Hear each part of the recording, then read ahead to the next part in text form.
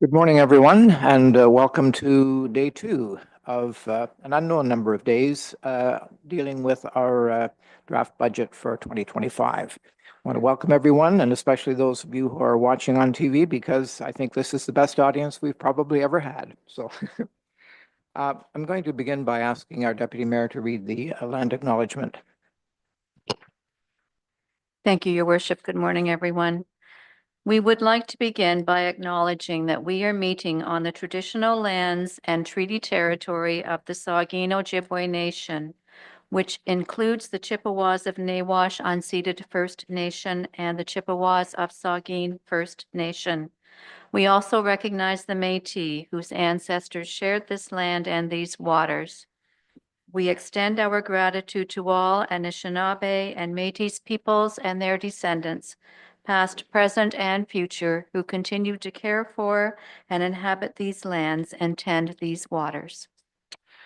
Thank you, Deputy Mayor. And now I'll just ask you to join me in a moment of silent reflection on our business today.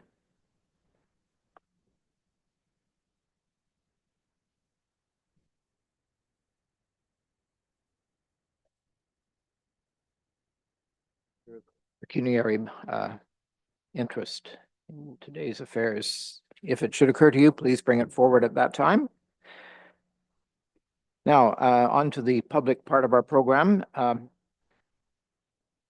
Members of the public are encouraged to provide council with their comments and questions. If a member of the public wishes to participate, they may do so either in person at the council chambers or remotely via Zoom.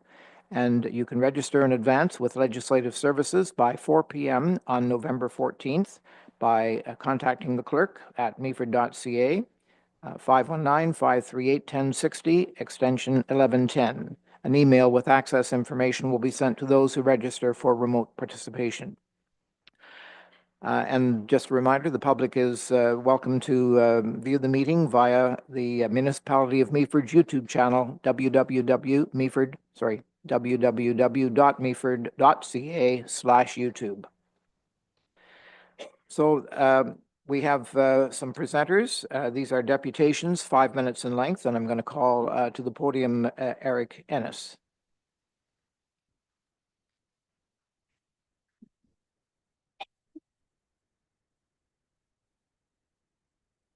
Thank you very much. Mic on? Yep. We're all good. Thank you. Thank you very much. And through you, Mayor, my name is Eric Ennis, and I live in Annan. And I'm here today to comment on Meaford's budget items as both a resident and as a board member with the Institute of Southern Georgian Bay. To begin, I want to thank Meaford Council for the municipality's contribution in this last year's budget, which has helped the Institute enable the growth of social, environmental, and economic prosperity through our collaborative projects with residents, businesses, philanthropic leaders, nonprofits, and other municipalities across Southern Georgian Bay. As many members of this council continue participating in our events and following our work, you've seen our successes as a collaborative force for positive change. For example, on Wednesday, last Wednesday, we hosted an event with our affordable housing and social finance priority area to have staff from Simcoe, Grey, and Bruce counties come together in a public forum to comment on the Institute's 2024 Regional Community Affordable Housing Action Plan. And it was extremely positive. In the past, we've also convened CAOs from a handful of lower tier municipalities to discuss our region's pressing challenges and regional approaches to tackling them. The work that we're doing is bringing people together like never before. Through private fundraising, we've seen a show of support from the community at large. We've privately raised a $50,000 endowment fund that we've been entrusted to invest in particular areas that are of interest to the community. And we've invested $15,000 of this in the budding regional Green Economy Hub project with Green Economy Canada that'll help businesses and organizations reduce their emissions and their waste, as well as hopefully see some profits through better efficiency. Our goal basically is to provide people on Southern Georgian Bay with tools and solutions that'll help reduce the burden of their responsibilities to ensure sustainability and the growth of our local economies. For more information at any time, I can send you a deck. You can visit our website, tisgb.com, or email info@tisgb.com. But looking ahead to the end of this year and through 2025, we've got a lot coming. Right now, we're co-designing a Future of Philanthropy workshop alongside Georgian College. We're continuing to raise awareness for the Green Economy Hub. We are guiding actions on the Regional Community Affordable Housing Action Plan, and we're exploring the revitalization of a regional arts and culture hub. And we're also going to be gathering the mayors for another public collaborative discussion on regional approaches to our regional challenges. So Mayor Kentner and Deputy Mayor Keaveney will probably be in touch on that soon. But if at any time you'd like to come to one of our events, our last one for 2024 is November 29th, and we're doing a public screening of the documentary Uncharitable, which is going to analyze how the role philanthropy plays on community change. And the registration link is in our last newsletter on our website. But I'm telling you all of this to highlight the degree to which the Institute's work aligns with this council's strategic priorities. As a dedicated and committed volunteer board, we're constantly asking ourselves, how do we sustain the Institute? And as our projects get bigger, how do we ensure that we can continue working on these things and bringing more people in to help solve these problems? And at the scale that we're working at, it's clear that we need significant financial program support from the municipalities that we work with and within. We understand the challenges that councils are facing, especially this year, over the short term of the next few weeks to make sure that the long term is safe and secure.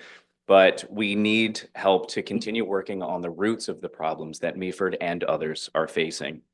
So the Institute is asking the municipality of Meaford to join us as a program support lead with a $15,000 investment. And this will help us continue to provide what was called on Wednesday a safe, neutral, and apolitical space for innovators to continue solving these problems. We also provide plenty of opportunities for residents and different committees and working groups to join the work as well. So I'll just end by saying that as a Meaford resident, I feel confident that this investment would go a long way to position Meaford as the community of choice on Southern Georgian Bay. So if you have any questions, I'd be happy to answer them now or by email, or I'd be happy to come give another presentation. Thank you, Eric. Are there any questions from Council? Deputy Mayor Keaveney? Thank you, Your Worship. And Eric, I just wanted to say how pleased I am, and I know we all are very proud that you are on this board representing Meaford, because it's incredibly important that our voice is heard within the Georgian Bay Institute. So thank you for all the work that you're doing. And Thank you. I know at least Councillor Uhrig and I are, I'm going to say, part-time members of the social finance group. So we have considerable knowledge of the great work that is happening, and it's really quite astonishing how far the work has come in the last 2 and 3 years. So I think there's great potential for an actual project to occur. So we're glad you're there supporting everything that the Institute is doing, but especially in representing Meaford. So thanks, Eric. You're welcome. Thank you. Our next deputation, I'm going to call Andrea Roylance from the Meaford Hospital Foundation to the podium. I know Andrea is what I should say. Right, okay. So please identify yourself then. I've been called worse, don't worry. Anyways, my name is Vince Rogers. I'm the executive director of the Meaford Hospital Foundation. But I was going to start with a joke saying, like, how many people looking for money from Meaford Council does it take to screw in a light bulb? And it's going to say, well, none, because we think the world revolves around us. So thank you for looking at this budget holistically. It is really appreciated. So today I just want to kind of communicate 2 things. The council has always been so supportive, and the people of Meaford have always been so supportive of what's happening at the hospital. So I just want to, number one, thank you for so much for past donations, and I'll explain a little bit about some of the things where some of those dollars have gone. But also I'm here to ask for the continuation of support for the funding of the commitment to Bright Shores through the Meaford Hospital Foundation. And that's more future thinking. How will the future's money make an impact in our community. So with that, I'll get right into it. And maybe just for a point of clarification, I think probably most people know it, but the way the foundation works is basically when it comes to hospital funding, the provincial government does not provide funding for capital. So basically, okay, so what does that mean type of thing? So basically the provincial government provides the house, the hospital runs the operations, and it's up to the foundation. And when I say the foundation, it's not the foundation, we're just the conduit for the community to raise funds for, is to purchase the stuff that goes in the house, the furniture per se. So that's our responsibility. Okay, so what has our donations accomplished? As I said before, our job is to buy equipment, but because that's one part of it. But really, what is that? It's an investment in people. You see, when we buy modern equipment, it attracts the best people. And when you have the best people, it attracts the other best in class people. So when you have the best equipment and the best people, it provides the best care. And really, that creates a healthy community. So I'll give you two examples. One we've got, it was 2023, and I'll talk a little bit about that too. We did our orthopedics week, which a lot of you are aware of. So that brought Dr. Shaw, and he's fabulous. This guy is world renowned. He's got a procedure named after him. He won awards in San Diego. I think it was this year or last year. This guy is the real deal. He's a big deal, and he's here because we have the best equipment, and he's got the right staff for it, and he's right here.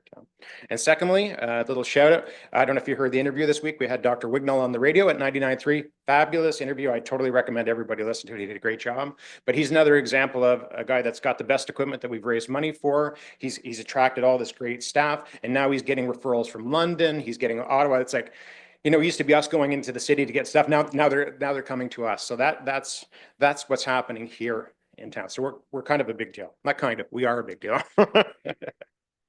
And you know what, I could do a whole presentation on economic development and what a hospital does as well. But a stat I just heard recently from the Ontario Medical Association has published that every dollar that we spend in a hospital brings you back $2.30 of additional business activity. So among other things, but I've only got 5 minutes. So if you want to hear more, I'd love to tell you more about it. So maybe a couple quick facts about the Meaford Hospital as well. Over 600,000 lab tests, 13,500 emergency room visits, 1,900 day surgeries, and 9,600 radiology. That's just a couple. I've got a whole sheet type of thing, but it just shows you, like, when we're out talking about the hospital, we've got a lot to brag about. Okay, so here's a quick synopsis of 2023. I told you about the cataract suite and what we did there in 2023. In 2024, we funded enhancements in our orthopedics. That's kind of been our focus. We did our C-arm fundraising. We've got funding for new power tools. There's the bladder scanner, which Dr. Wignall uses. There's an auto-pulse resuscitation system. We've actually had a really good year. We've had a lot of great response to the community. We've done a lot of great things for the community. Okay, so that takes us to 2025, hence why I'm here. And this is where I need your help. And this is probably something you guys, well, I know you can relate to, and it's help with infrastructure. We have a major need for investment in IT. Among other things, we're looking at about a $450,000 investment to make sure we can handle the requirements for the future, such as integrating AI into our healthcare system. And you know, as I say that this isn't a 20-year thing down the road or a 10-year. It's actually happening right now at the Meaford Hospital. It might have been even in the newsletter, but when we talk about our chronic wound care and through our Office and Innovation, it's actually happening. I think it's this week or next week type of thing. And they're working on mobile technologies of how to solve it. It's a $3.9 billion issue in our healthcare system. So we've got the funding came from UBC, Swift Medical. I mean, we've got international eyes on what's happening here in Meaford and here at Bright Shores in Grey Bruce. So, you know, as a sales guy, I love to sell. It's easy to sell the pen. People love buying the pen. It's a little harder to sell $150,000 in servers.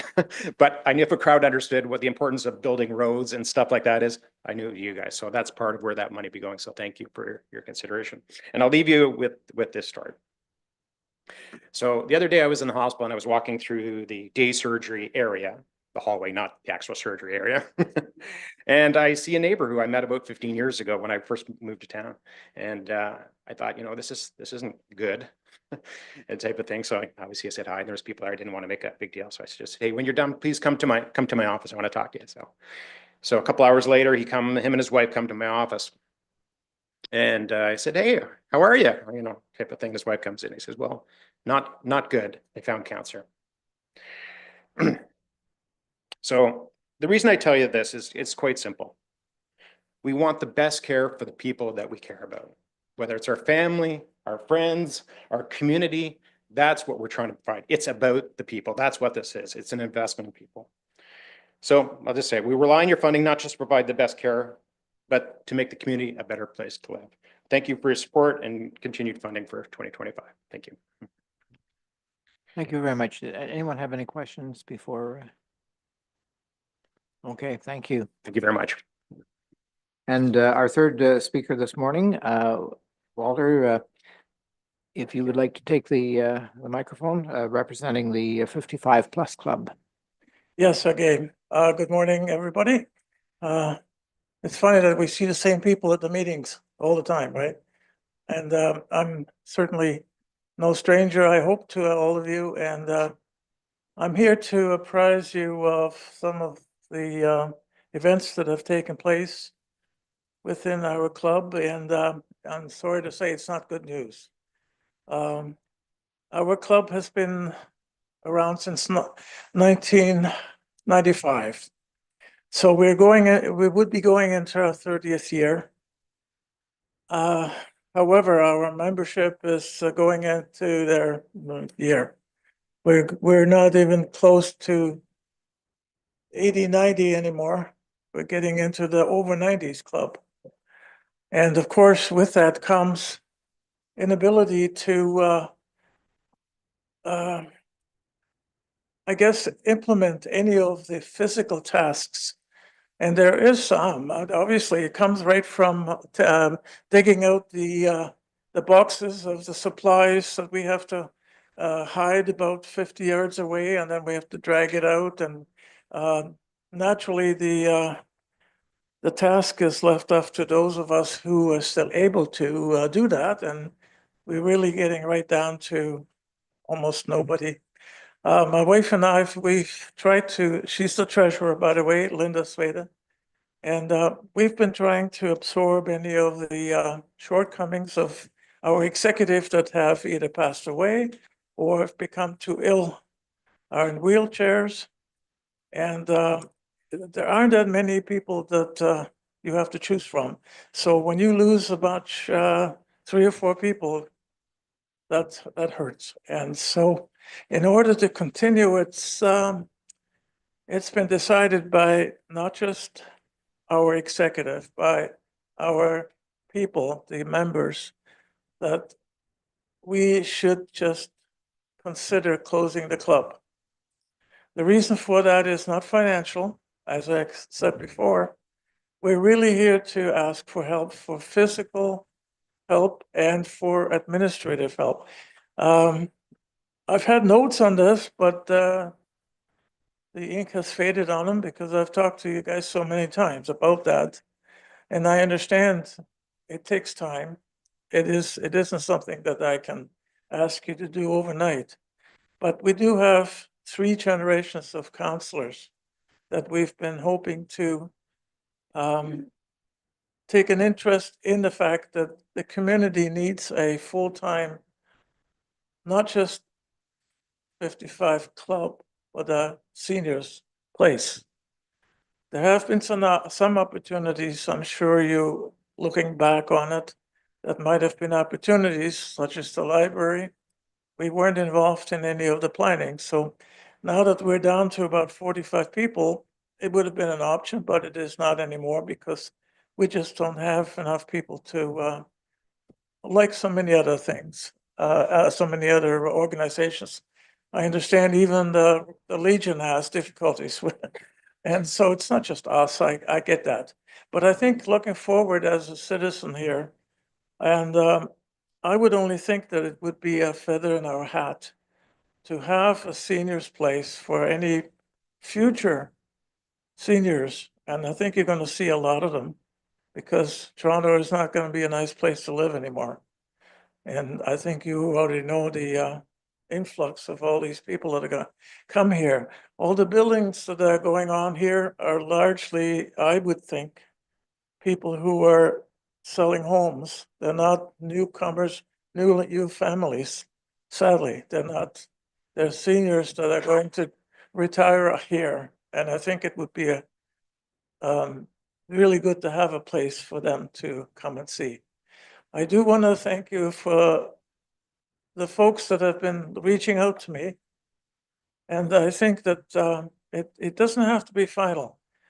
I said to my members, I said I would try to do my very best, but as it stands right now, we're going ahead to close the club on December the 17th. The 17th is the last day because it's a Tuesday and it's also we don't meet during the Christmas holidays. Anyway, if there is any glimmer of hope, I've told my members that I would extend that to them by coming back in March proposal, simply because it's dangerous for our people to be out there with the ice and snow, and most of them need to drive and they don't drive when it's bad weather. So it's really, if you expect to have 15 people, you can't run the club financially. I mean, I was a CEO at a company for years, and I know all about that. So I've been trying to keep the club viable. And as I said, it's not about money, but it's strictly this. And I'm unfortunately health-wise affected by that too. It takes over I have neuropathy, and that could happen in my throat. It could happen in my hands, in my feet. Today's so-so day. So I really just want to let you know that this is not I didn't want to put you in a bad position by giving an ultimatum. We have no choice. The other thing that we need to know about is because we have to take insurances. Our insurance is due on December the 27th, and naturally I'm not going, and that insurance is going to be $800. We have two sets of insurances. And if you consider just the cost of our location, excuse me, where we meet and the two insurances, we're talking about the cost of the club to operate at $96 per meeting. We have bingos and we have coffee. My father-in-law, not-in-law, but my stepfather, he's in his 90s. He's dragging the coffee pots around, so he has to be there an hour ahead of time because it takes him longer to put up the coffee urns and stuff like that. And these things become also an emotional support. It's very important to my stepfather that he has that responsibility. It's the other day he called me and said, "Oh, are you going to close the club?" And I said, "Yes, I'm sorry, Dad, but it costs me $96 a day, and I made $20 today." Okay, it's just viability. We're not asking for money because if they really want the club, we have to, of course, collect enough money in the memberships to sustain us. And of course, we're totally dependent on the bursary, which we thank you very much for. It has made the difference. And we all appreciate that very much. However, emotional support, what I talked about, turns out to be more important now than money or anything else. Naturally, health is that goes without saying, but there are people there that just kind of look at me and says, "Well, what do I gonna do on Tuesdays?" I said, "Listen, dear, you have a person that takes care of you. They'll come here. Maybe they can take you to the library." "Yeah, but I don't like that so much. I like my friends here." "Well, okay. Where are we gonna meet? McGinty's? I'm not sure what to do." But it's important that I have a definitive answer before the 17th, if I'm going to pay for the insurance, okay? And then having paid the insurance would then mean that we would open up again in March. If we are fortunate enough to be able to continue. But as it stands right now, I just want to thank you over the past, 12 years? 3 councils, I guess, I've been talking to. And it's been a very important part of my life too. Walter, thank you for writing a chapter in Meaford's history, Yeah, an important chapter. I'm sure you know all about it, but I'm here to just apprise you of the latest. Thank you. Anyone on council have a question? Any questions? Yeah. Councillor Bartley? Thank you, Mayor Kettner, and Walter, thank you for the heartfelt presentation. Thank you. I'm unclear what you're looking for. Are you looking for 3 hours labor on a Tuesday? I'm looking, yeah. I don't know what you're looking for. Can you Yeah, tell us? okay, yeah, well, to make, I think that we've had Sarah Mahone here, and we've been working on this, given her the details, she knows what's involved. But technically speaking, if I was to say, okay, a couple of the guys that used to set up tables for us at the community center, they would have it done in a half an hour. It's not even 3 hours. Because we got about 8 tables. And the ladies that are in our club are very helpful dragging the chairs. So we're not going to stand there like this and watch them. We can put the chairs there. It's the tables and things that are getting, my wife had a pinched nerve and I've had an injury in my arm and there's other people. But let's just say that the actual physical labor, to answer your question, would be a matter of a half hour twice on Tuesdays. Once for putting up the tables, once for taking them down. And what I've said was to my members, I said, you know, it really isn't that far. If you come out from the back of the hockey arena, all you got to do is cross the street. Because we meet at the Church of Christ.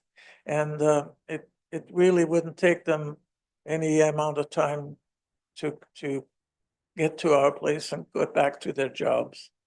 And we would really appreciate that. I must say though that Sarah has been trying, and I sat there and I thought, my God, this is terrible. I can't ask a young lady to drag our tables. I mean, she helped me that day, and that's very nice. But this is not something that we should consider going forward. But I can see that there has been a will to make things happen. But it really comes right down to that. Half an hour twice a week. Councillor Forder, I think, has a question. Any questions? Thank you, Mr. Mayor. Walter, it's nice to see you. Yes, thank you for your input, by the way, too. You and I have had many lengthy conversations about Yes, how we could support the club. yes. My impression was there was already a support agreement between you and staff, so I'd maybe get a No. moment to get a No. comment from staff, because there was a commitment that was made, and my understanding was that we were going to be able to provide you the resources for No, that. I haven't had any contact. So I'm quite disappointed to hear that. With respect, I'd like to get some comment from staff to know why we weren't able to fulfill our end of the bargain, please. Thank you, and through the mayor. I have been working with Walter, trying to help him to understand what was needed from the 55+ club. We had discussed at length with the team on what we'd be able to support. All of our work is planned for our our parks and rec and transportation groups that were helping previously.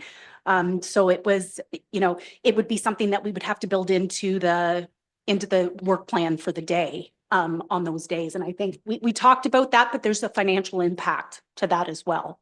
And so that's where it was left at that time. Thank you. Okay, thank you for that. I just have a hard time accepting that. I'm sorry. We have a group that needs support urgently. I want that in the work plan. I don't want to see this group fall fall or fold. For many of the members involved in this group, this is their only opportunity to get socialization and connection with other human beings. This is a priority. We need to be a municipality that supports seniors. This is a great opportunity for us to do that. So let's walk the walk if we talk the talk. But my understanding was we did have an agreement to support. Maybe it wasn't formal, but through email, there definitely was a verbal agreement. I know that. I really want to be able to support the 55 Club, and I'll do whatever I can to help you guys. I do appreciate that. And so I don't want to drag our feet on You this. know, There's an yeah. opportunity to Yeah. save the club. Let's Yeah. do that. Let's put it in a work plan. They're not asking for much. Setting up No. tables, doing that stuff, I don't see that as unreasonable. If staff can't do it, I'll be happy to come over and help you, okay? I would be very glad to see you there. I would have to present something solid to my membership in order for me to reverse our decision to close the club, okay? And that could only be done by some written word, not like some of my members are a little bit less hopeful than I am. And they say, well, you're getting a lot of lip service. I don't believe that. I think that you actually do try to, but as the powers are in the municipality life, things take time. And unfortunately, we don't have that much time left. However, given the fact that we have had almost an agreement, if this worship the mayor might remember, prior to the pandemic, we had meetings with the former mayor and the town clerk and a young lady, don't remember her name, but she was assigned, similar to Sarah, to be the liaison between us. And we already had, I don't know if anybody took minutes that meeting, but we definitely had a meeting in the mayor's office for an agreement, and then everything died, as many things have with the pandemic, you know.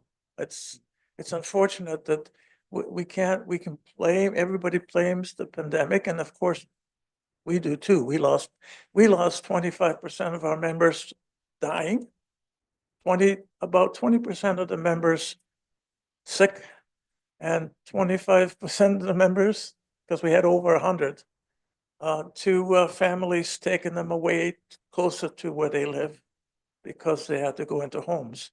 So it's been a really very difficult, as you all know, it's affected the whole world, not just us, but you might remember that time because Well, I wasn't mayor at that time.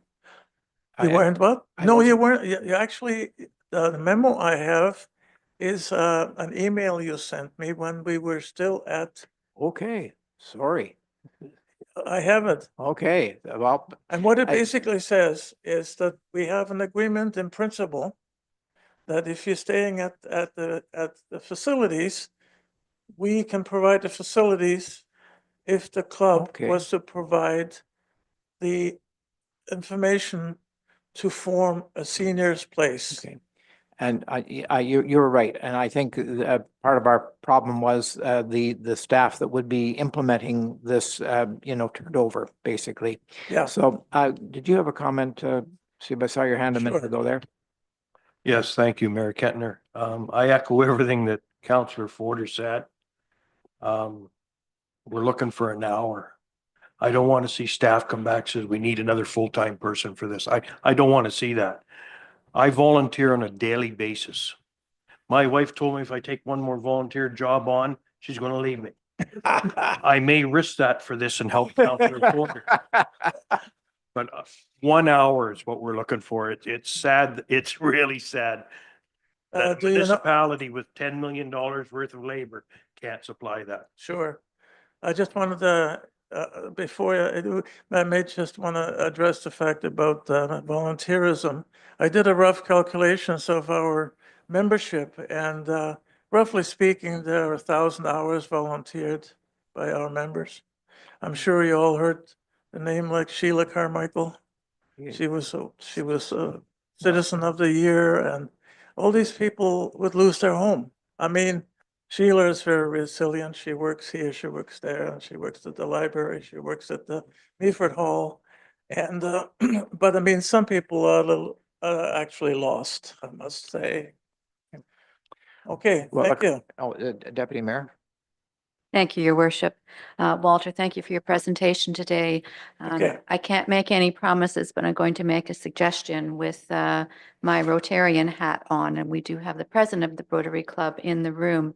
But recognizing that a number of your members also volunteer at our Rotary Thrift Shop, I'm going to suggest that perhaps you write a letter to the Rotary Club or consider making a presentation to the club and share what you've shared with us here today. Mhm. And I do believe the club would be interested in having a conversation about how or if they might be able to support you in some way. So I'll leave you with that thought. Okay, thank you very much for that. Did you wish to speak? Oh, sorry. Go ahead, Councillor Greenfield. Thanks, Your Worship. Through you to Walter. Walter, thanks for your presentation, and we appreciate what you have told us. As chair of the Accessibility Committee, I share your challenges and those, many of those who are among the after 55 club. I have arthritis in my wrists. I know how difficult it is to set up a table, a folding table. It's They are difficult. it's not an easy thing. I'm is some of your members are still paying taxes in this town. They still own homes. They're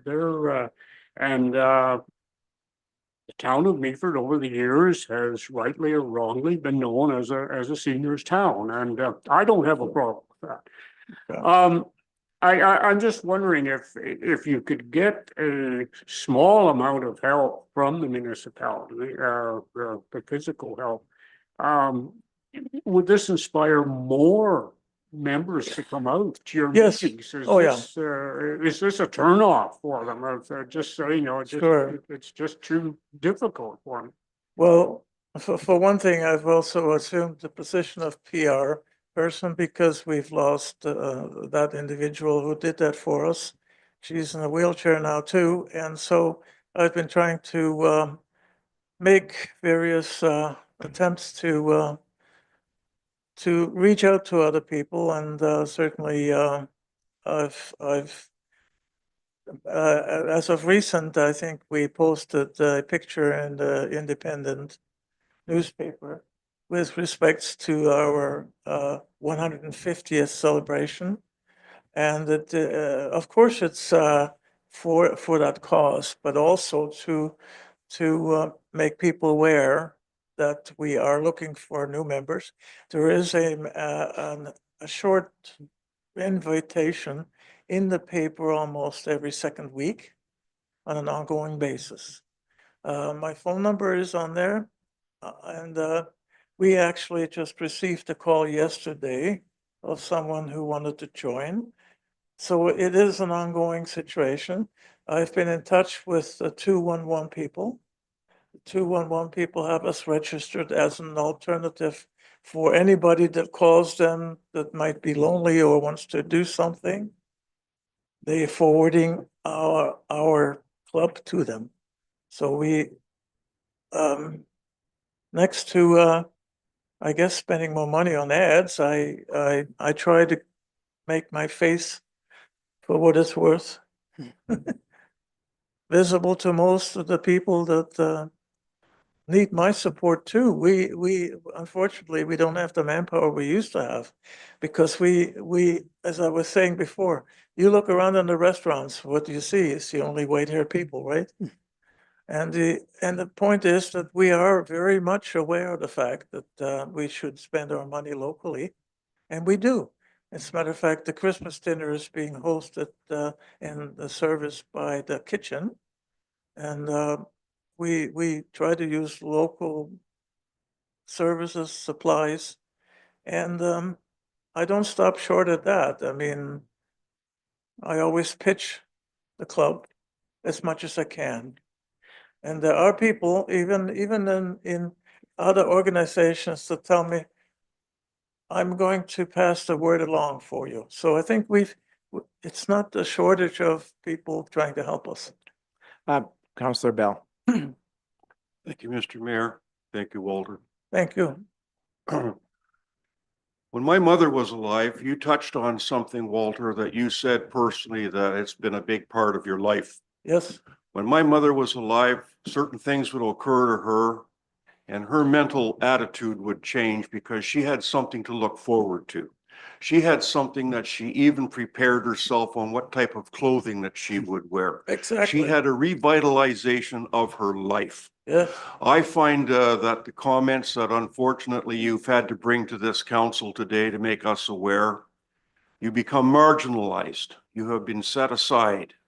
The very people that have helped build this entire municipality in their senior years are the ones that we look back to. And I want to thank you for Monday when you stood behind that food counter and Oh. helped out, because it was another focus for you folks to do, to meet people in this municipality, Oh, yeah. have a conversation, and know that you are darn well alive.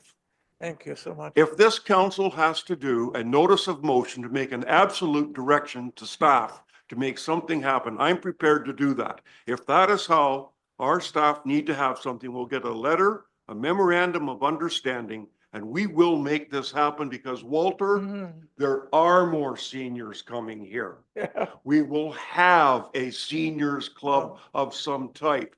And because you were one of the founders, I would love to see you continue. And I think this entire council is going to get behind you and we are going to make something happen because that is part of our responsibilities and I'm all in.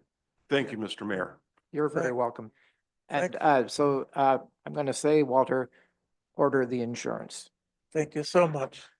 I But, appreciate it. Thank you so much. Sorry, but just on that, we are exploring how they're, so I absolutely as passionate as you are, and I know Sarah is as well. So we have been working on this in addition to that insurance portion. So that is also something we're looking at, is whether or not there's actually a portion for all of our volunteers, because this is one, and Walter's here to represent this group, but please note, there are others that are also looking for some similar types of support. And so again, we are looking at our insurance policy has the ability for a much cheaper rate for people who are they're not skydiving and they're not going out of, there's no alcohol at these events. Like, this is the type of thing that I'll call is like true volunteerism, and the rider for those are significantly cheaper for us to just add on to our insurance. So I'd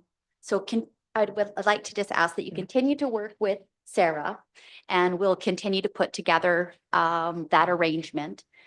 So again, I know that it sounds like, or the impression is being given that we've turned a blind eye and we haven't reached out or had any conversations or done nothing. And that really isn't the case. no, We're- I dropped the ball.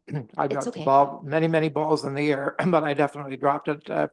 It's a long time and a lot of water under the bridge since we had that initial conversation, but nothing has really changed. They've been living on a shoestring for all this time, and it's time this council Yeah. did something. And that's where we picked it up. I'll So say, we are going to leave it with you, Kim, to Yes. Ensure that Absolutely. Walter and his wife can go home today and put their feet up and say, we really moved the needle on this thing.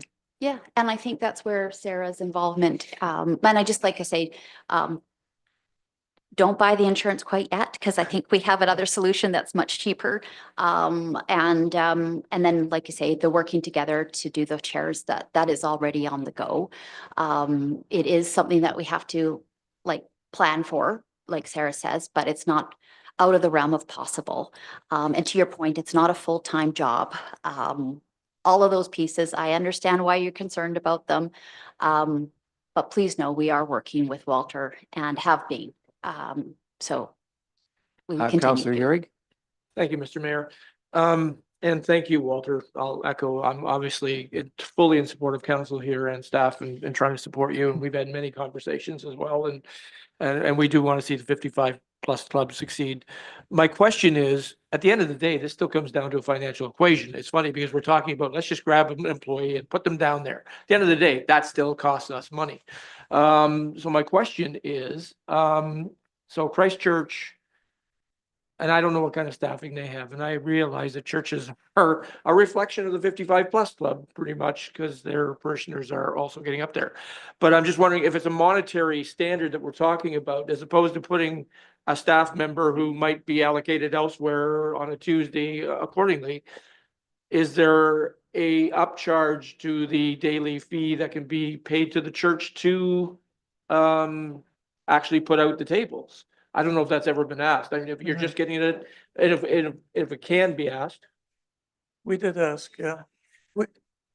We've asked the reverend in charge, and he says that the diocese people that he has to report to, they won't even give us their email, the internet address so we can do our stuff. We have to use a slave because they're too scared of any of the, I guess, Liability. scamming that's going on and things like that. But we have addressed, in fact, I did ask Mr. Whitfield is his name, if there is a piggyback policy that exists within the church, and he says, no, they don't do that.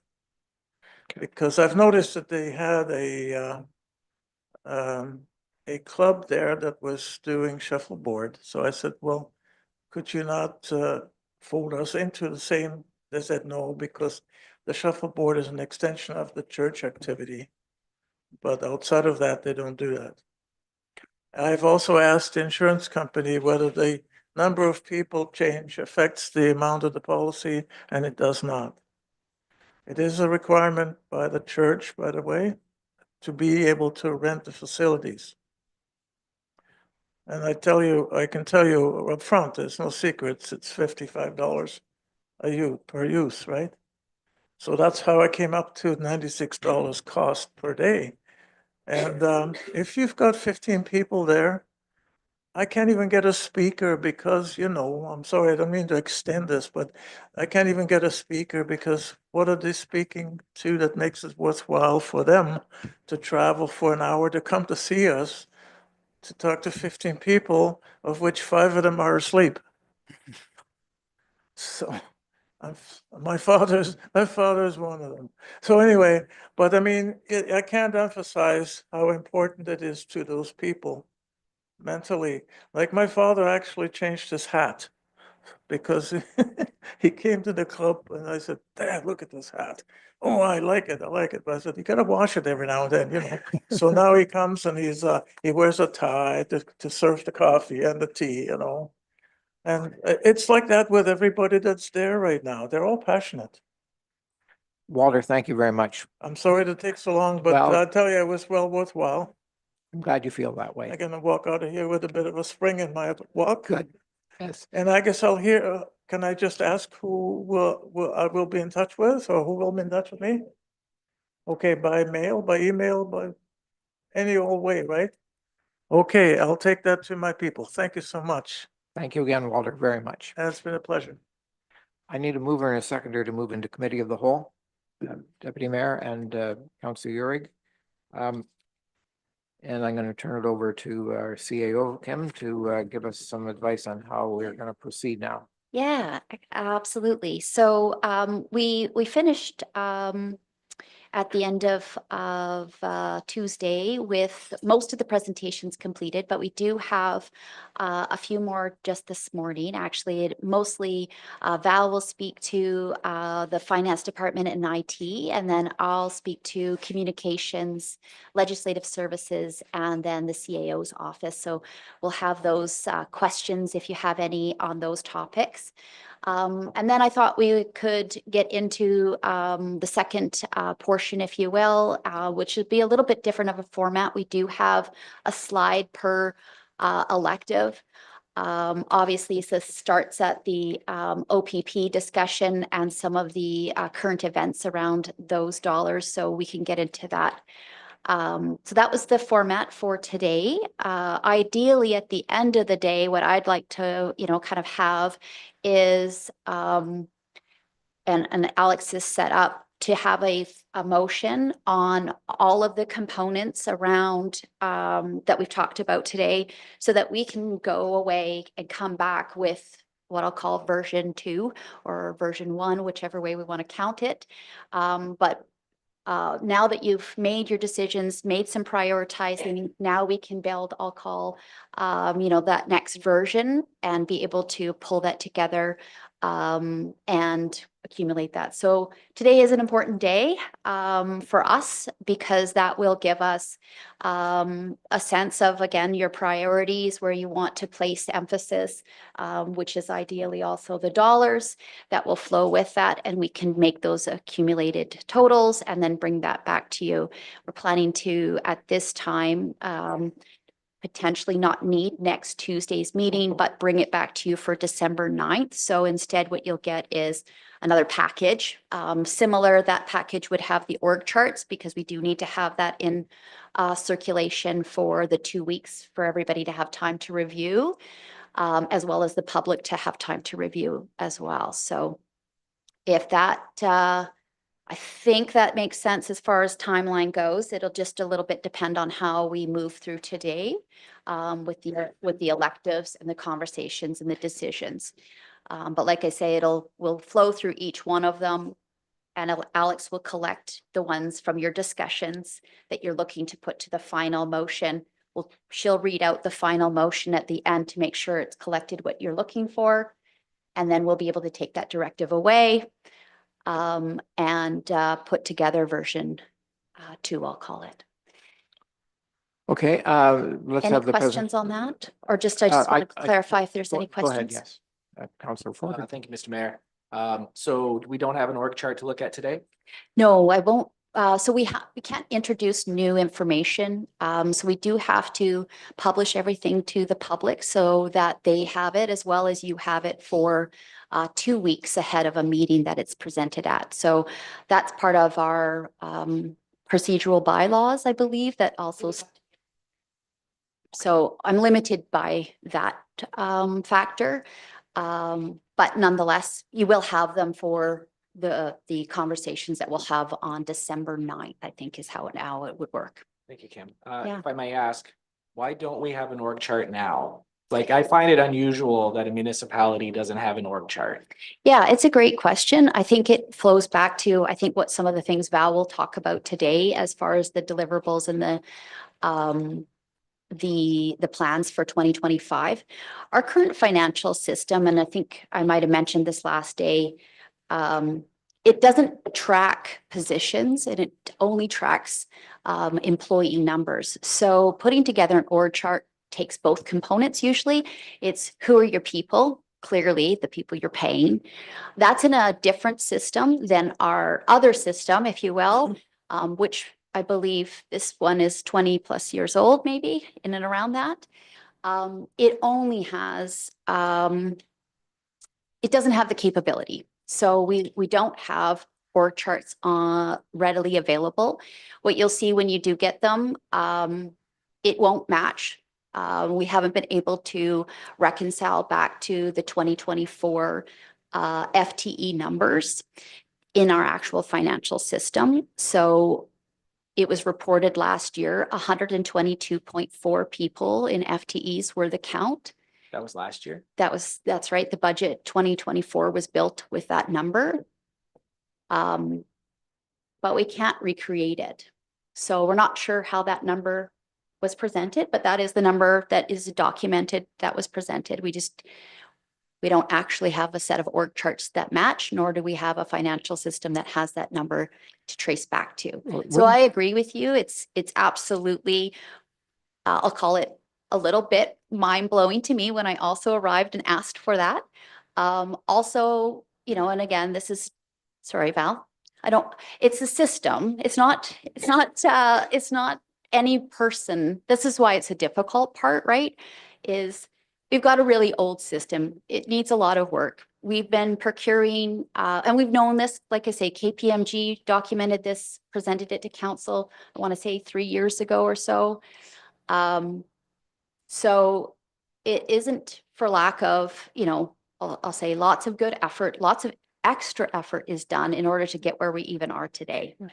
But with 122 or 125 or 128 or 150 employees, couldn't you, and the baskets do Absolutely. that? It just, usually what you would do is you would take from last year's, I would like to show you, oh, this is what 2024 looked like, and it would match.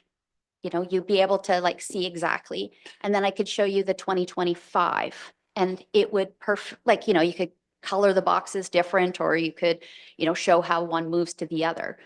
Our financial systems right now doesn't do that work. So to your point, it is exactly that, by hand. And actually, I'll say you'll see it in PowerPoint. That's what it'll be done. Like I say, the difficult part is if we look at the org charts from, I think it's 2023, the last set, it doesn't equal that number. So that's where it's short. It's close to your point, right? But it's not what I would say the quality that most organizations would have today, the capability. If you had a financial system, even in the last like 10 years, it would have that capability. That's not where we are. And that's why, again, we'll see that as a financial project for 2025 is to upgrade, because it's not just the org charts that we can't see. There's some other implications that happen in regards to the, I'll use another one, chargebacks, right? So within an organization, there'll be some things that we budget in one place and then we charge it out to others, or the reverse. It's budgeted in other places and it's charged back to one sole place. That functionality is being done manually right now in our financial system. So there's always, when it's manual, there's potential, you know, errors that happen, human errors, that make it difficult. And some of those types of things, again, skew the reporting. But we'll get there in 2025 with a new system. It will probably take, I shouldn't over promise, it probably will take more than a single year. I think the project teams and the proposals are looking at anywhere from 18 months to 2 years to put in a new financial system. And like I say, you'll kind of hear probably even throughout the next couple of years, the components around the HR that flows through, because one of our biggest costs is labor. And to know our labor calculations is incredibly important. And to have confidence and reliability in that system and those reports is really important. So right now, it's just, it's on its last legs and it's doing its best. I got 3 people wanting to speak here. I'm going to go back to Councillor Forder and then Councillor Bartley. Thank you, Mr. Mayor. Thank you for that, Kim. And just a quick follow-up. So at our next meeting, we will have an org chart. I just want to request a couple things and hopefully it's included. I have some notes here. So with the org chart, I'd like to see the title and responsibilities of each position. I want to see the full cost of the position, including salary, benefits, and associated expenses, which would include training, equipment, office space, etc. I want to see the justification for any new hires, including how it addresses organizational needs and aligns with our strategic priorities. And I'd also like to see if there's any potential offsetting revenues or cost savings tied to those positions. If those can be included with the org chart, I would very much appreciate that. Thank you. Councillor Bartley. Thank you, Mayor Kentner. I'm not sure why I have to become a financial auditor or a forensic auditor. I tried to find the last org chart. You may have to help me. I will find it over this weekend. January 26, 2024, in our budget package, give a list of all the employees.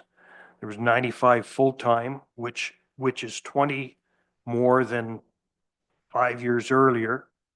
So when you tell me that the one side of the budget hasn't gone up, it's went up 20 people in a short period of time. So there was 95 full-time, 26 part-time, which is 108 full-time equivalency. Is this correct? Is it wrong? If you could help me find the last org chart was sent out. I know it's within a year. I'm still looking at it. I need to know if that is correct, because you're saying 122, and this year, January 26 is 108. We have a payroll department. I'm sure they could tell you how many staff we've got. I'm not sure why we can't come up with a number. So I agree, exactly that. And that's exactly, I'll say, what I found when I started working is that we had a difference of these types of numbers. So the 122.4 comes out of your budget, final budget numbers last year. So that was, I want to say adopted, I want to say, was it February or March that you adopted your 2024? Sorry, February. So in that package. So that's where that number comes from. I can provide, and I will provide, the last set of org charts that I got when I started in June. There was a set from, Sarah was able to give me a set from, I want to say, the 2023 as well as the 2024. So I'll give you both of those sets. What I naturally ask next is how did they go from one to the other? So again, great question and request about, how did you move from this to that? And why do the numbers on the chart match or not match the budget? That part I can't answer, and we don't have, like I say, a variance report within our own financial system that records that information. So again, this is typical in a lot of financial systems, but ours, it doesn't have that capability. So those types of things haven't been recorded. So yeah, I think that, to your point, there's going to be a numbers of which one, where, and how, because there isn't what I'll call a primary source documentation, which usually lives in your financial system. Ours doesn't have that capability today. And so that's why it's being done outside of the financial system in PowerPoint, Visio, and that's why it doesn't match back. Not ideal. I'm not even going to try to say, sorry. Yep, go ahead. Thank you, Mr. Mayor. I just wanted to circle back to Councillor Forder's comment. I know we're talking about an org chart for the next meeting. I think we'll have to take a little bit of this away. If we're talking about personal information about employees, this is closed session material. I might have to check with the Integrity Commissioner on some of this stuff. We can't present all of that in open session. So we'll have to take that away and sort of break it down. Okay. I think Deputy Mayor is next. Thank you, Your Worship, and some of my comments have been addressed, but it just, we will get Val her software and things will get better and we'll have more accurate information at our fingertips, but it just seems to me right now, and perhaps this is the way you're approaching it, Kim, that each director is going to know who works with them through their managers and so on. They've got a handle on who's doing what. So just pulling that information together Absolutely. into a chart shouldn't be a lot of work. Agree. We should be able to get that pretty quickly. Yeah, that part, I think the part is the reconciliation to how did we go from here to there? So as Steve mentioned, 108, 92, I'll say the historical FTEs, we don't have a trace back onto which positions have changed and or eliminated or grown, except for today. So I know what's happened since May forward. And so to your point, org charts of current day and the ones proposed in the 2025 budget, those are done.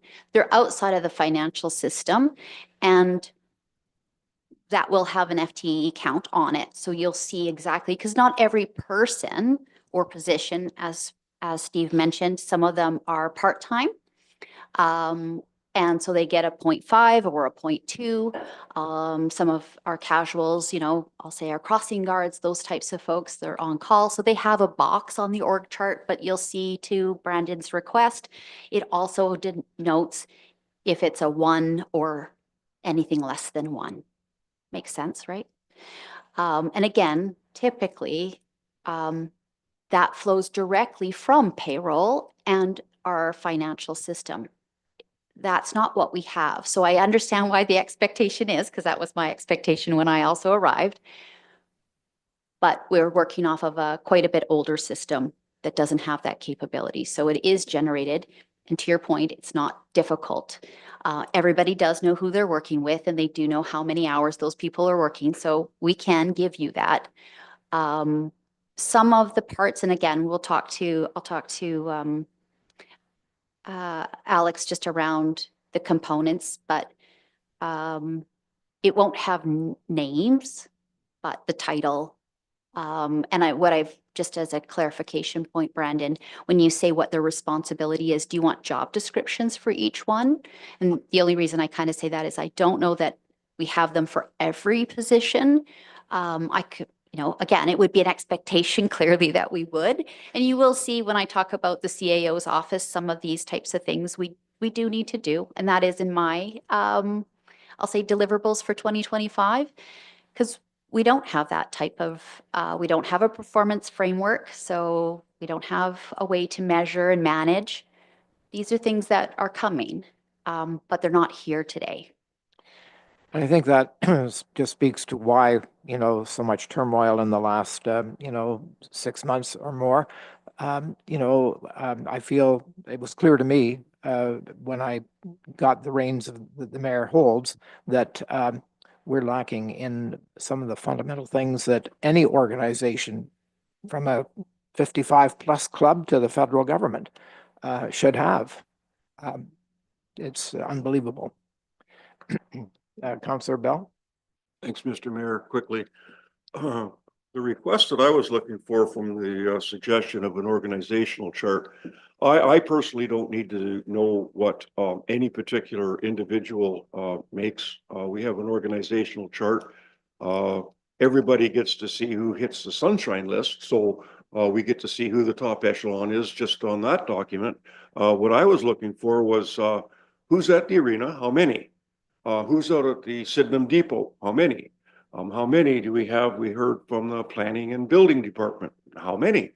And that's that kind of thing of where they're located. If we need to contact someone through you, where would I go for their meeting because they're located somewhere? That in its simplistic form was what I was looking for. And to the clerk, I've been on council long enough that I arrived one day for a meeting and we had a paper about like that, and it was in different colors and it said that exact very thing and we just took it away. And I don't think we had to advertise in that sense to the taxpayer that we received a document on our desk telling us those very things. So there's a difference between an advertised public meeting and what information will be there, or having something like that I think as a member of council, we should be able to go in and just ask for that, Madam CAO, and just have that delivered. So there's a bit of a difference there. So we're talking the legalities of what we're advertising for people to have an understanding, and then some just requests from sitting council. To me, I think they're a little bit different, but they may be intertwined. Yeah, and I think to your point, again, I love the idea, and it is set up that way currently, to show both, like you say, kind of the specific, if it's at the harbor or the arena. So you'll see that, as well as each chart has been broken into a service. So you'll see, the fire service versus the cultural services. So you'll see kind of, it is, again, just, I'll say a little bit user friendly in that way, because I can make them what I want them to be, right? Because it isn't in a financial system limited. So I think it should hit that mark to give you a sense of how many people. I think what it may not do is tell you the shifts, the operational or the opening, closing of any building. Not to say that, again, we couldn't just speak to that or add that on, but generally that it isn't set up right now to add hours of operation.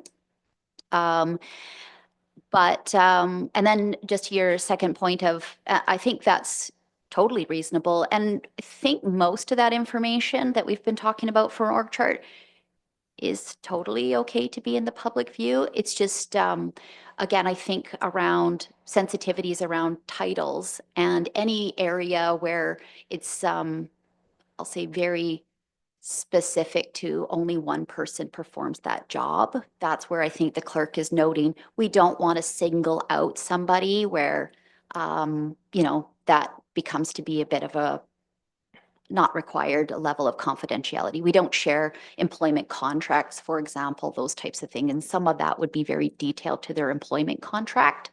So that's what I think Alex is noting there. But we'll get you, and to your point, if there's stuff that we need to bring just to a closed session because it is that confidential, then we do that.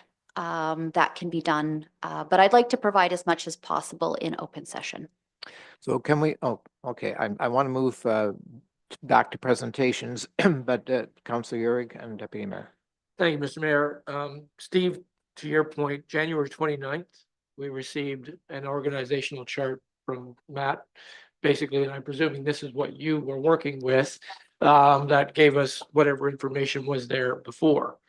The only thing I will say is that we've received 4 iterations of municipal contacts from you, Kim, over the course of since your iteration. And I know, I mean, I can make my own organizational chart using this.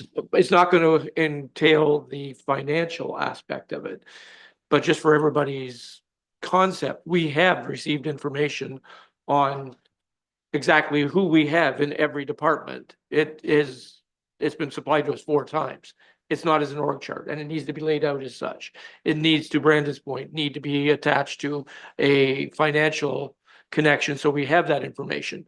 But I am going to say I'm not going to throw the whole blame on this staff, because what was provided was before was strictly, and even in that one said, no names. So no, at no point was previous regime even giving us an org chart with the people's positions and who was in them. So I totally appreciate this is a difficult process. And that's part of the challenge of tying it back. So to answer the next logical question, which is what changed? Yes. Some of that part. But again, that's where, you know, in the future, this won't be the case because it's all in a financial system, and you just, you know, if for lack of, or for simplicity, you just hit a button and this comes out. So, yeah, and that is the set that I was given when I first started as well. So, and again, there's some, you know, variances that occurred even from that point to the middle of the year. So, yeah. Deputy Mayor, you were next, I think. Thank you, Your Worship, and Councillor Urick is right. From the phone list, we can learn a lot. But I think what I'm also looking for through seeing an updated org chart is recognizing if we've got all the people that we need heading into winter. I want to know, have we got enough people hired to do the snow plowing? So I'm looking on the chart to see, you know, how many people are there, and they'll just be listed as, you know, operators or whatever, or people for the arena. I just want to know that we've got enough people to provide the services that we need, particularly for the winter. And I think that is something that both Jessica and Jeff, to those specific things, but all the directors and managers, you know, they really do ensure that work. So certainly I know that at budget time, you want to see that we have enough money to allocate to all of those, but please rest assured, Jeff and Jessica specifically on this winter, they're not going to wait to make sure they do have the right amount of people to do the snow clearing and such. So I just want to put that, you know, to rest assured that is already undertaken for most of the, I don't want to say most, all of the directors and managers to date. So we're good for this year. It's more about the 2025. So. Well, can I ask you to introduce the next presentations, and let's try and get through that. Absolutely. Over to you, Val, on the financial deliverables for 2025. Thanks, Kim. So our deliverables are water and wastewater rate study. Now, we've actually pretty much completed it, and you will be getting a presentation done for the next council meeting. We've had our consultant in, and he has a couple of options. We are looking at our refundable deposits because we're trying to make sure that we track them and we get our refundable deposits back to ratepayers in a timely fashion. And we haven't been doing so all the time. So it's a departmental work. We need to work with other departments because they need to tell us when things are completed. Our financial software, and that's a big one. We do need to get a proper financial software for tracking purposes. And inside that will be a payroll component. That's probably our biggest task for next year. We're going to revise the purchasing policy. We want to review, make sure we've got everything in there that we need. There's a few items in there that we've found out that we need to shore up a bit.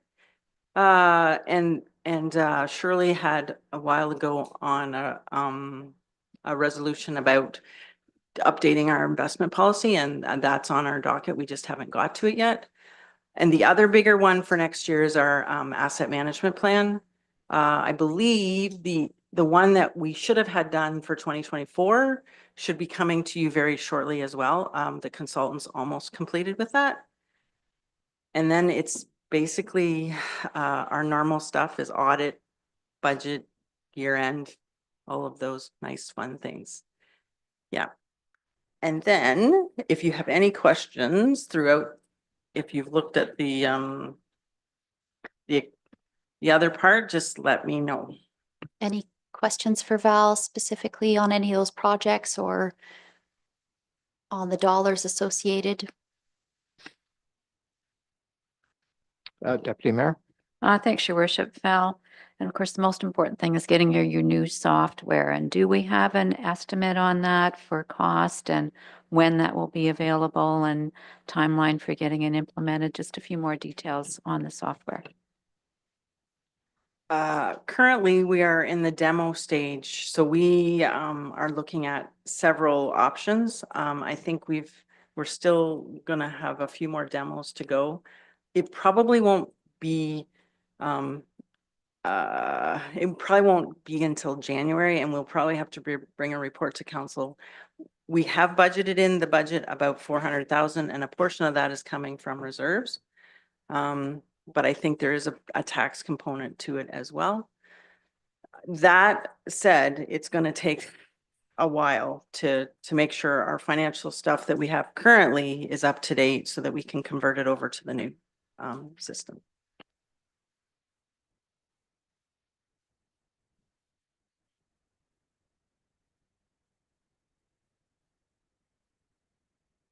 IT now? Thank you. And on page, what is IT? IT is on page 210.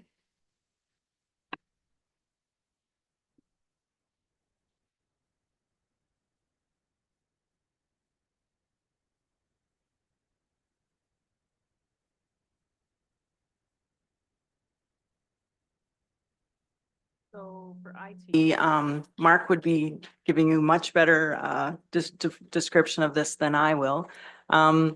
So he and I will be working quite closely with the enterprise resource planning or the financial software because it does affect our IT quite a bit. Management, what's that? So I know built into our budget, I think there's a $25,000 amount for website design. It's just to refurbish our website because we've found a few issues. They are working on the security system, which is the cameras and the door, possibly the door fobs that facilities and IT are working on.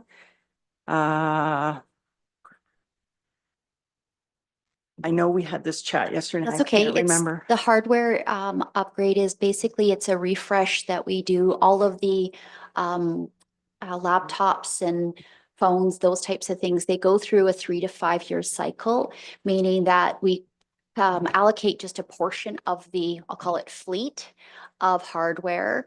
And then what happens is we, after the 3 year mark, those laptops and such will go into kind of, I'll say common spaces. So things like at, parks or whatever. So they don't totally get disposed of after the 3 year mark, but they do get downgraded for their potential use. So that's the hardware. Do you want me to do the training or are you good on that one? I can. The corporate training was, because prior to 2025, all softwares were just purchased by various departments. And for 2025, we've decided to move everything into IT so that IT knows what software we have, where, and so that we don't have duplicates. So we're trying to cut down on costs. And then through that, IT is planning to do some of the corporate training for some of the tools that we do have existing that people may not know that we have. IT also, through Kim's original comments on Monday about the 821, Mark has been doing a lot of data migrating and data comparison to see where our issues are and how much complaints we get and how we can help residents better. So Mark has been doing a great job at trying to source out and see if we can eliminate some of those problems. The other one is through the software consolidation, we're going to try and eliminate a lot of the costs, and the same as hardware. We're just trying to consolidate to come down with some of those costs to reduce things. So I'll use an example. This year, Mark's already taken a look at the difference between using a TELUS versus another company. I won't tell you the one that we're moving away from because it's more expensive, but it's those types of things that that cost benefit analysis that by, again, putting, I'll say, all of our IT together, consolidating it will allow, and that's part of his responsibility to compare now, different licensing, different software, and to see where we can get the best price for what we're actually using it for. I often see, and I think he would agree and has seen, we sometimes buy the biggest, flashiest, most sales version of a software, and I'll use the one that we did find, which is Monday.com. So a lot of folks in our organization were buying an individual license of Monday.com. For them, they're thinking, oh, that's not too expensive because it's just $20 or whatever the cost was. It's really user-friendly. It has lots of pop-ups and ads. However, we are already purchased with our Microsoft because we use an Outlook product or a Microsoft product for our mail. There's a functionality already in Microsoft that we're already paying for that gives the same capability. So, it's those types of pieces of analysis that IT to help us keep our costs down by doing that type of work. And again, Mark's already started on that this year, but to continue that work and to show us that value is what I'm looking for. So like I say, I think he's ended up saving us roughly around $10 per cell phone by just making the shift that he has. And these are, again, it may sound small, but when you times it by the number of, cell phones that we have and, number of months, it does end up to be quite a savings. So it's that type of thing that he'll be delivering on and reporting out on. I don't know when the last time you had a report from Mark, but wouldn't that be awesome to hear a little bit about, what is happening in that space? So that's a big piece. Just to add on a little bit around the issues management, as Val said, Mark already kind of got us our baseline for the summer of 821 interactions, either by walk-ups, telephone, or emails for the primary, I'll say public spaces like the library, the museum. But it would be really great to be able to have a more detailed, as Val was mentioning. So it's available now. It's not on a roadmap for someone's, innovation and development, but right now, even my own experience, when I put a ticket in for action, you hit the button, you type in, I'd like, this there's a big crack in this sidewalk, or there's a, tree in this space, or whatever, you put it in. And then you don't know where it goes. You might get an automatic reply saying, thank you for your thing. We'll talk to you in a week or something, right? it would be much better to show the visibility of when that ticket gets responded to, when is it being resolved. And the beauty is these, there's also was it to your satisfaction?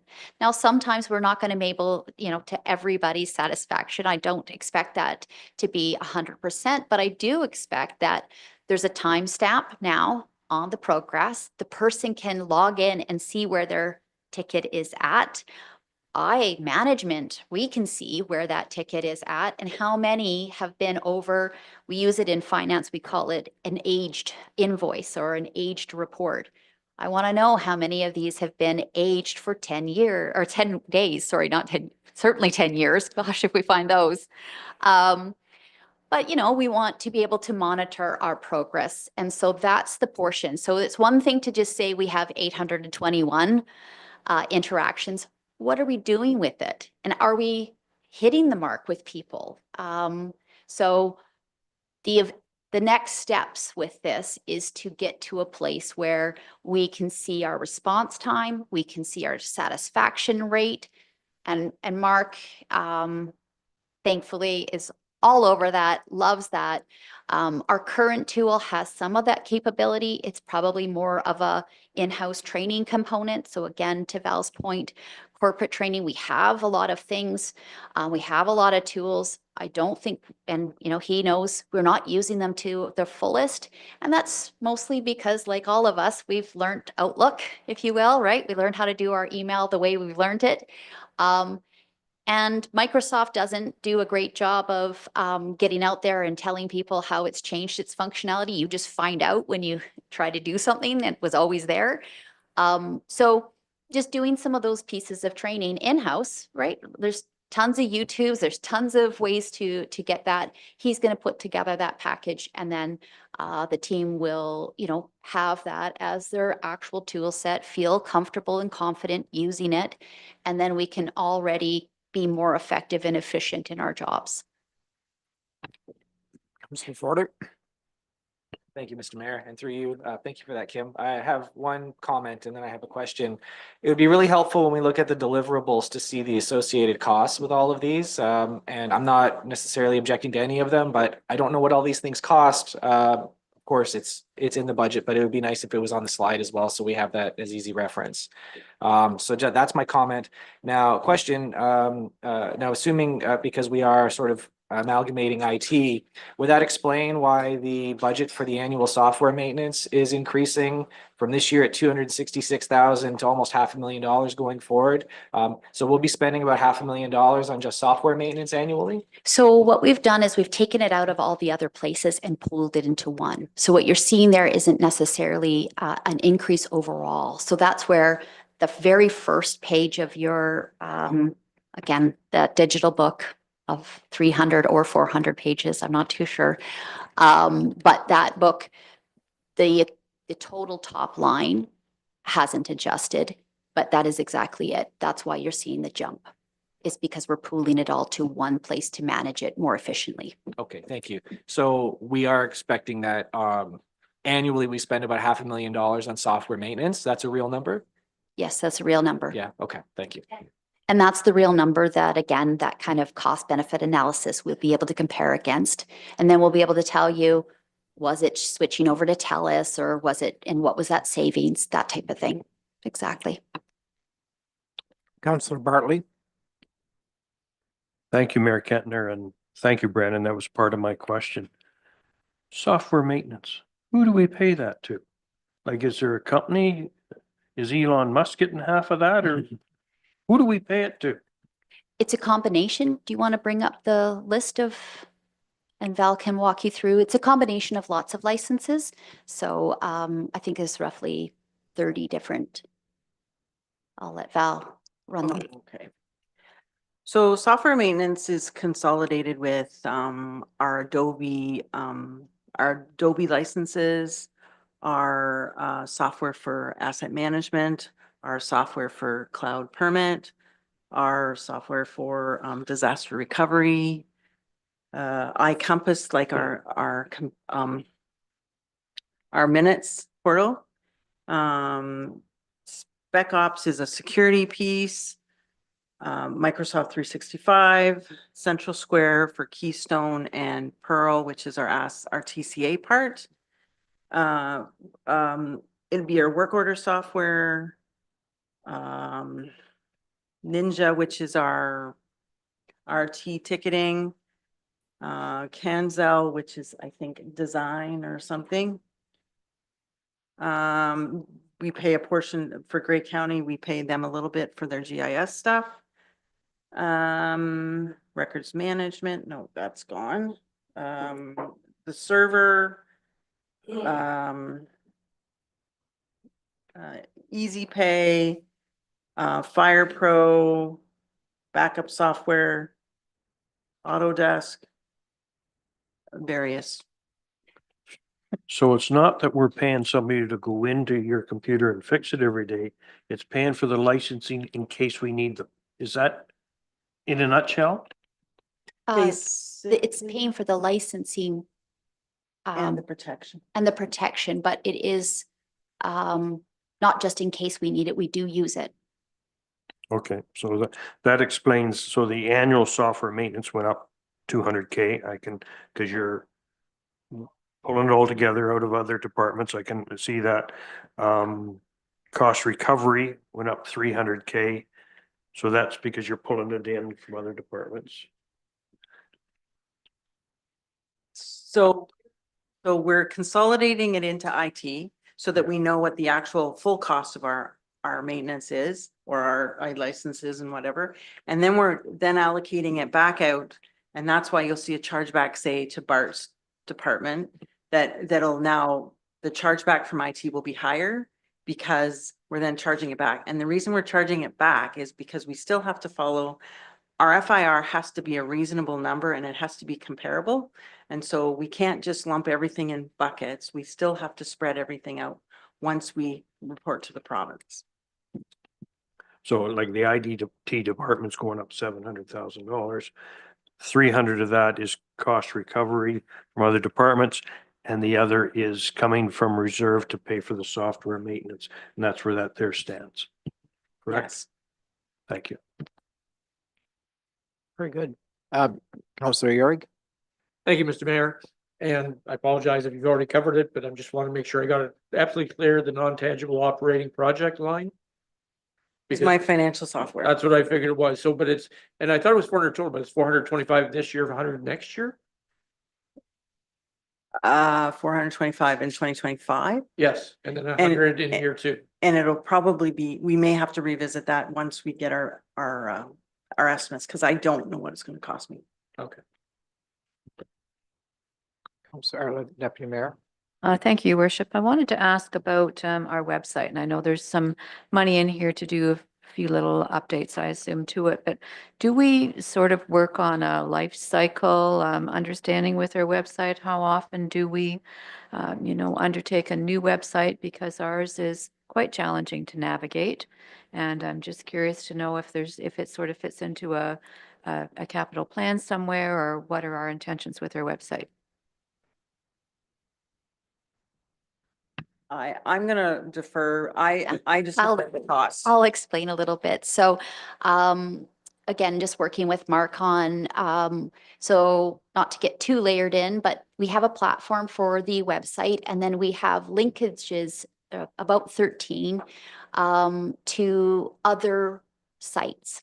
If we bring that in-house to being all just a page rather than a link to a site, we can save almost $20,000 per, because it's a lot of money in a whole refresh, to your point.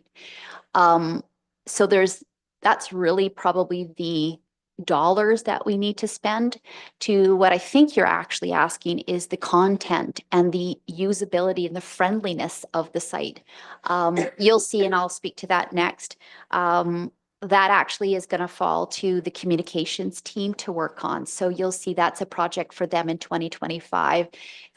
We do have a disposal policy, so we don't get rid of all of the information, but there are some things that we can stop advertising, if you will, on our website and archive it, if that's the requirement for that particular type of information, so that we can update the content on our website, as well as a few of the widgets and apps so that it makes it more user-friendly. And that work will still be planned to go forward, but it's not necessarily a new cost to the IT line. That's a labor cost in our communications team that will be working with each one of the managers and directors to do that updating.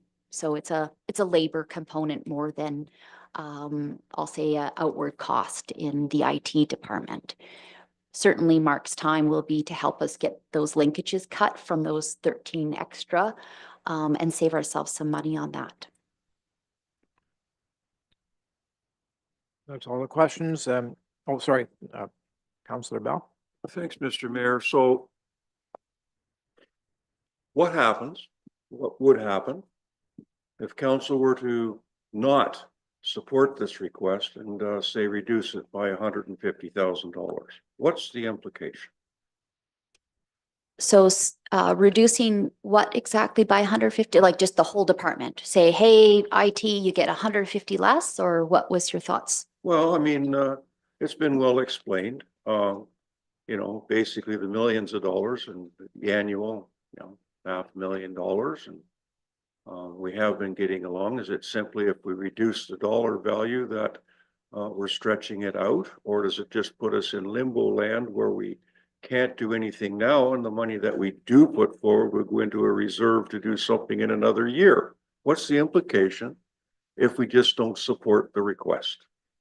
So I think, if you will, I think, let's say, not supporting the request and attributing a dollar value to it. I think those two pieces need a little bit more continuity. In other words, if you say, hey, Kim, let's not do the website, that's a pretty small one, so I can probably get that number right off the top of my head.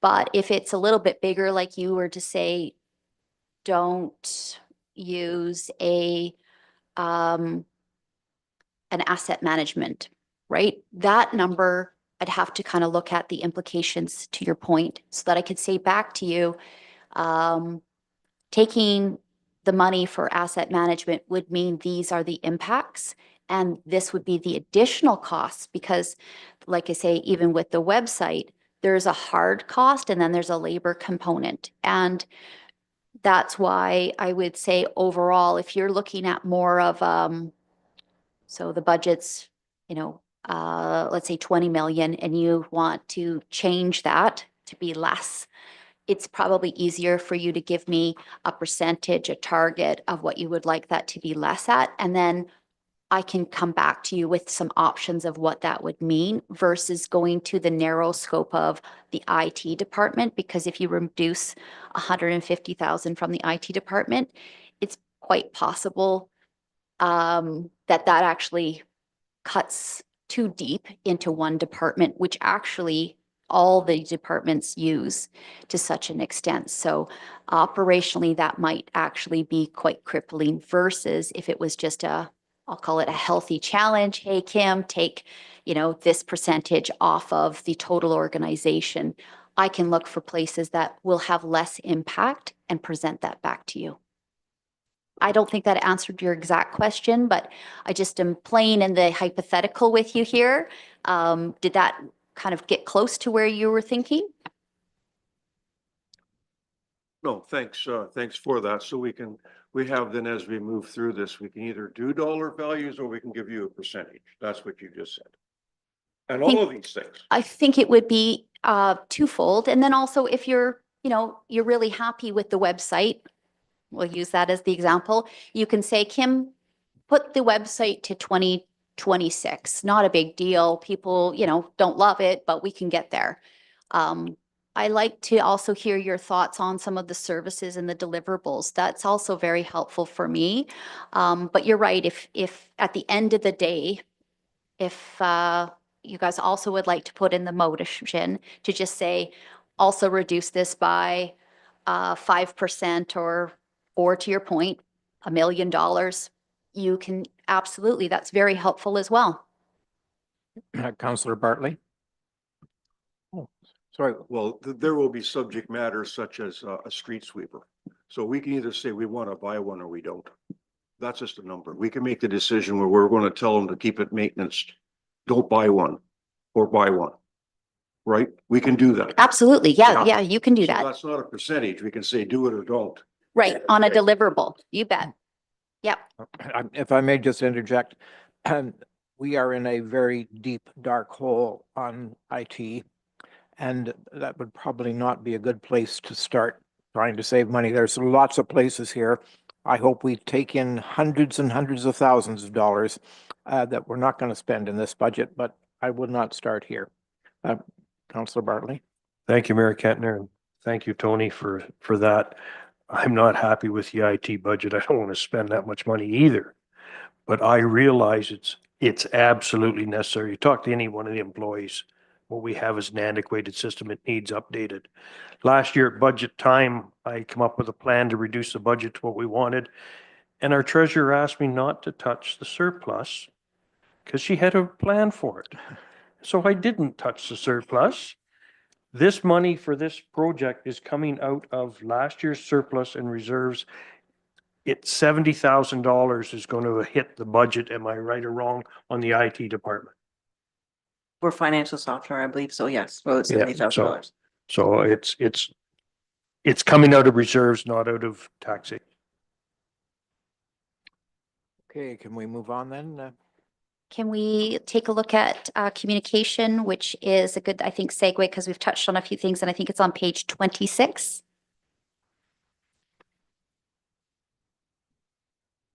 So we've talked already about the labor that will go into the web site content. So that's a major deliverable that we'd like to look at. We'd also like to put together an annual campaign plan, which would allow all of our departments a cycling through for what I'll call just general information of what are the services we offer. And I know that sounds pretty simplistic, but it's something that we haven't done in, I'll say, a formal way, and then also making it applicable to the seasons and all these kinds of pieces. So it's really, I like to call it like the polka dot door, where you open the door and the industry's inside. So doing some of those highlights, I think. So again, going back to showing the community what we do and the value and how we're delivering services is really important. So that's the big piece.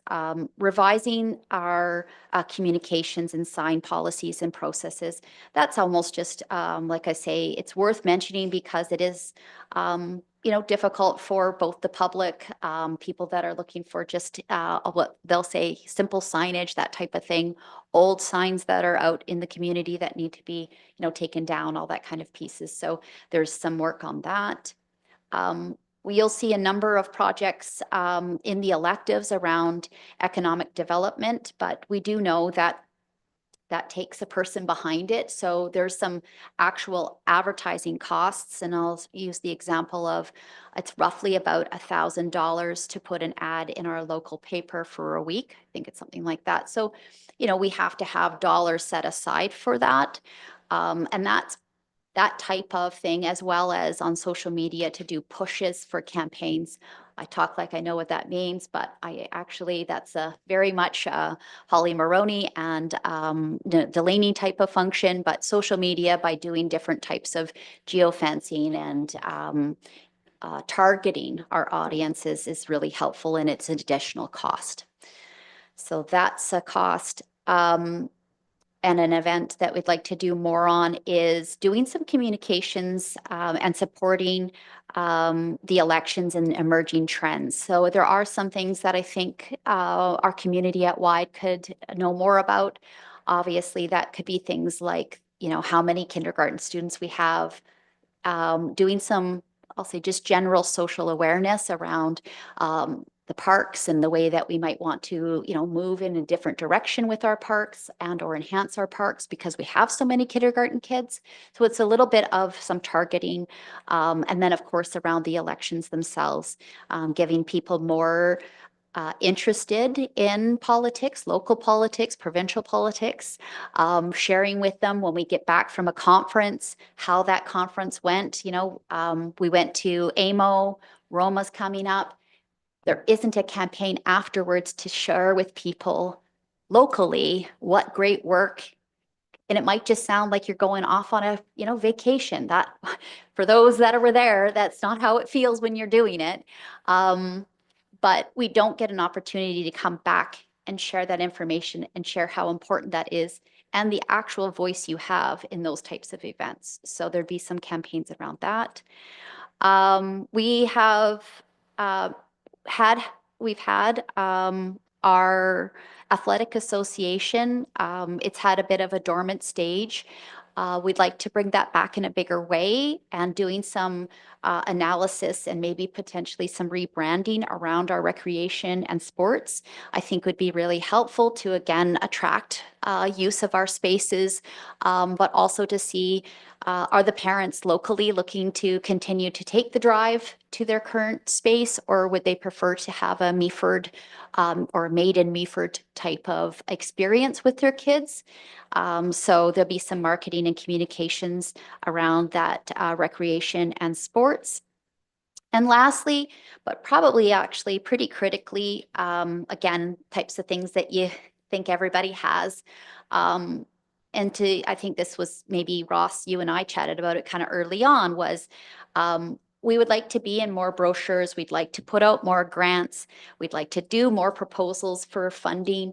To be really efficient at that, we in the communications team would already have compiled a number of photos, what we call write-ups about who we are. And it's got a sales pitch kind of tone to it, so I won't lie.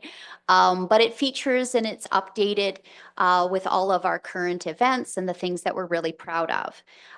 So we call that, I'll call a content library. So having that content library means that if we find out on a Tuesday that the, Association of Great Things is putting out a $10,000 grant, it's not a heavy effort. We just go to the content library, fill in the information, submit the grant. Versus, like I say, a little bit of what it's been is a little, each director gets into their creative framework, starts to write the application, hands it to finance to put through, the costing elements. So it's a one-off, which is obviously much more labor intensive. So if we get comms team to put that together, to have that content library, then it's readily available. And then even if we have a not-for-profit send us a great idea, and here's the, the grant that would support us to do it. It's not, well, this is going to take us, 2 weeks. This can take us less than a day now because everything is just sitting ready to go. It just needs planning. This needs to be done. So that was the focus for the communications team. And so the dollars associated, back to your point, I think, again, they don't have page numbers, but when you look at the communications team, it is 2 FTEs. Like I say, we've done some estimated costs based on the number of campaigns in total, but also where we see the benefit to advertise. So we definitely see our local newspaper and social media as our biggest targets for that advertising dollars. The local radio as well has been already at an event for us. But it would be kind of using those general modes and channels that we've been used to. We do a direct mail out. That's mostly our monthly newsletter. It's monthly, right? Yeah, monthly newsletter that we do as a mail out as well. Sorry, go ahead. Sorry, the mail out one is twice a year. Okay, We sorry. do a monthly e-newsletter. Yes, that's what it is. Thank you. So that's what you'll see. The cost for the direct mail is just that we're making sure that we get to everybody. I think that's the big shifts. Any questions though on the budget? Councillor Forder? Mr. Mayor, yes, thank you. And through you. So communications, we have 2 FTE. So my question here, I'm sorry, let me just get to the right spot. So the increase in salaries and wages is almost doubling. Is that reflective of the 2 FTE, or are there any proposed hires included in that? That is within it. So I believe the 2024 had 1.5. So that's the addition of a half time. So the 2025 is moving up a half person. So a half is doubling the salaries and wages for communications? I just don't understand.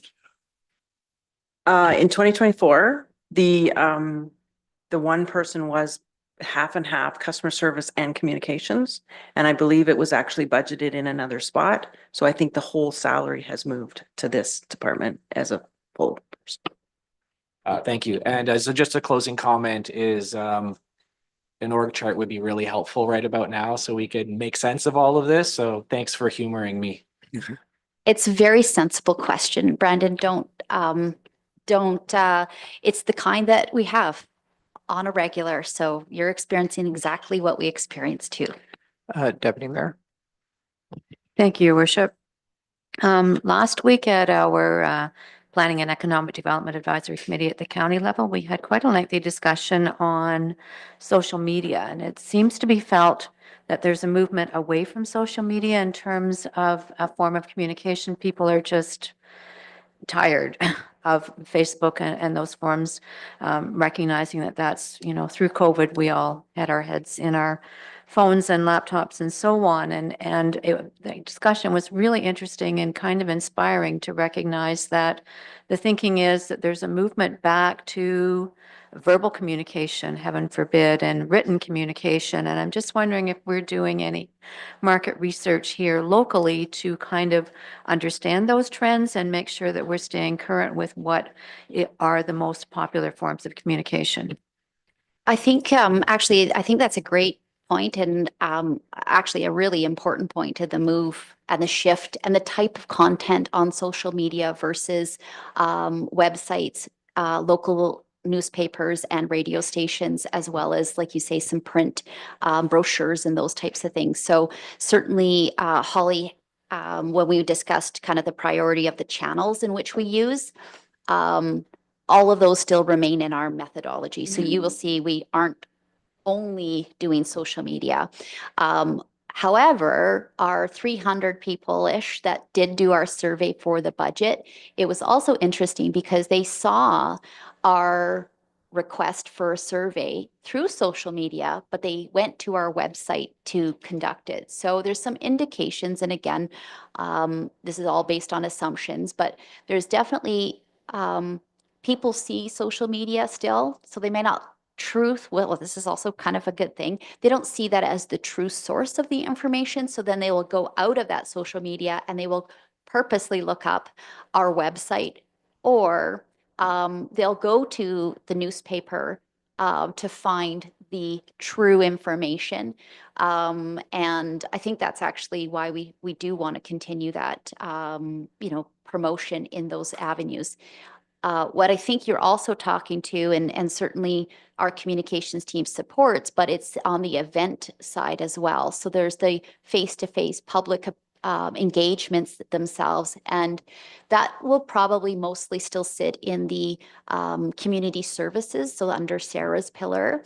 But you will see some of those types of events as far as the actual engagements of town halls, the community connects, those types of things, because that is really important. And certainly the communications team helped develop all of the messaging for the cards and some of the publications that came out, and I'll say mostly around the message, like what are we promoting right now, what do we need people to hear.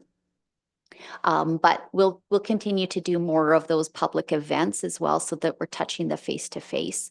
But it isn't, just to be very clear, it's not specifically in the comm space just to help with the messaging, but not the delivery of those actual events. Those will be done in the community services side. Okay, Councillor Bartley. Thank you, Mayor Kentner. On the communication side, we upped the payroll, $74,000, but we also upped the clerk's charge $40,000. Like, we doubled the people in the department and we're still heavily relying on the clerk's department. I was actually just asking Justin if that got pulled out of there. It doesn't affect the bottom line because I think we're charging it back to ourselves now. So we moved the person that was charged to clerks last year into communications. And then we usually have a chargeback. So she would have been 50-50 last year. And I think what we've done is missed pulling out that chargeback. So there should be no chargeback from clerks. So in clerks, you'll see that same offsetting number, but it won't affect the bottom line on our taxes. It's just a flow through. I realize it won't affect the bottom line. I can't follow the payroll recovery at all. This whole department is masked by $189,000 for the chargebacks of Meaford Hall, Museum, special events, and tourism. That wasn't there before. So the chargebacks have me gone a little squirrely. I will review those again. Thank you, Val. Any other questions? Let's go on then. Again. Okay, let's go maybe into the legislative services. I believe that's 128.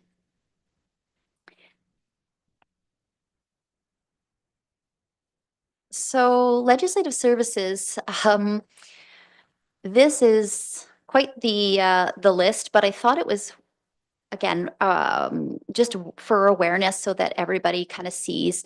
It's not something that is in every organization. In fact, I think probably municipal local government is one of the only that have this degree of legislative services. So I think it was worth kind of writing out the list of what this this labor performs and does annually. So I'm just going to go through.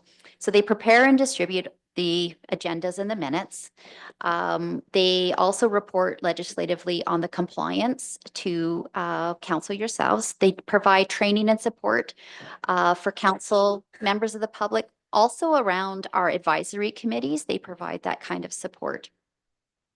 They approve the freedom of information requests. So they'll take those in, send them out to the organization, and then bring it all and collate it and have it ready for the individual requesting. They also draft and review bylaws and policies.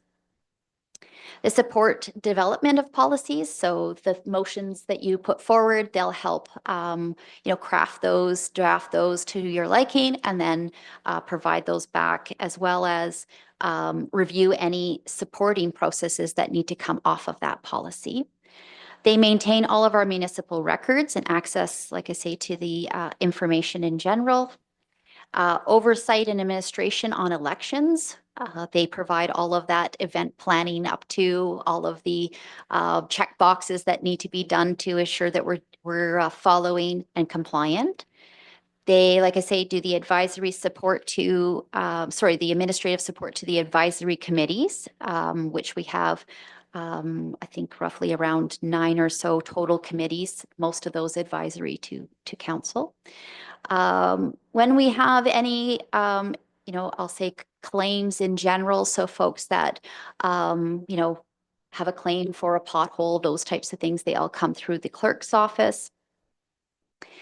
Facilitation of public engagements, again, such as this and other advisory committees. Report on this is a duplicate from, sorry, that's an error, duplicate from number 2. They support managers and directors on reports to council. So all of those reports that the directors and the managers, the last person to review that is in this legislative services, and they do the final drafts and do the logging and records management to that. A little bit of fun part of their job, I'm sure, is coordinating the marriage licenses. They also do the marriage ceremonies. So they will also act as a commissioner of oath and take affidavits. And they provide support to the customer service team as far as training them on applications, licenses. The Meaford Moves program is also administered out of the customer service team, but it's trained by the legislative services team. And lastly, they provide oversight and accuracy on a lot of areas. There are double checkers. They're the people with the really keen and detailed eye. to ensure that things that are coming out from the municipality follow all of the rules and the laws and is professional and ready to go.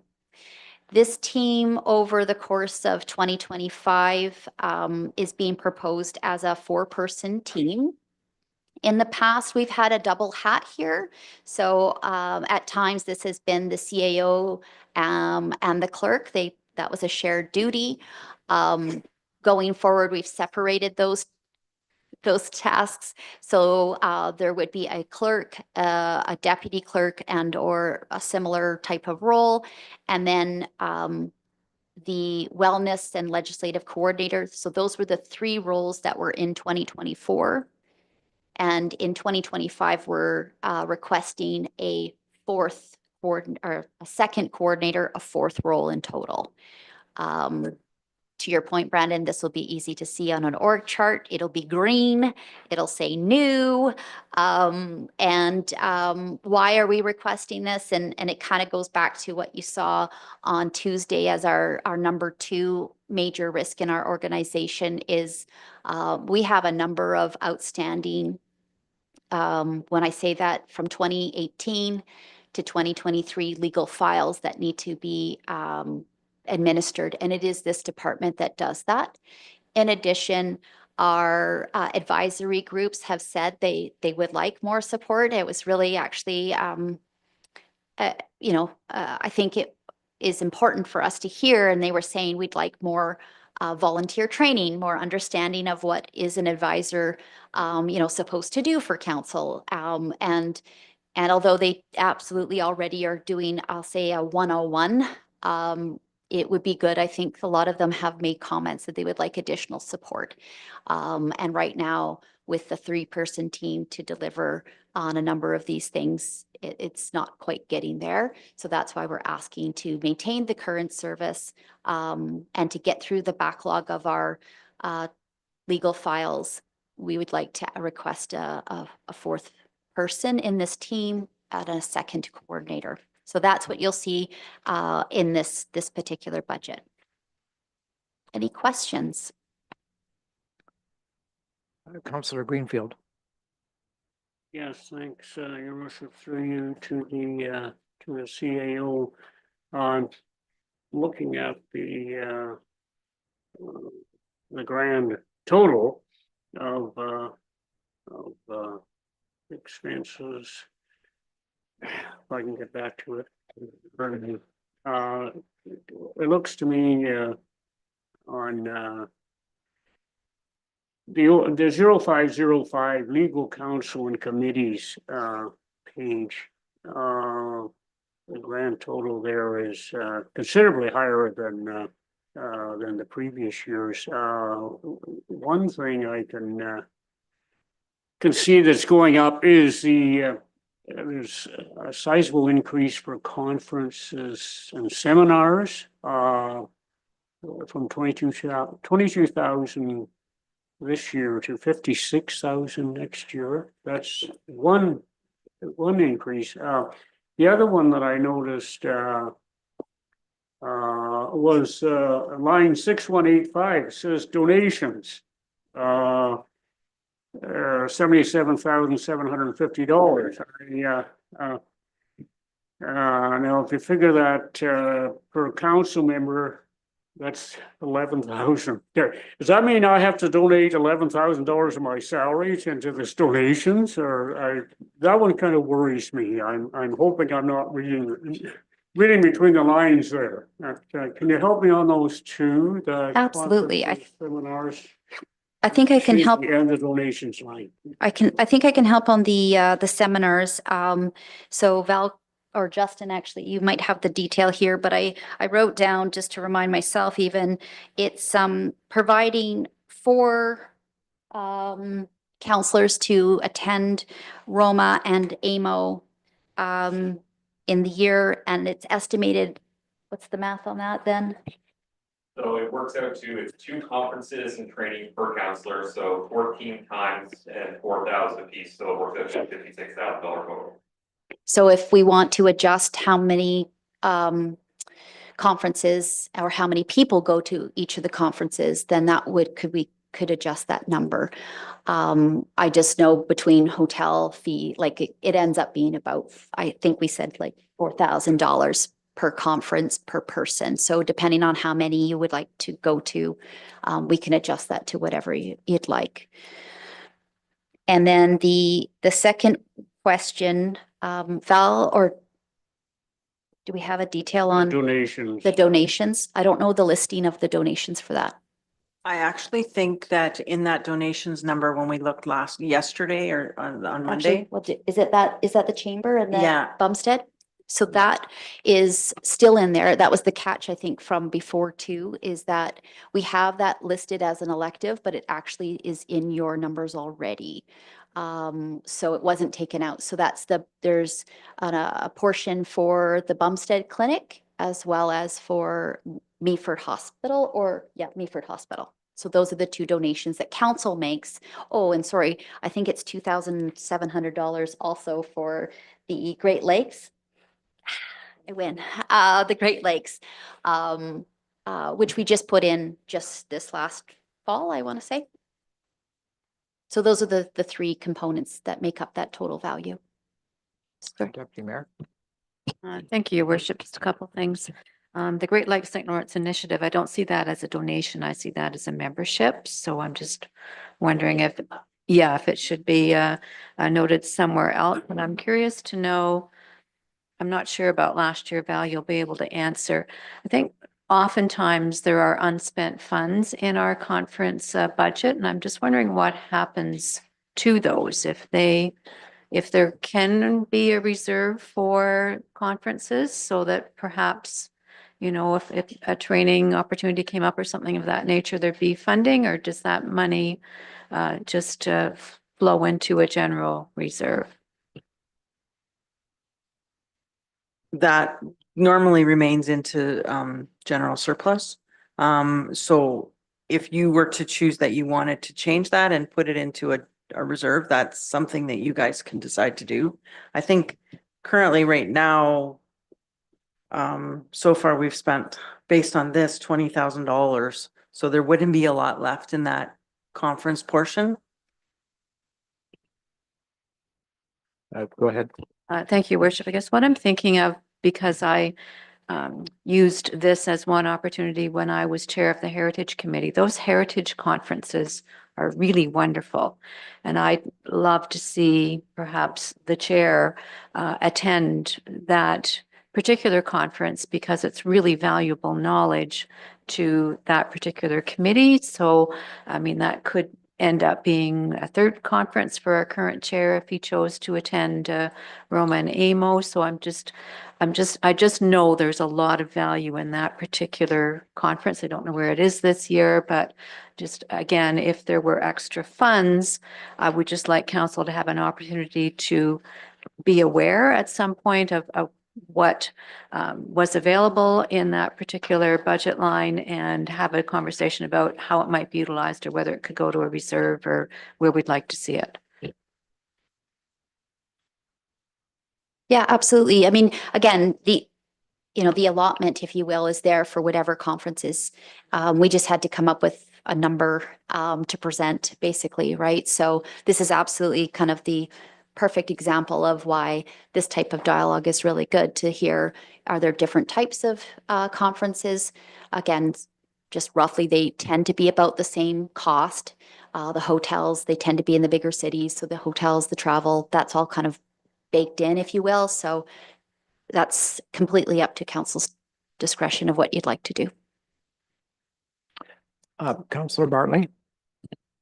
Thank you, Mayor Kentner, and it's a shock to me that it's $4,000 a conference. Can I get a printout? You can float it to me anytime you want of what I've spent on conferences, because I thought it was well under 2,000 each. That's my thought, and I would like a printout because I would certainly change my mind on some of them if that's what it does cost.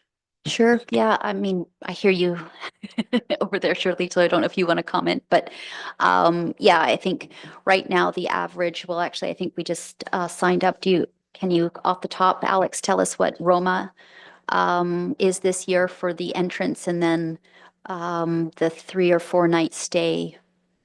at a hotel. And then the travel tends to be that, again, I'll just use the experience of AMO. We went in one vehicle, municipality vehicle, so there's no additional kilometers or any of that kind of stuff, but it is fuel. That's okay. Yeah, but that's where the number's coming from, is just from an actuals. Perfect.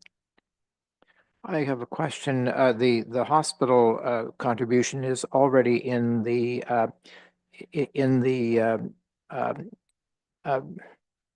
Ifs? yeah, and in the first part, that is the That's right. required. Okay. Yeah. And it's 50,000. The Don Bumstead Clinic, how much is it? 25. 25. Yep. And then the Great Lakes was 2,700. So can both the hospital and the clinic could come off of the elective list? I Correct. just want to make sure we actually, because we're going to be coming back very frequently. I don't know how far down, how many days in the future, but we're going to be coming back to where we are and what we saved, and so as long as somebody is Keeping track, that's Val. She's got a spreadsheet right now open with these types of things. So as we Great. catch the double counts, like these two were, to your point, I think the discussion will come up as well. And it might be a quick one because you might all say, great, let's keep it going. And then Alex will add that on and we'll report exactly the ins and outs, if you will, the pluses and then the negatives when we get back to you on what I'm projecting to be the December 9th meeting. Councillor Bell. Thanks, Mr. Mayor. Just some clarity. I may have heard this wrong, but was the calculation for 4 members of council to go to AMO? I think it was 2 conferences at $4,000 for each.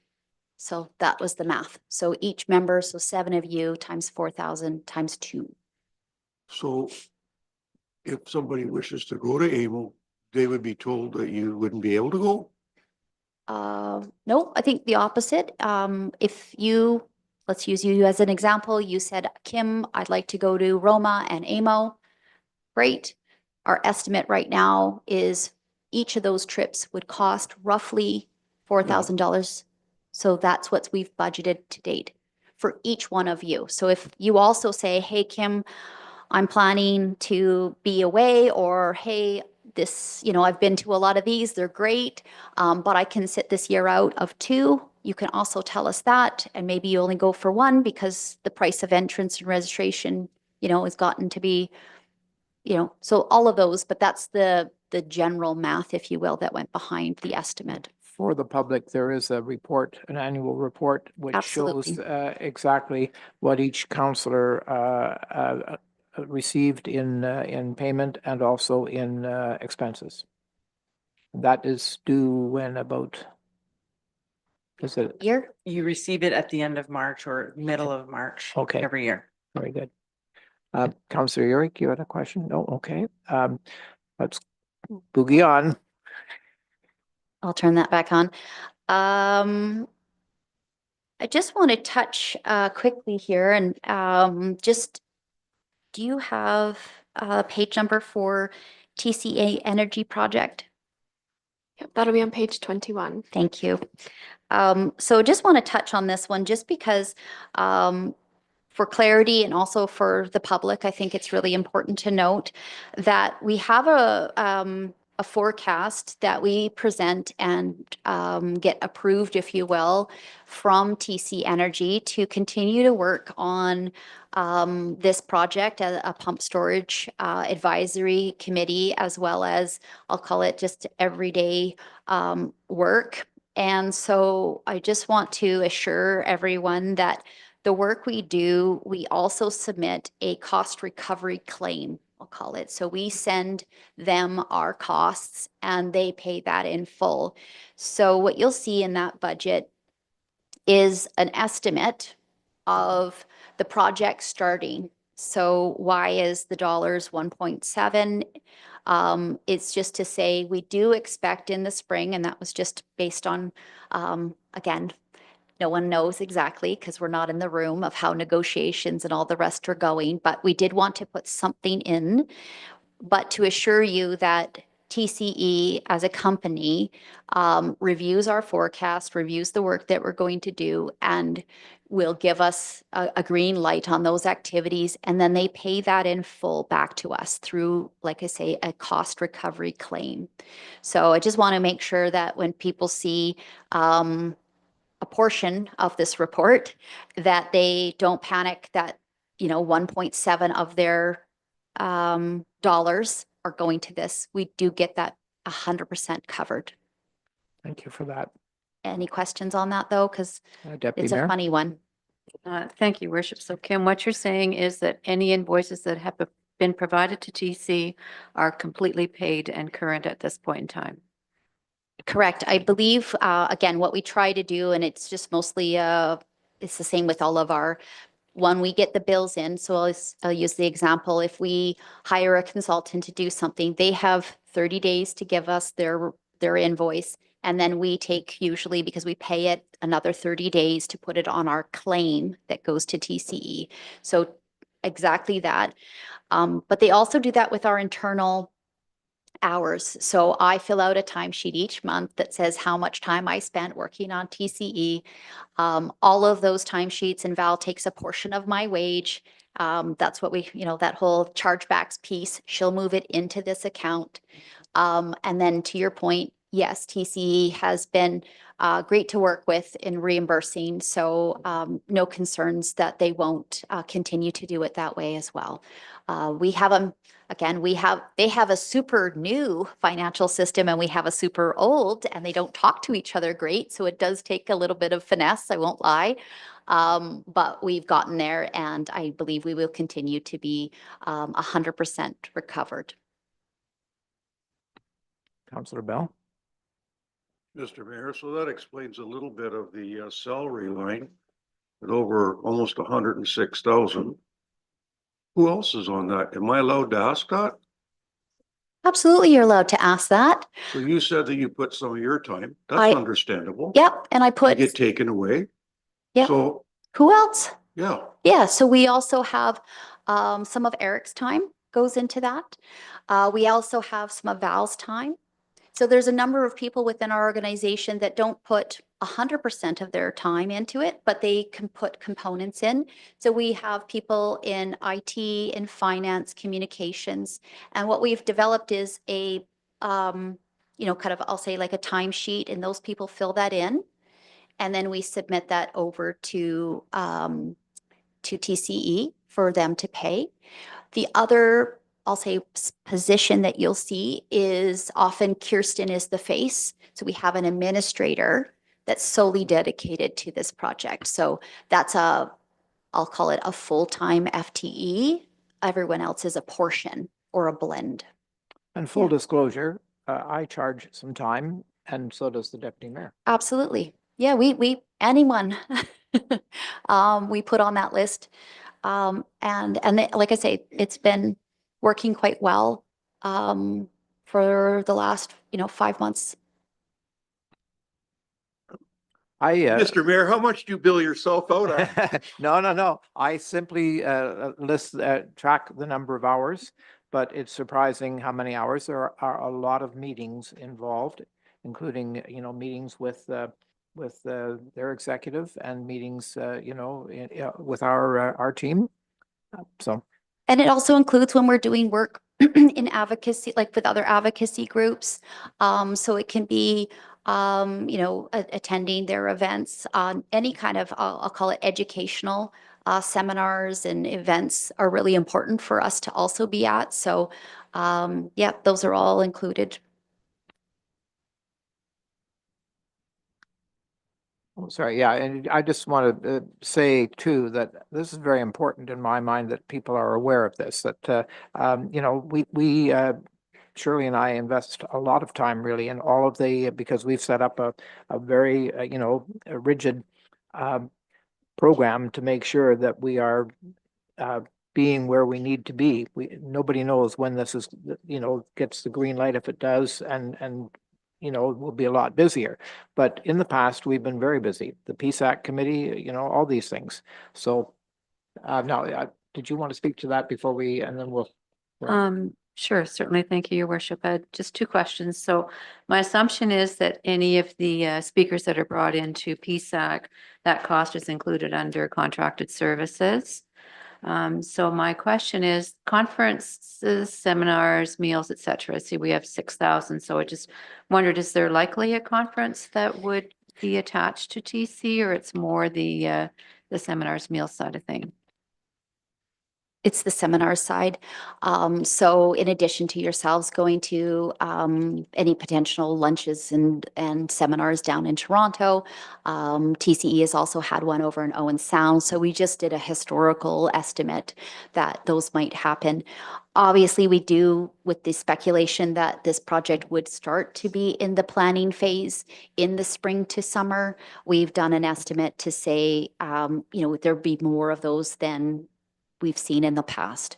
And potentially also more that, that would include other folks outside of, so all of us internally, but that we'd also have a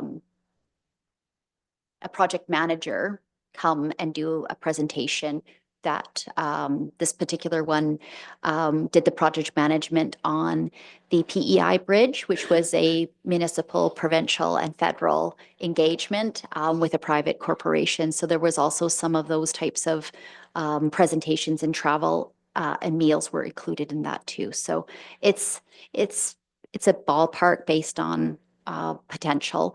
I will also say, because of the way that it is put into the budget at a full recovery, if we don't spend the whole budget, that's where Justin and Val do entries to keep adjusting it. So we may end up, I'll say in the springtime, knowing more and different, and it might take a different level of effort, which then we will adjust the cost recovery with TCE so that they know we're spending more.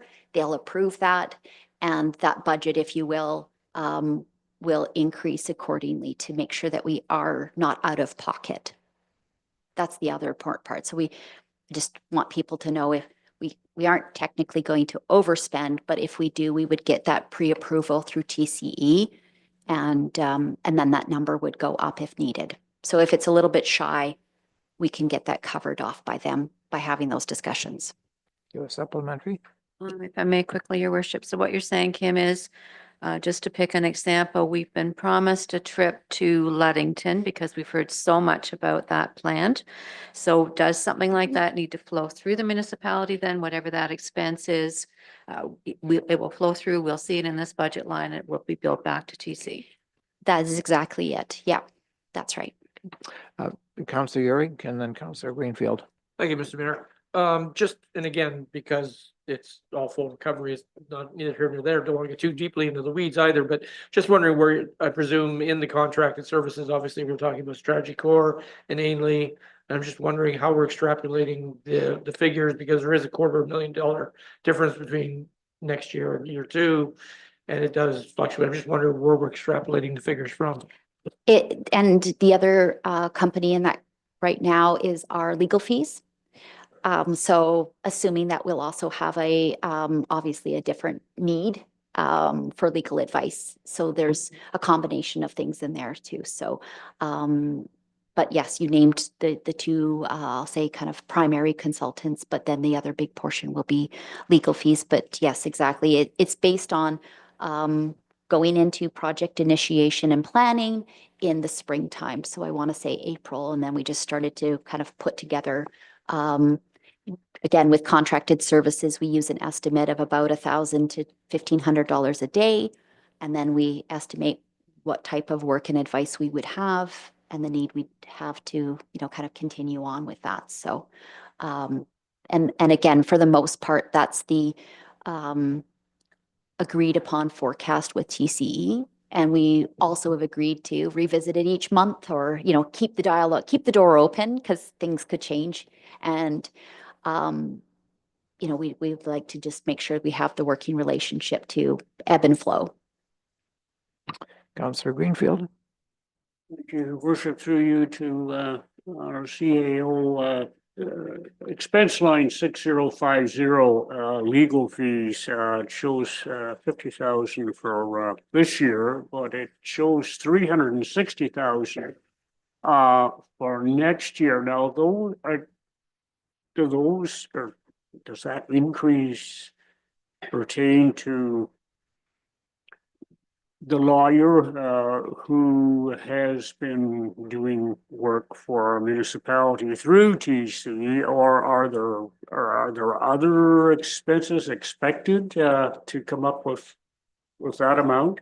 So no, that is our lawyer. I will say I just want to clarify. It's our lawyer. TC never meets with our lawyer.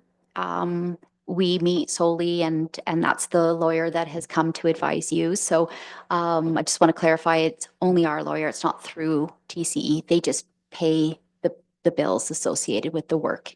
And yes, we anticipate that work to continue, and specifically, to increase, if you will, through the next year.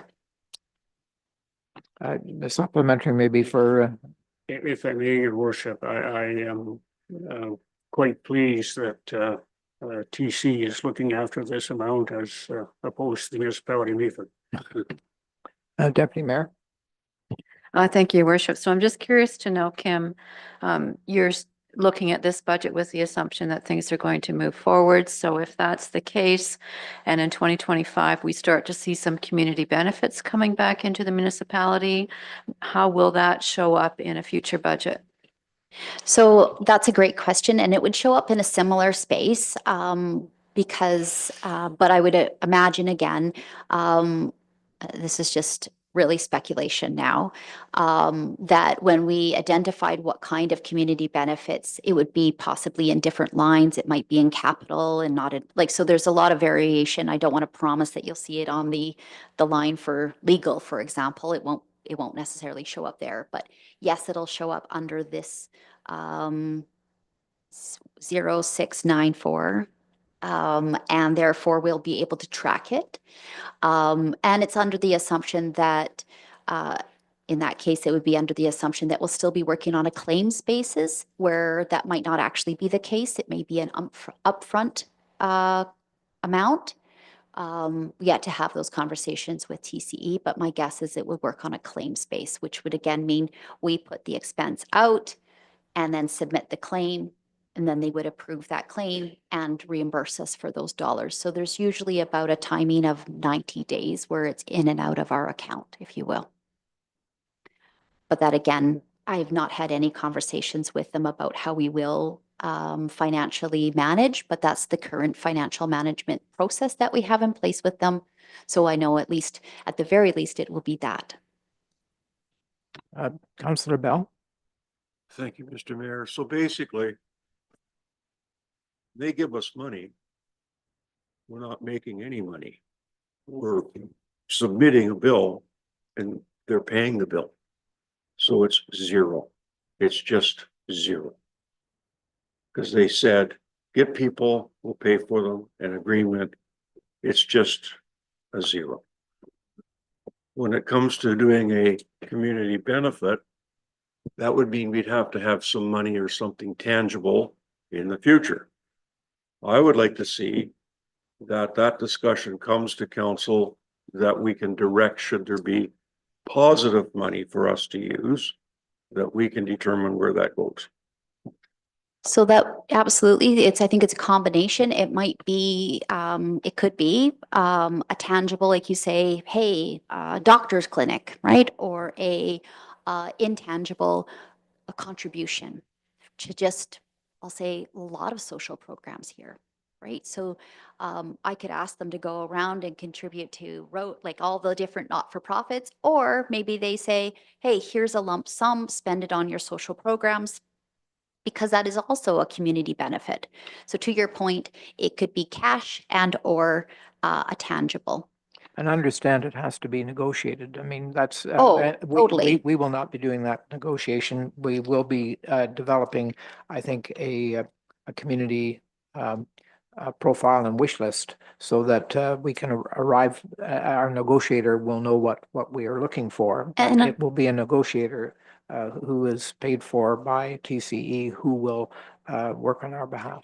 And certainly that's a big portion of our advisory committee. They are going to help and support and bring, I'll say, the general consensus of our community forward to council to kind of share with you. I mean, all of you are also out in the community and you have a very good network as well. So I think it'll be a combination of how we'll get to that community benefits, but it will be a series of engagements. And certainly I know our our advisory committee is also very in tune, and this is part of their terms of reference. Councillor Bartley. Thank you, Mayor Kentner. And it's off topic to the budget, but who would come up with a list of benefits? Would it be the PSAC, council, staff? All of the above, I would say. Absolutely. Yeah, and I think we'll do some engagements. And in fact, just even last night, it came up, I'll say, you don't have to get involved with those avenues. You can also sign up a part of their distribution list, and they promise to respond to anyone who also puts in information, because we are considered both general public, both and municipalities. So there's a couple of avenues. So I'll say people can be fairly active, or they can be, from the comfort of their own home and also offer things that they'd like to see. At the end of the day, it does still sound like it will go to a negotiation. And again, it might be to the benefit and the expertise of that negotiator to do a lump sum, talk about it as a whole. My own experience is that often avoids extra details and too much back and forth. So they'll negotiate at a very high level and then come back and say, this is the amount I've got, council, or this is how it will work. And you go ahead and prioritize how you'd like to spend that money or put towards those capital projects or social programs. So council will get a chance to put what they want, or do I have to join that group to do that? Council will get a chance to put theirs in. Yeah, it'll come back to council. Councillor Urick. Thank you. And I know we're way off topic, and Alex is going to jump over soon here, so get back on track. But to that point, I was actually wanting to plant the seed anyway, because to your point, PSAC, you discussed about having the community benefit aspect. I can't help but think that growing our economy should also be part of that conversation. And I've talked about the cross-pollination of anywhere. Every advisory committee is going to want to take advantage, participate in each one. But I just can't help but think that economic development should specifically also be working with PSAC on this, because it is actually the direct prerogative of that committee to kind of work on economic development. So just want to plant the seed. Yeah, absolutely. I think that's why we also see, like Eric and I have kind of chaired a few things. This is a space that is economic development. Absolutely, there's no doubt. But because of my specific background and experience, but also, kind of the first year, if you will, of economic development, we're sharing a lot of these pieces.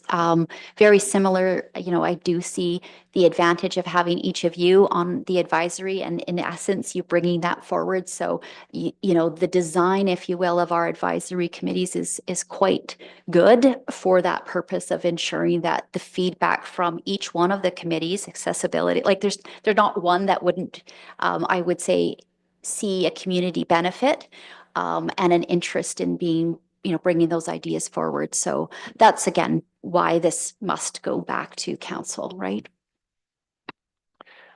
Deputy Mayor. Thank you, Worship. But I just want to emphasize for anybody listening that this is going to be a public process, that we're going to want lots of engagement from the community in these conversations. And we will undertake that, as we discussed last night, through the IA process, the environmental assessment process, through the Federal Impact Assessment Agency, that there'll be lots and lots of opportunities through all the communications channels for people in our community to participate and to express their desires, because we've had 4 or 5 years of this now, and the municipality has seen, to Tony's point, $0 for the division and disruption that has been brought to us since TC arrived on our doorstep. So this will be the time to have those discussions about those benefits that will come back to us, assuming that we get to that point. But I just want to reassure the public, there'll be lots of time and lots of opportunity for everybody to participate. And we want to hear the thoughts and desires of everyone. Kim, could you just maybe give us an update of how many more presentations? I think just one more. Okay. Is And that might work, I think. In fact, can you tell me the page for the Office of the CAO, Corporate Management Department? I think it's So 05. Office of the CAO is on page 15, but corporate management specifically is on 17. So between 15 and 17. I'd like to just chat about, and I like the name of this. So I haven't always liked the names of these tops, but I took a very corporate approach to the deliverables in this department for 2025. Again, it may not sound very municipal, but I do think it's important and to give a sense of the direction. So I'm looking to do some, and this is again specifically to my role with the directors, and then some will actually also go down to the managers. But we want to increase communications and transparency. So again, I know that I've had numerous conversations about why a change in this process. It's to bring more transparency. It's to have lengthy discussions in the planning stage, not just after it's all said and done in the budget. I think we'll try to do as many of these so that there is more sharing about, not just how we spend money, but what are we doing? So doing those monthly performance updates and quarterly types of community connections. So again, looking to have a team performance measurement system that actually tracks the deliverables you've been seeing. And I know we talked about it in regards to the strategic priorities. We did start a toe in the water, if you will, into those, but I'd like to move that to our entire deliverables for 2025. So that's a primary piece of my work and what I'll be doing. And the other part, again, it's very much spoken like corporation, but to look at targets in finding efficiencies. So areas that we can do cross-functional processes, renegotiating with vendors of our, different licenses and these types of things, having a process automation so that we speed up and it's not as labor intensive to do different tasks. Every organization spends a lot of time just tracking. There's a lot of tools out there now that can take over that level of effort and put it back into adding value in our service. The other part is I've already been working on, and I've delivered it before, but delivering a leadership program for our directors and managers. I was, again, the primary components we already buy because we have a fabulous library.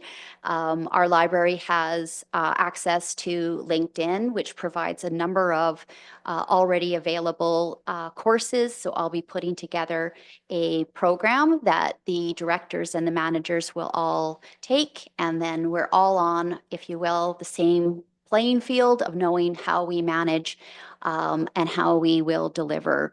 That's really important to me because, again, when we come to performance measures in and of themselves and how are we delivering and are we getting where we want to be and did we think it cost that much and it doesn't, or does it?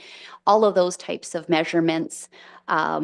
We want to be doing that on a monthly basis. And again, that wasn't necessarily always the case. I think some managers and directors are, I'll say, taking a look at it on the daily or the weekly, and some are also right in the thick of things and they're not taking a look at those. So we're going to move to, I'll say, more consistency across the expectations of what a manager and director deliver to the team.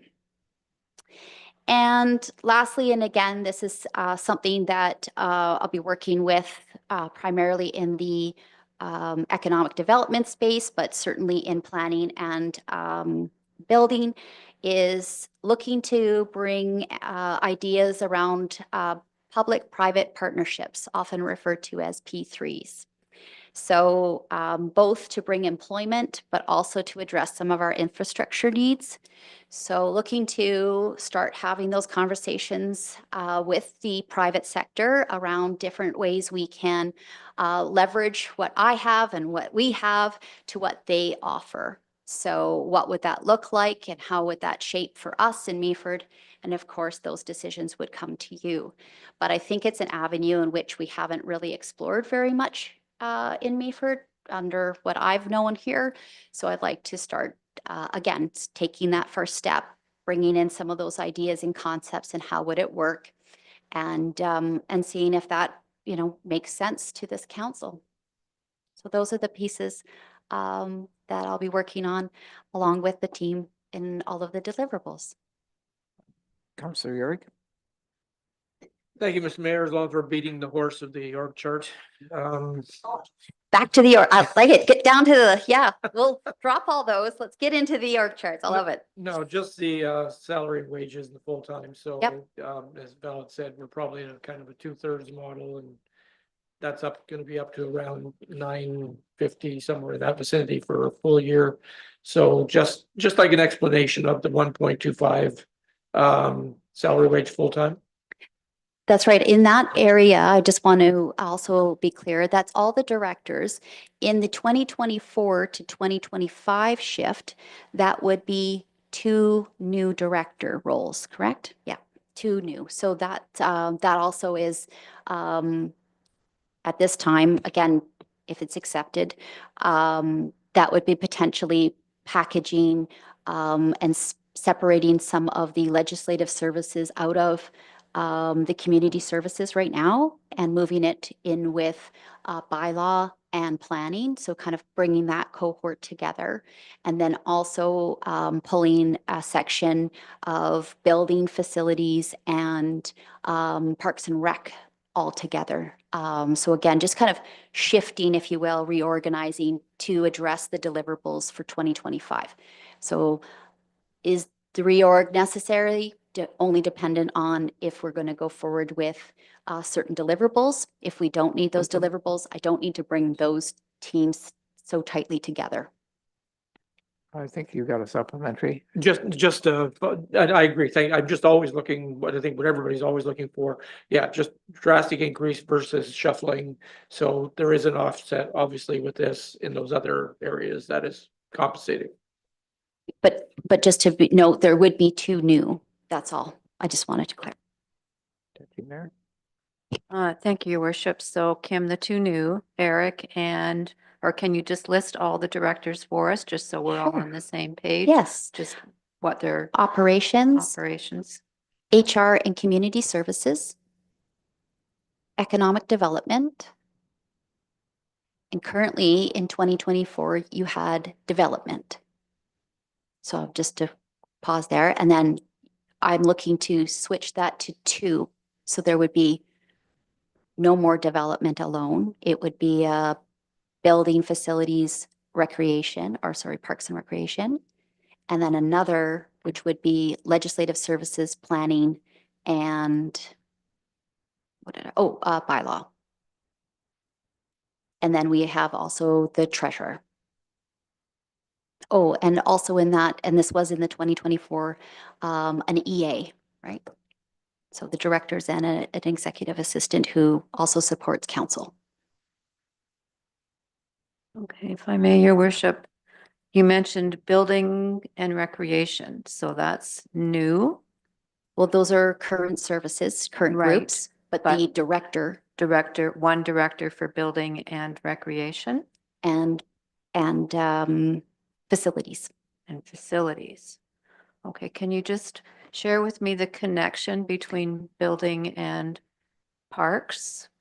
So a number of the parks have buildings on them, and a number of those capital projects this year are to do washrooms and those types of pieces. So I think the connection would be to do an overall, kind of standard and quality to our upgrades in those spaces. And having that team working close together, I think would actually help facilitate some of those learning, because some of them have very strong backgrounds in obviously building and the building code, and others are very strong in, I'll say, the actual usage of those spaces, and working together to do those upgrades, I think makes sense, but only if that's the priority for 2025.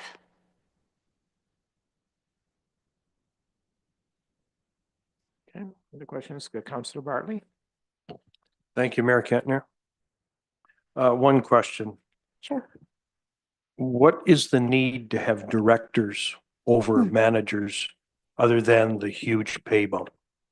Yeah, that's a great, actually, I think it's a great question. And it's something that, again, I think it's a bit of a model already here, and it's a consistency. Is it a requirement? No, it's not.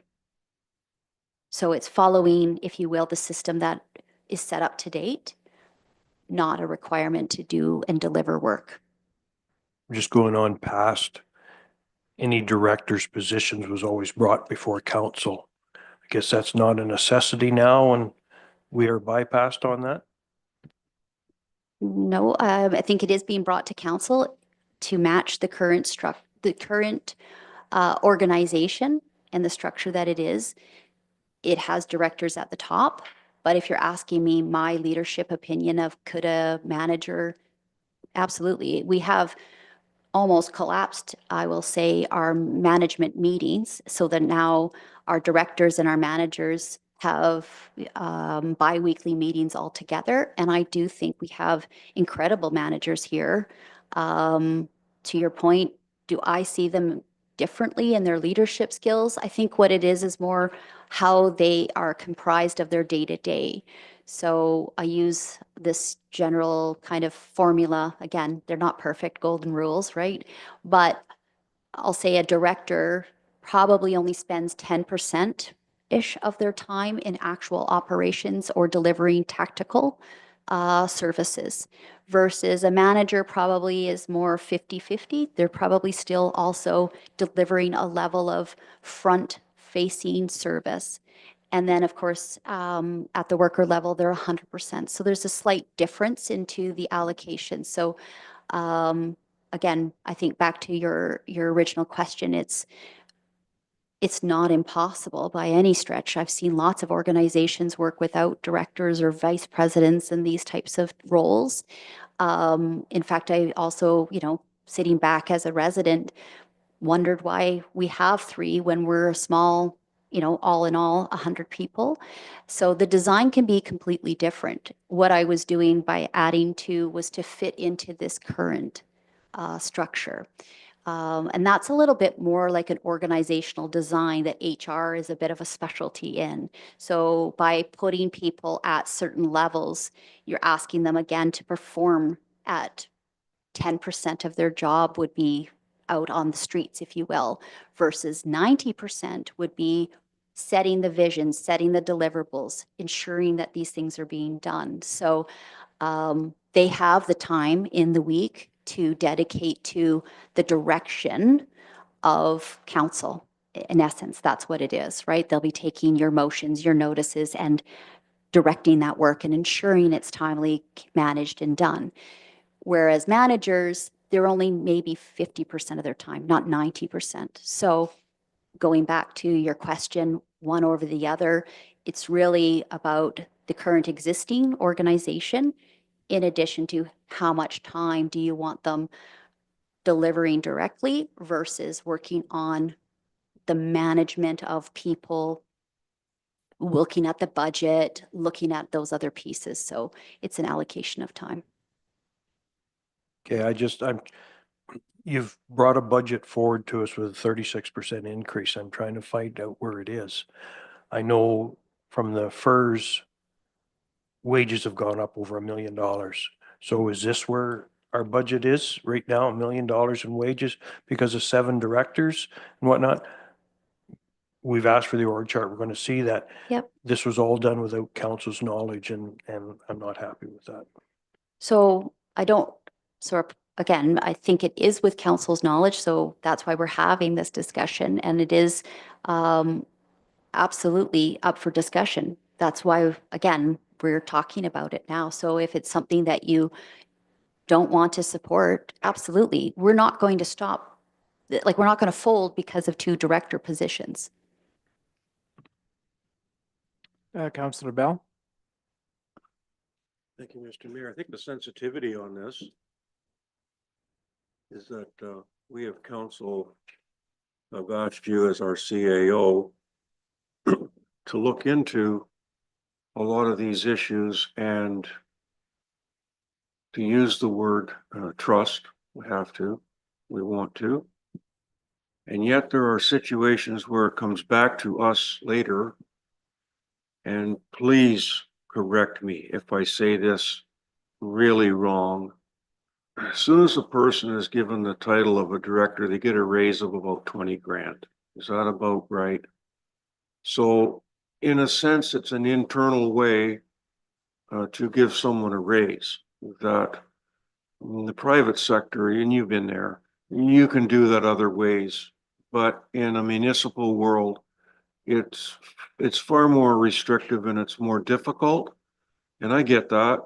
But my take on it is when that shingle gets put there, there's a pay grid elevation, and it's not like 5 grand. It's about 20. So correct me on the number. If I'm really wrong on that, I'd carry that number forward. But that's the sensitivity of where this is really at. Thank you. Absolutely. And I think to your point about, we have 17 grid levels, and each one of those have 5 grades in between them.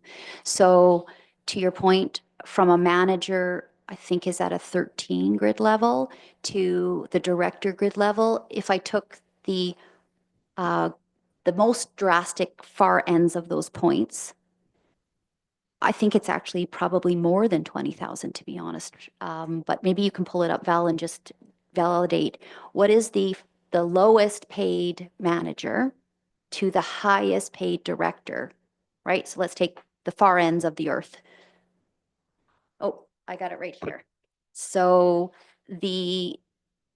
go down, there's a manager. There we go. So the lowest is at the manager level would be 77,000, and the highest director gets 151. So to your point, it's a huge disparity from a first level manager to a senior end director. So yeah, absolutely. We do have that type of grid. That is also, and I just kind of feel like I want to make sure that we know this grid was developed in 2021, right? So it was just based on a consultant's expertise of what those should be, with influence, I'm sure, from CAO. I think it got adopted through council. I want to say that you would have seen that grid. So it would have been, kind of, I'll say, brought up at that time. If there's a disparity or that want to make a change, I think that is completely reasonable. I do know that we're putting forward in the 2025 plans to do just that, do a pay grid review. But I generally do see the same type of thing that you're seeing. There's a big difference between an entry-level manager and a senior. The overlap at any given time, sorry if you don't mind, the overlap looks like maybe 10,000 if you jump from a manager. Yeah, no, I'm thinking up, like, if you look at, a manager as at the end level to the first level of a director, you're looking at 111 to 113. So it's smaller on that scale. And yeah, so I think to your comment around, are we using this, or am I using this as a bonusing No, I'm not looking at this as an opportunity to make a bonusing. It really is to direct and put emphasis on deliverables. So what I have found, when you have a person with leadership skills that you want a deliverable or a group of deliverables on, if they're putting 90% of their talent and skills, there's no chance it's not going to get done, right? So if you put someone at the top and they work all the pieces, those deliverables get done because that is the focus of their efforts.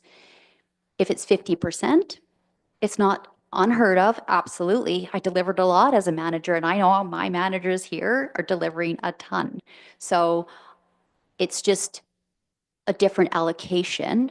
They don't take, they don't have as much time to write reports. They don't have as much time to put, if you will, kind of planning in place. They're much more operational. And then certainly, there's not as much administrative time for the average, kind of, I'll say, worker. Those folks are primarily responsible for timesheets and, I'll say a very minimal amount of administrative time. Councillor Uri goes first, and then Deputy Mayor and Harley. Thank you, Mr. Mayor. Thanks, Kim, for the explanation.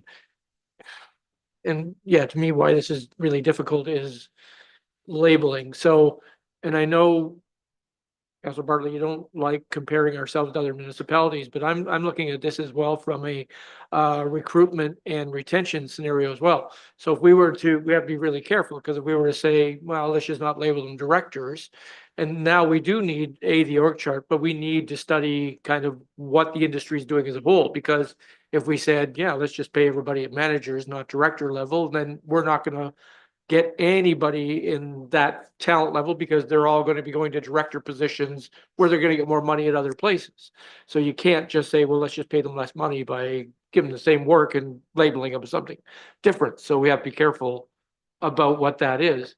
But again, that harkens back to what Brandon asked for at the start of the meeting, was an org chart with a job description that validates the compensation and the position. So I think that's fairly straightforward.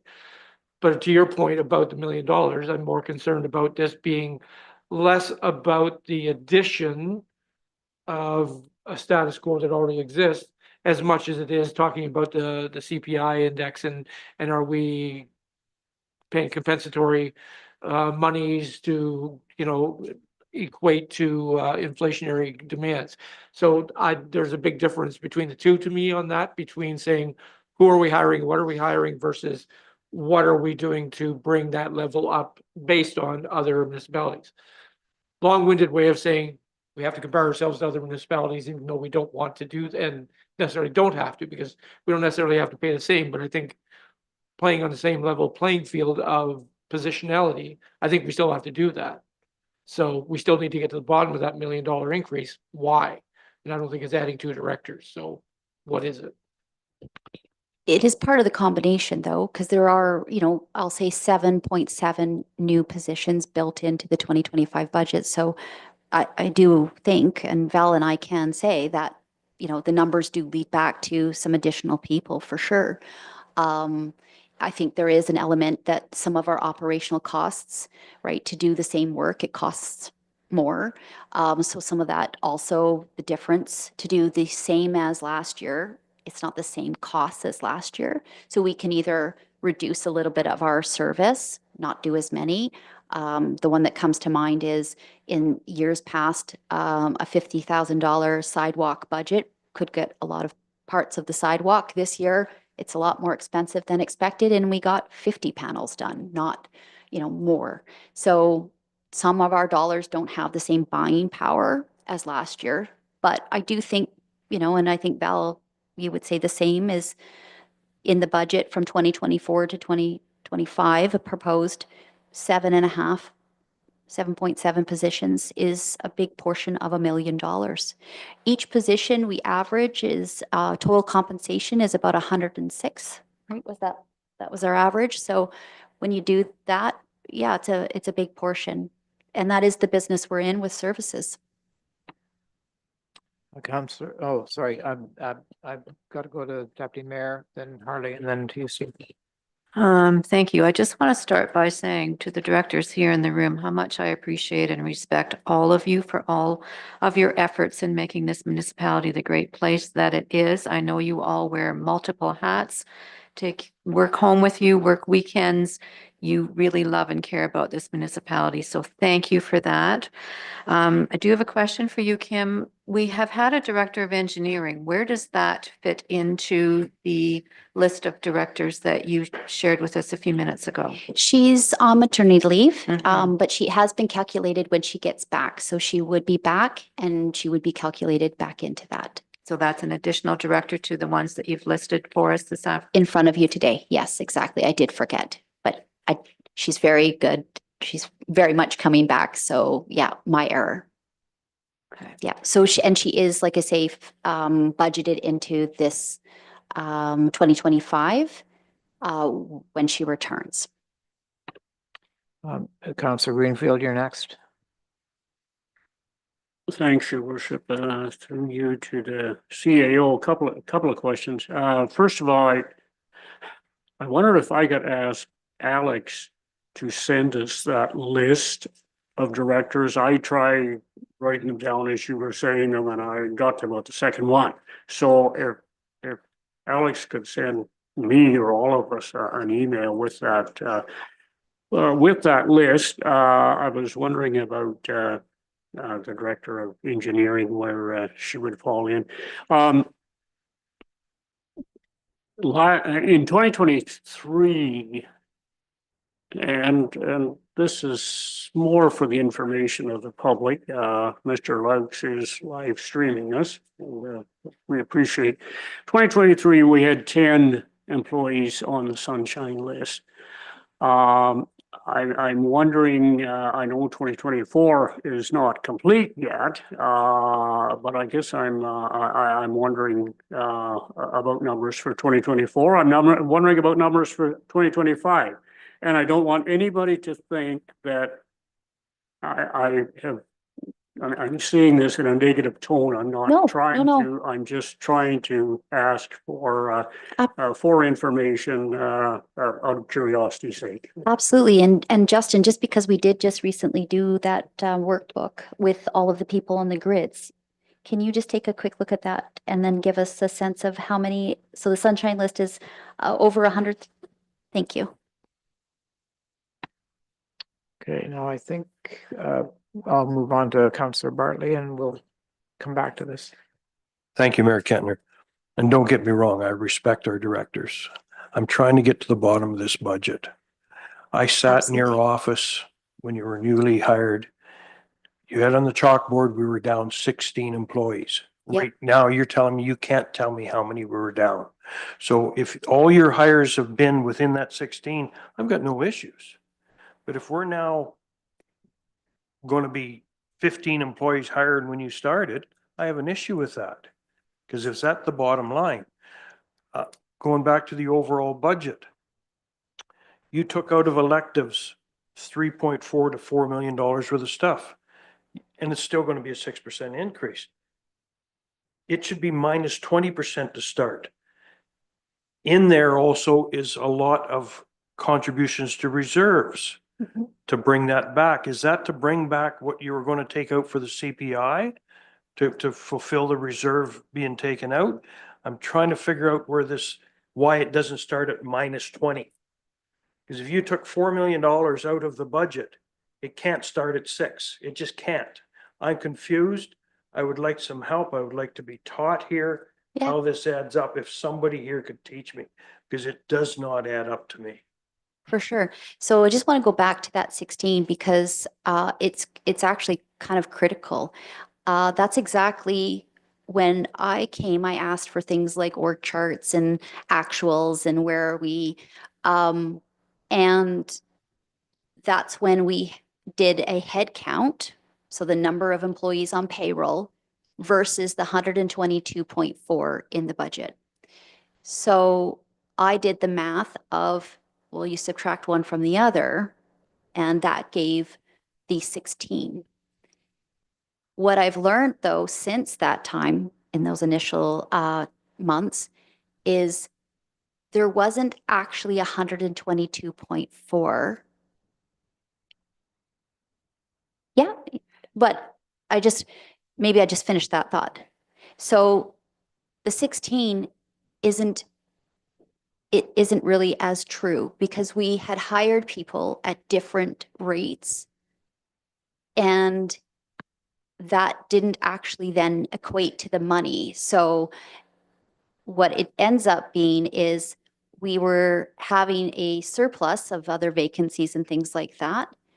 And the bottom line, if you will, if I had filled all of those 16 vacancies, I don't believe we would have had enough money to cover that. So then it made me realize we didn't actually have, if you will, a management system that was tracking to the FTEs and to the allocations of those budgets. So in recognizing that, we started looking at what's going on, what are the details, and trying to track back exactly the 122.4 positions and which ones we had filled and the details. And I think we have now got to the dollar number, but we're out on the FTEs. So we now can balance to the total sum in the budget for labor, but we don't have a perfect allocation for the FTE count. So that just, to kind of say that's the part around the FTE numbers. Val, did you want to add to that portion of the question? Are you sure? Here I go. You just have to wait. All right, so I believe at the end of 2023 or the start of 2024, I think we probably said 122.4 FTEs, full-time equivalents. Included in that one, and when I exported from Questica, I got 121.4. So one employee is neither here nor there.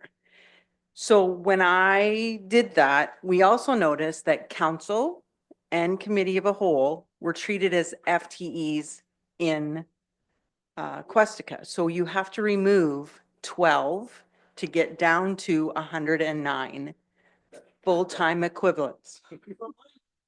Perfect. So that balances to our budget, and that's the number that we budgeted on last year. Then this year we have added full-time employees and we still have an additional staff. So currently I'm looking at, if I go to Questica and only Questica, I come to 118.19 full-time equivalents. That would be staff changes. So we've renamed some staff titles and we've added a number of full-time employees. Yes. The 7.7, so that's, again, it's a bit of the problem is it's hard to get a confident number, but nonetheless, somewhere in that space, but that's exactly what you're noticing, I think in the cost. But yeah, I think that answers the labor side of that question. In regards to there's other costs in there that aren't related, but they're smaller in magnitude. So answering the biggest variance in the year over year would absolutely be the labor components. And it is, result of roughly in and around 7, 8 positions. So council and committee of adjustment is out of, Well, it was in, but if you take them out, it's the 109, I guess. so is Yeah. that, we're starting at 109. So you've added 9 people and want to add 7 more. Is that? No. No, okay. No. I don't think so either, No. but So what's happened is the 109, we have added, based on Questica, I see full-time equivalents is 118.2 or something, which is 9 people, yes. total. In total. No, No. that is included in our budget currently. Those 9 people are there. Now, I'm going to go to the deputy mayor. Your Worship. Thank you, sorry. So since there seems to be confusion around the actual FTE count, are you able to tell us how many employees we have overall? Without pulling it into an FTE, do we know how many employees we have altogether? Head count, right? So how many people, whether or not they work part-time or full-time? Justin, do you have that number from payroll, I guess? Should be the last payroll. How many heads in the last payroll? Pardon? Whatever. That's once a year, but if we want to take literally today, how many FTEs?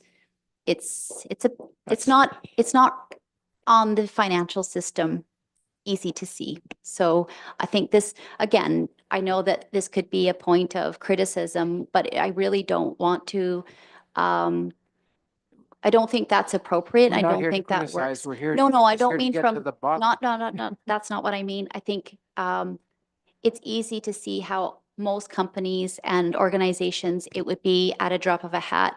Please recognize our financial system is not one that most companies and organizations have, which is why this is a very needed project and was, part of the plans. I know it's very easy to make assumptions, and it's not from you. Everybody watching all the pieces. This isn't a mark on our financial team. They've been doing an amazing job based on, the tool sets that they have. Everybody's being paid. Nobody's complaining. Absolutely. And that's the first thing you would hear. Absolutely. All we want to know is, where this increase is coming from and I do think, again, primarily, just as, we've said, I think, early days, I think I read through, the switches and the changes. I know it's hard to visualize, so it's nice to be able to see that. But verbally, that's where the 7.78 FTEs are coming from. That is definitely the majority of the difference, as well as a little bit of changes in the operational costs too. Councillor Greenfield. Thanks, Your Worship. Regardless of the exact number of full-time employees, I think it's safe to say that with a population of a little over $11,000 in our municipality, 1% of our population works for the municipality. I'll leave that one at that. I'm so glad to see this 6.33 because I've been wanting to ask this question for a day and a half. I know there are a lot of specific details, but I understand, and correct me if I'm wrong, there's a 1% increase in salaries overall built into the figures.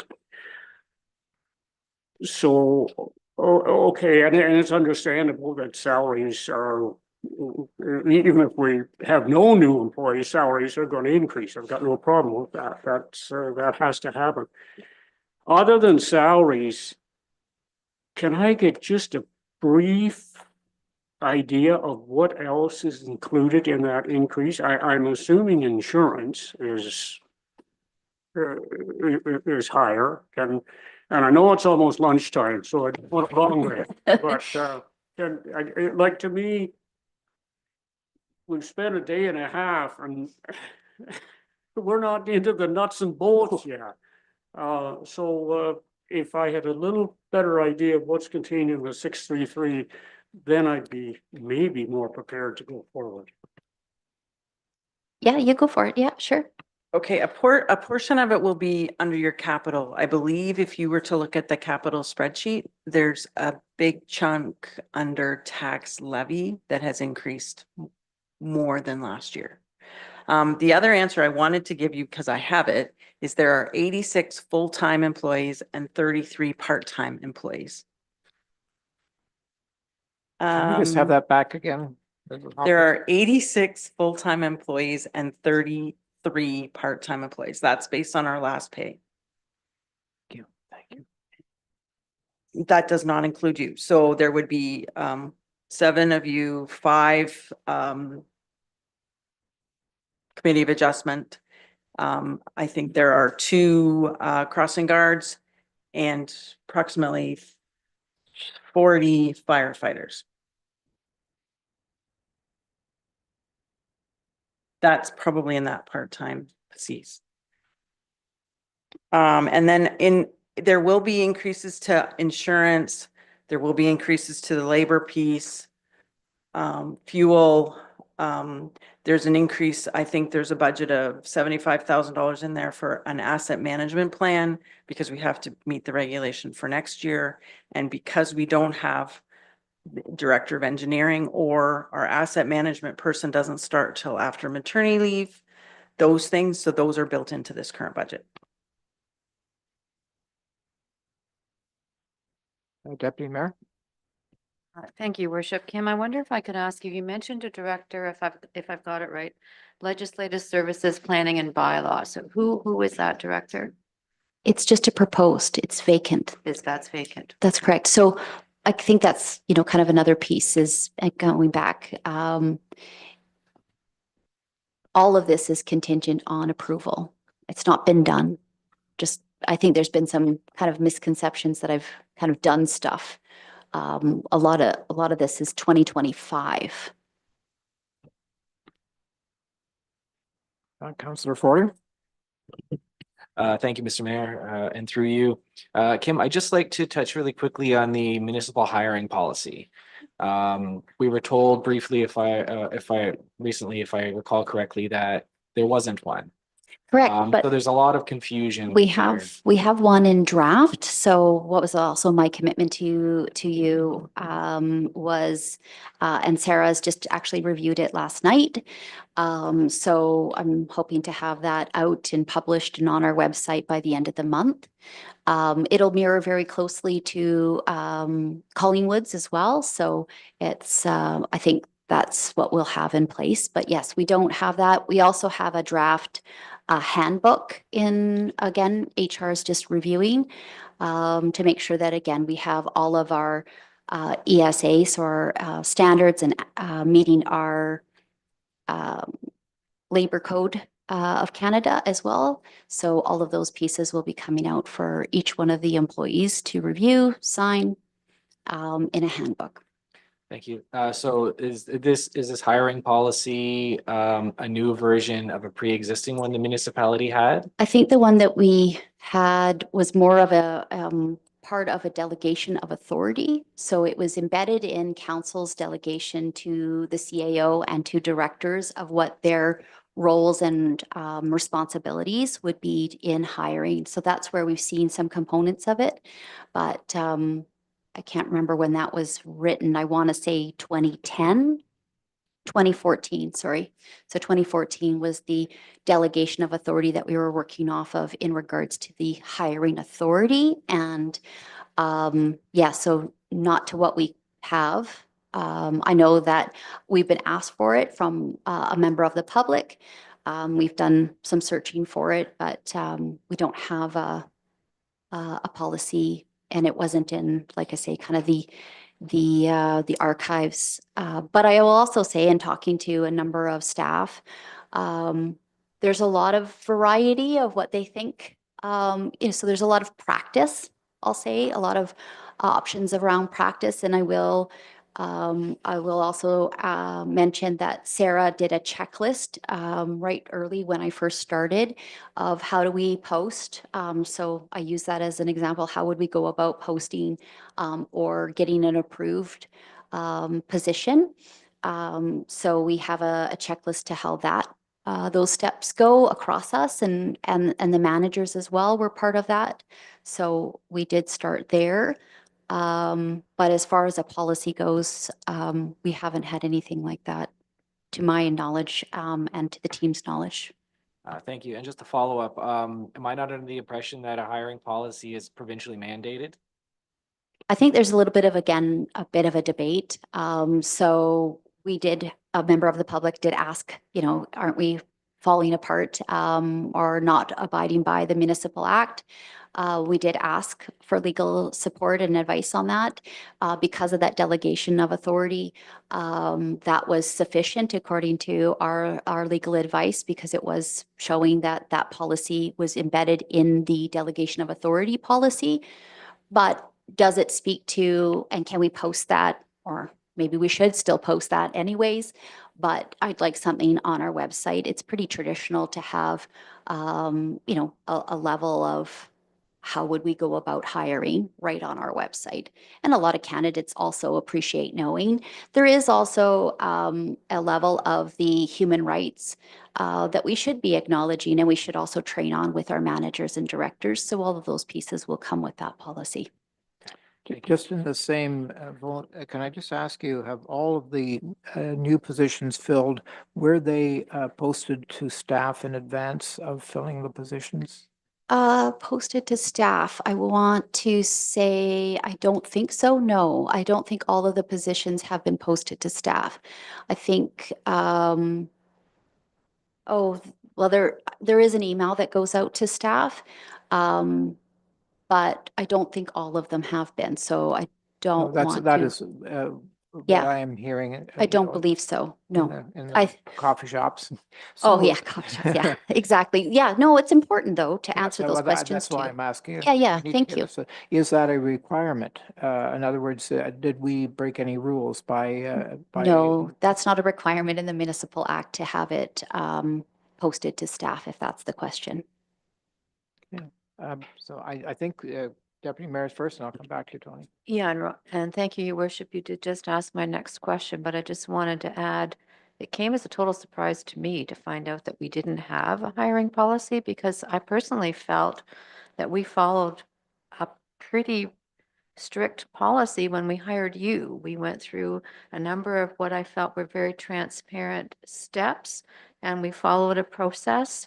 And I understood that that was a proper procedure, and that then I felt in turn was how everyone was basically hired. And so now we're learning that there are different ways that are, as you just said, Kim, acceptable within the Municipal Act to hire people to work in our organization. Is that correct? Yes, that's correct. So the Municipal Act doesn't go down to the details of, like you say, the steps and the rigor that you went through. I think there's twofold. So it's not uncommon to have different steps for different types of positions. Some positions, you know, and I'll really date myself here, but I know that for some positions I had to do a typing test, right? So some positions you actually perform a level of work and or you you know, kind of, I'll say, go through a different process. Some do criminal record checks, some do reference checks, security clearances, all those types of things. So I do think sometimes it can be very much a position dependent process. So what you might have seen for my position, I don't think would be the same for every position within the municipality.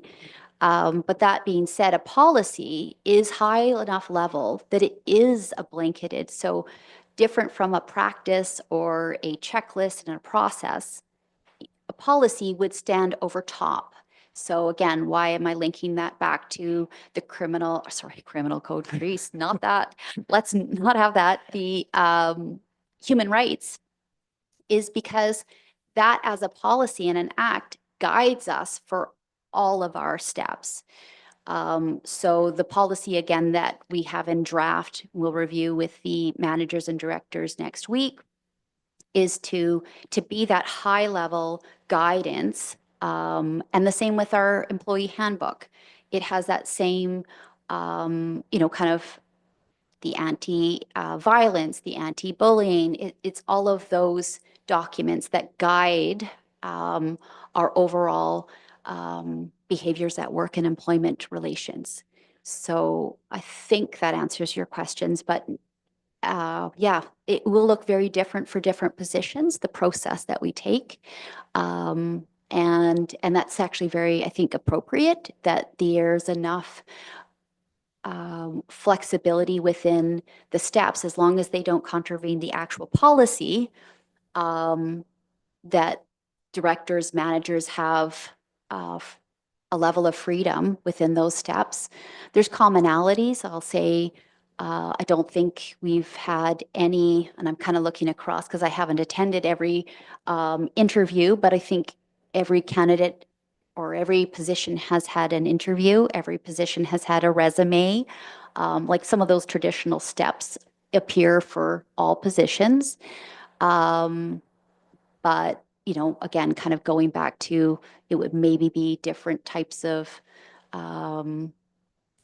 documentation they would provide. Those types of, the number of candidates might, you know, again, reduce the amount of time it's, you know, advertised. If there's a lot of internal candidate or interests versus, you know, there isn't a position or no one position like it in the municipality, that type of thing. So, yeah, I think, Sarah, is there anything I'm missing in regards to the difference maybe between an HR policy versus the steps? I think is a key piece. And I think sometimes that's where maybe we're looking at some differences. The policy should never look any different. The steps will look different depending on the positions, if that helps.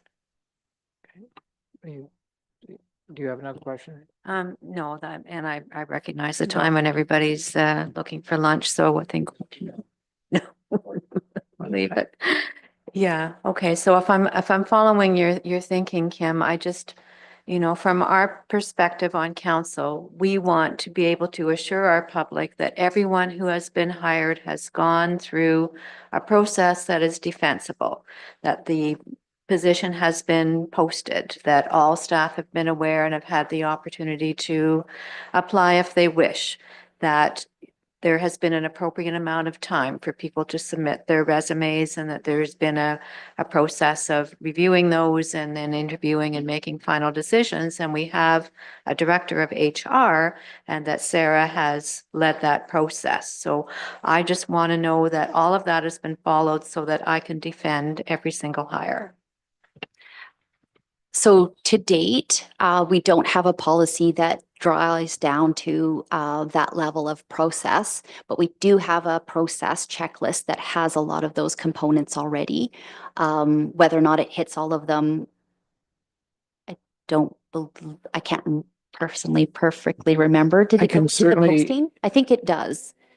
Pardon me for interjecting, but in connection with your hire, absolutely every one of those conditions was met. And it was supervised by Sarah. Sorry, what I mean is the checklist that was developed. I think it hits all of the things you've said. I just haven't looked at it for a little bit myself. To say that everything you've just mentioned is in our checklist. I don't know that to be, that's why I just asked Sarah. I think it does, unless you disagree. Yeah, no, the checklist that I developed it hits all of those. So to your point, I think that it is in the checklist, but it's not part of a policy. So your worship, if I may, so at this point, until we have a policy adopted and in place, what you're saying is that checklist is what you've been following for all of the hires that you have done in your time here. It's not been for every position. It's just been the guidance, if you will, to positions. So again, I'd just say, I know for sure, I don't think we've posted for all of the positions. So that's why I'm not wanting to commit to the fact that every hire has followed that checklist. In addition, I don't remember exactly the detail around the interviews. I think we had as a like again on the checklist, it's I think preferred to have 2 directors. Right? I think it's 2 directors, and I don't believe that we've done that at all of the interviews either. So I think, again, the checklist is there to give guidance, especially to make sure that we're all kind of following, again, a common look and feel to a candidate. I think that the policy, though, again, I don't think we're not following the policy. Again, that's pretty standard that people understand the obligations to the ESA as well as the labor code. So I do think I could say fairly confidently that even without a policy, we've been following what the policy will say. Can we do some things better for diversity and inclusion? Possibly. We can look at that through our checklist and include a few more things because that is quite emphasized in the policy, again, to adhere to current practices and laws. But yeah, I don't think every position has been hired strictly to every step in the policy, or sorry, in the process. And yeah, and again, some of those are basically dependent on the position. So how I imagine my expectation is that the person hiring would have the checklist, they'd have a position, and as they work through, hey, this is the position, this is the job description, they give those components to HR and finance to do the calculations and the approvals. But then there's also a level of flexibility and discretion that I do want our managers and directors to be able to have based on the type of position that they are hiring for. So that's why I say, like, I don't know that in every step through the process, it is more about providing a guidance, not necessarily a have to. It's almost 12:30. Is lunch here, or is that, or not? Pardon? Yeah. They smell it here, so I believe so. One more question, Tony, and then Sure. we're going to adjourn briefly after that. Thank you, Mr. Mayor. Madam CAO, you need to know this. We had a CAO 3 times before you who got council into deep trouble. That CAO also tried to use delegated authority as the ability to bring before council the names of 4 people to serve on a board, and that was absolutely wrong. They did not have that power to do that. And Harley, it was the library board. Do you remember that, sir? Because that's exactly what happened. And we got called to the mat on that. It's public, it needed to be advertised, and the CAO could not unilaterally simply decree that that was who was going to be on that board. We got called to the mat on that.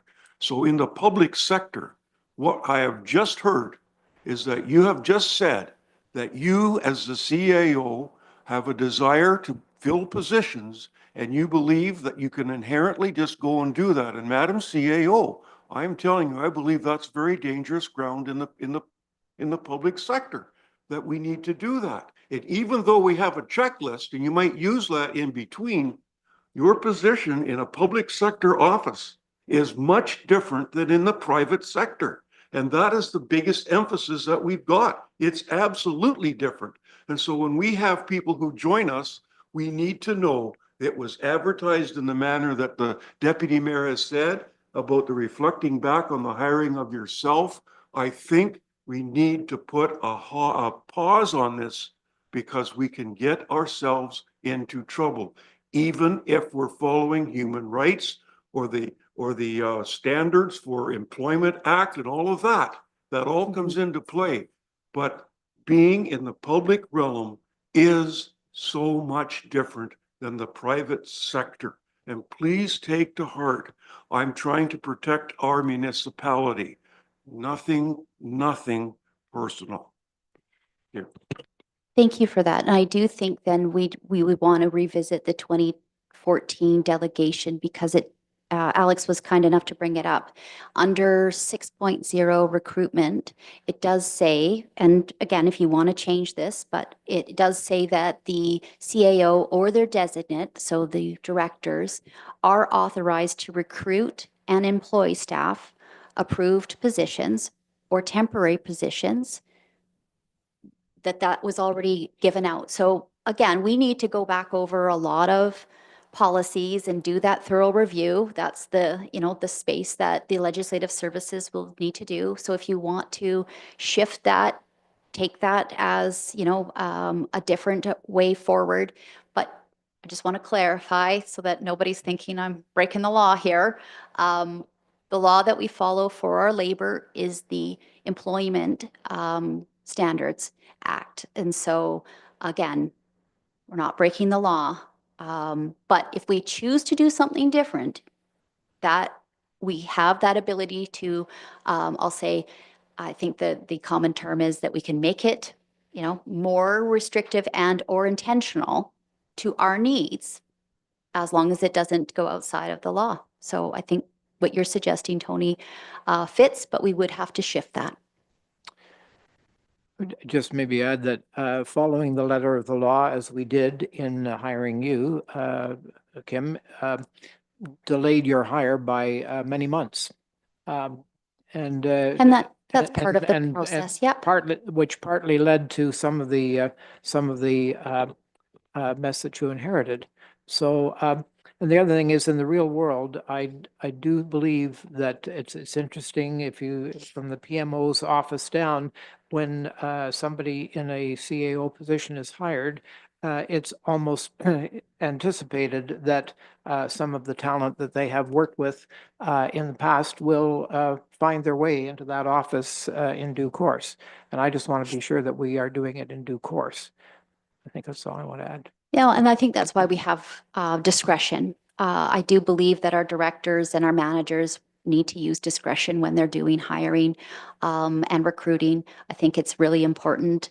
To your point, one of those factors can be time. More often, I'd like to see it used for the quality, right? So the person's qualities that they bring. And the type of position really does matter. I'm going to suggest that we adjourn and come back at 1:30. All in favor?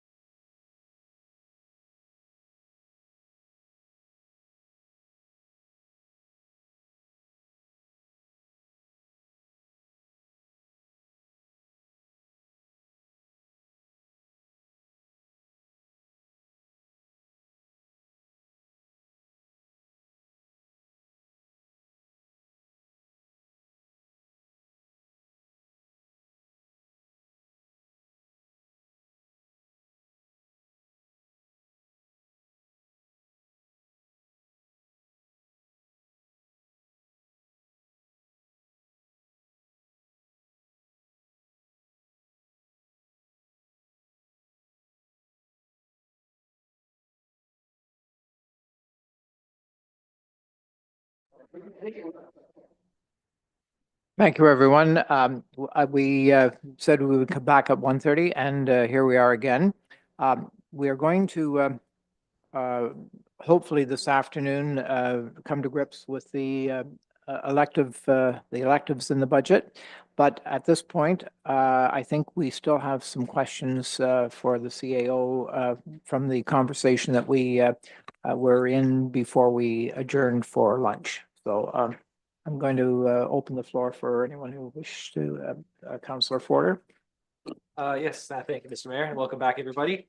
So my first question is, I just want some clarification on this.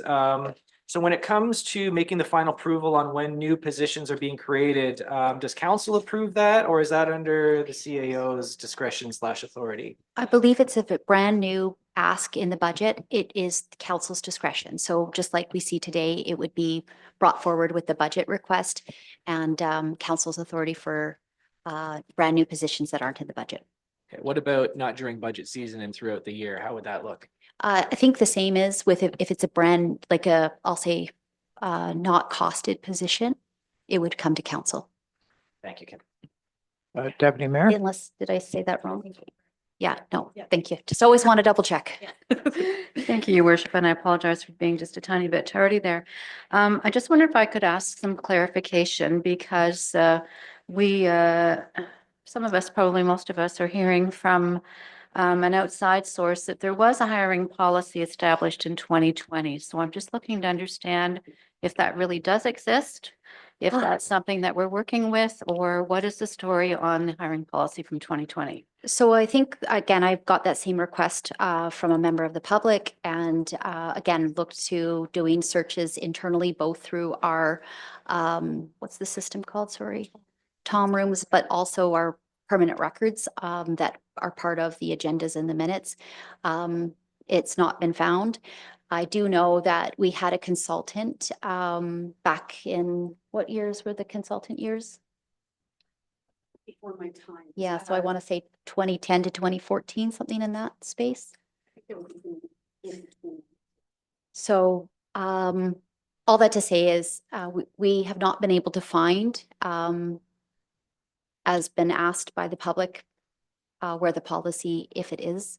So again, we don't have a working policy on this at this time. We have a draft though now to make sure that we do have something going forward. Because again, at this request, it's really brought to light how critical it is to have it and then also to publish it on our website. Councillor Bartley.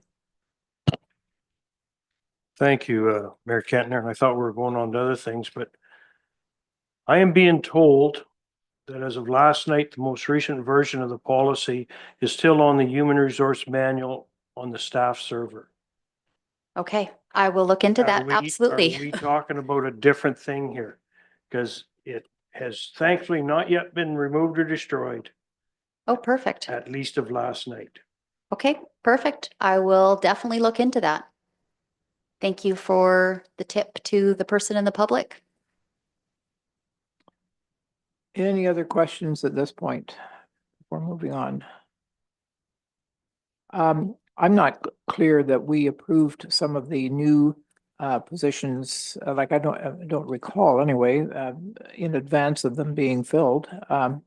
So going back to the Deputy Mayor's question. Or Brandon's, yeah. Oh, sorry. That's okay. Yeah, no, it was a good question. Yeah.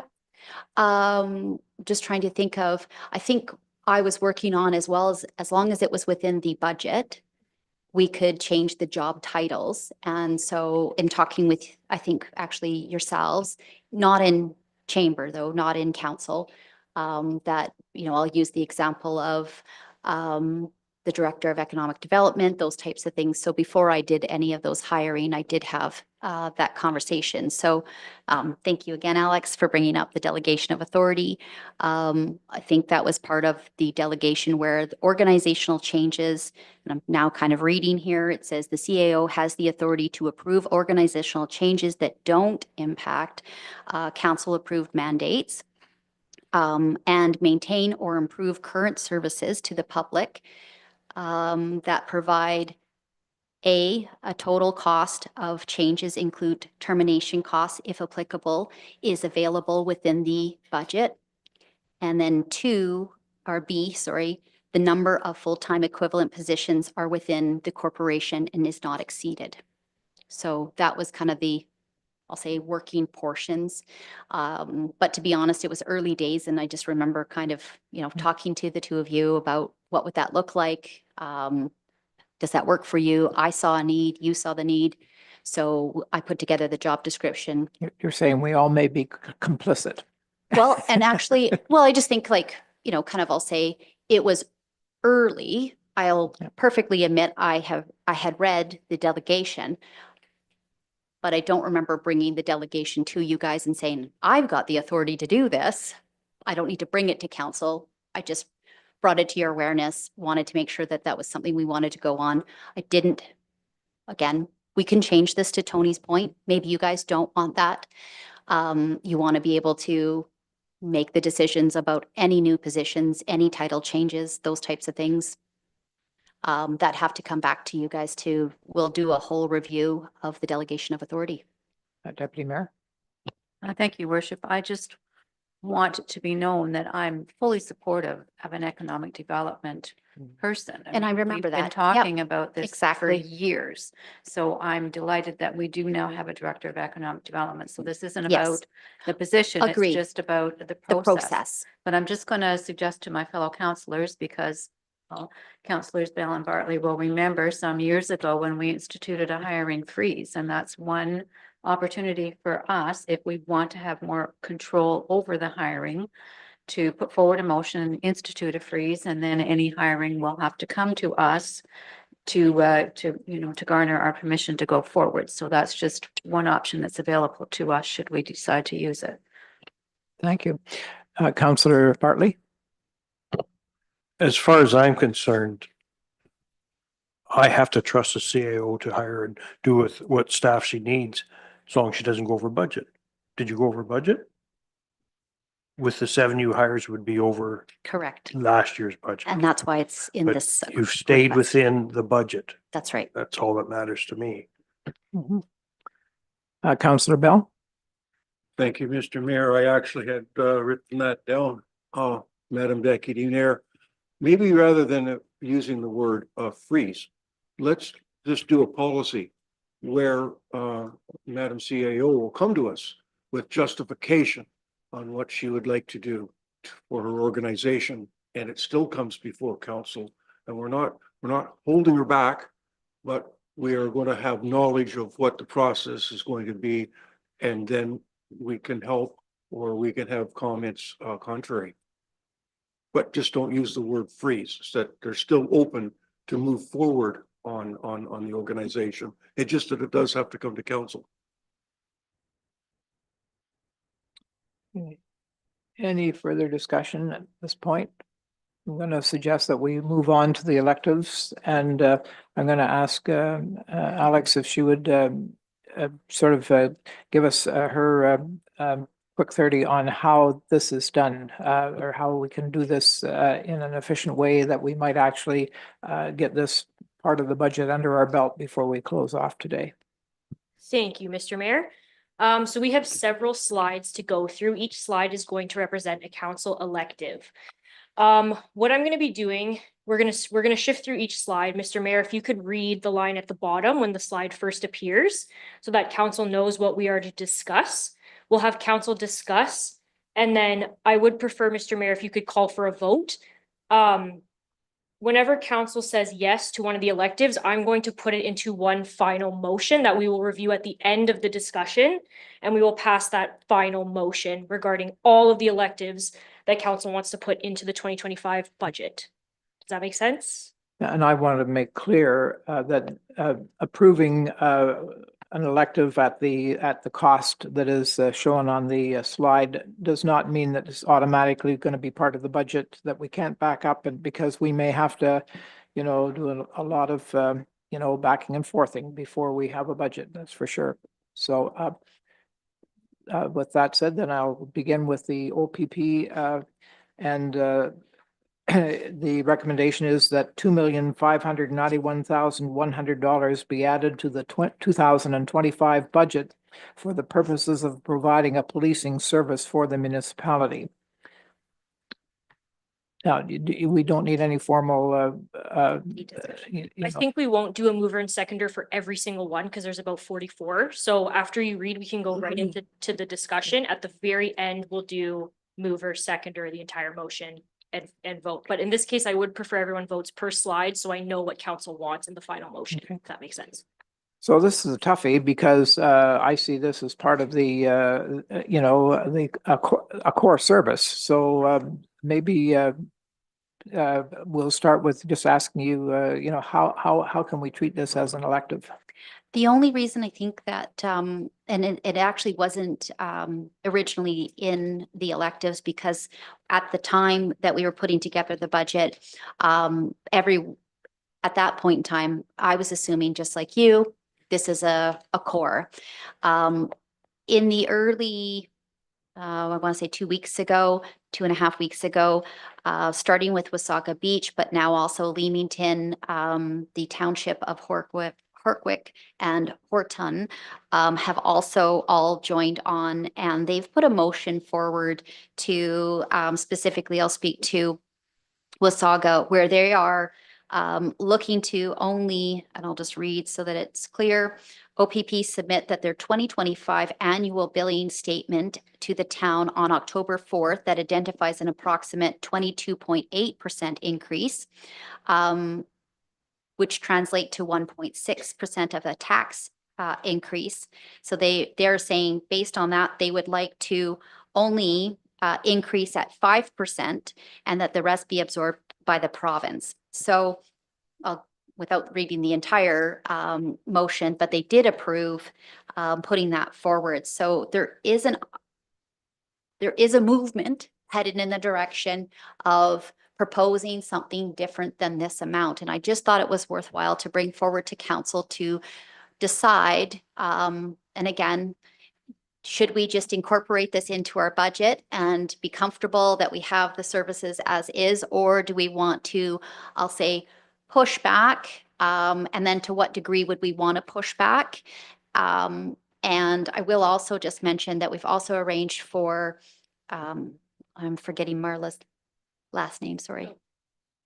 Barfoot, thank you. Marla Barfoot from OPP will be coming to council next week on the 25th to do a presentation, a quarterly report, but also to answer some questions if you have any. But I would like, if we could, a sense and a vote on this one so that I can recreate, if you will, version 2 with this number in or out, and maybe at a different percentage if you'd like. Councillor Greenfield. My comment feeling is I'm not even prepared to deal with this particular today. This is, as far as I'm concerned, absolutely absurd. We have in our correspondence other municipalities, Leamington, 14.5% increase, Howard Township, 21.15% increase, Midland, 26% increase to OPP. To me, this is a subject for AMO, big time. I'm pretty sure they'll be jumping in on this. If not AMO, likely also Roma. My feeling is we should set this aside, put it on hold. I'm guessing there are going to be changes, hopefully in a downward number procession. But I don't even want to deal with it today or in the next couple of days, because I think there's going to be a lot of discussion in the future, and for us to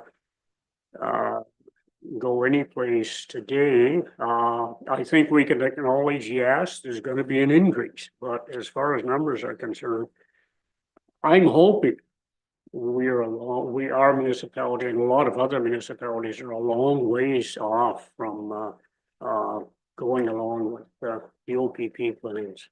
Councillor Bartley. Thank you, Mayor Kentner. So this does give the township of Meaford a 25% increase on the OPP costs. Adding 14% to our impact levy is fictitious. 2 million of that's already in our levy, okay?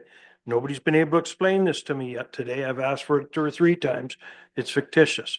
Having said that, I've spent a lot of time on the phone the last few weeks. I was talking to the Premier's office, and I was talking to the Solicitor General's office, and I expressed my opinion as a card-carrying PC, how absurd this is and how this happened.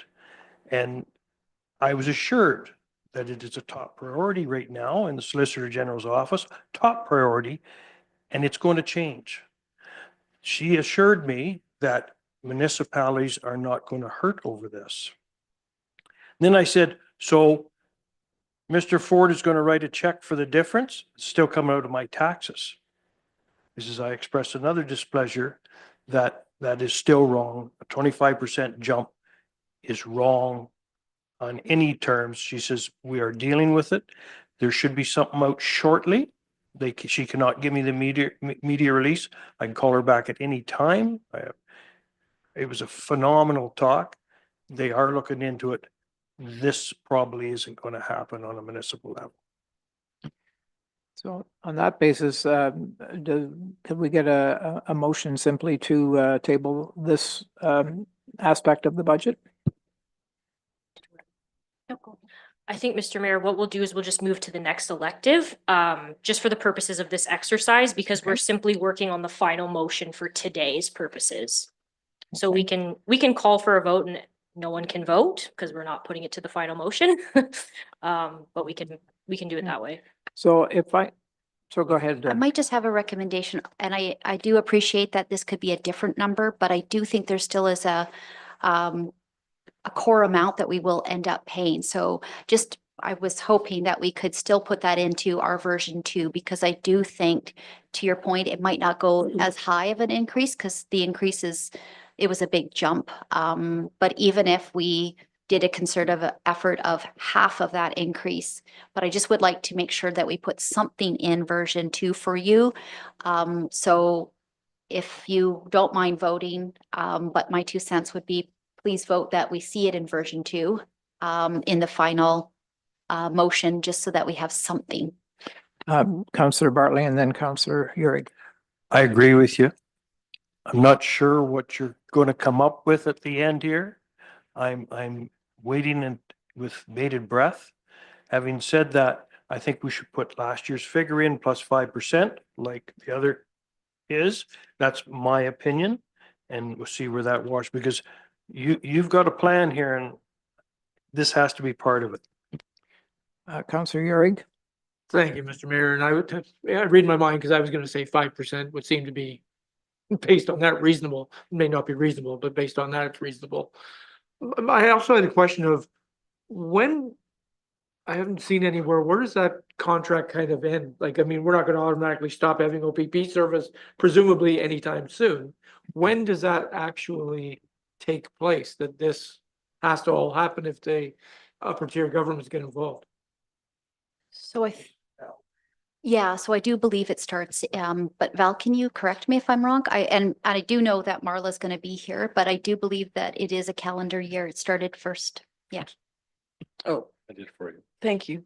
It is a calendar year. It's January, December. They usually, I'm not sure. Normally there would be a reconciliation. There are credits that come throughout the year as well for different types of things.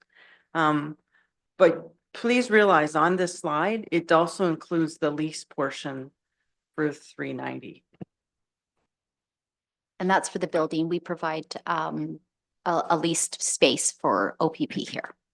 Councillor Bartley. Do we discuss the lease on this? This is part of it. Yeah, it's all in. May I put my 2 cents worth? I'm being told the building's not being used by the OPP. Some officers says, well, yeah, twice I went the last year and wrote a report. It's not being used. The big sign out front appears that Meaford has OPP here. Building is empty 95% of the time. I suggest we drop the lease. It's coming up in March. Supply them with an office if it's available at the fire hall or something. That's my opinion. Put the sign up back there, the OPP sign. But it's $80-some thousand and it's not being used to my knowledge. And I had a point, I want to know, pardon me, I want to know whether we want this back in the core budget or as an elective, because we're always going to need a police service. And I think we should resolve that today if we can. Deputy Mayor? Thank you, Your Worship. So I suggest when Ms. Barfoot comes, that we pose that question to her. What is the usage of the office, and make a determination at that point of how we go forward. And I'm more inclined to leave a higher amount in here today, because I'd rather see the budget then eventually come down, because we have been successful with a reduction, rather than to go 5% and then find out, that it's higher and have to put money back in. I just would rather come down. So if Kim wants to go half, I could live with that. But yeah, let's hear from Marla about the office. Anything else there? Okay, we're moving on to the next slide then, are we, at this point, or? Just wanted to vote, all in favor of having it on the final motion would Oh. be just a great hands up. You don't have to do a seconder and all the rest. We just want to make sure that it goes on the final list. Okay, and We'll put that, the original amount with a 5% increase. Correct. Okay. Yeah. so can we just maybe hear that motion? So I have that the 2024 OPP dollar figure plus a 5% increase be added to the 2025 budget. So I just need a vote if that's what we're considering for the final motion. Okay, do you want to make a point? Well, Shirley wants to make that 5% more. So And I'm curious to know, Kim, does that include the lease then, that 5%? Well, that's why I was kind of letting that a little bit be, a bit of a wash. So if we move, like you had mentioned, maybe a half of the total, so that'd be 7%. Was that not what you had said, Shirley, that you think maybe half of, to increase not 5%, but 7%?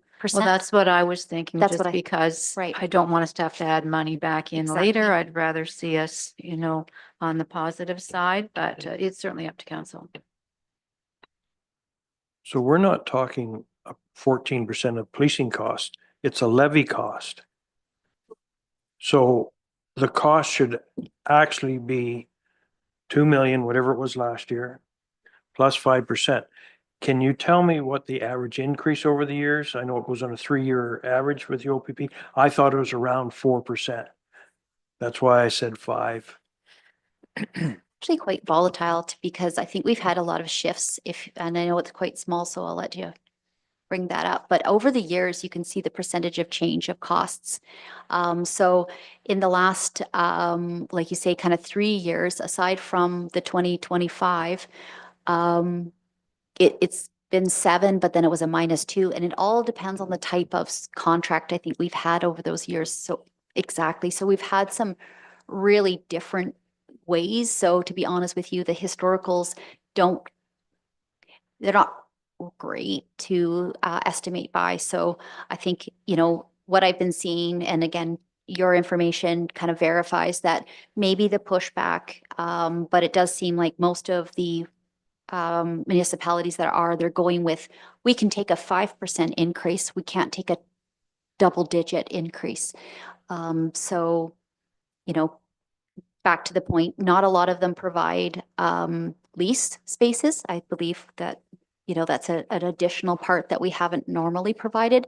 I think when I was talking to Marla last just about the components of the space, and while I'm sure they would be very welcomed at the fire hall and to use an office, they actually have a requirement for also cells. And so that space that we have for them, we've done some fit up custom to their needs.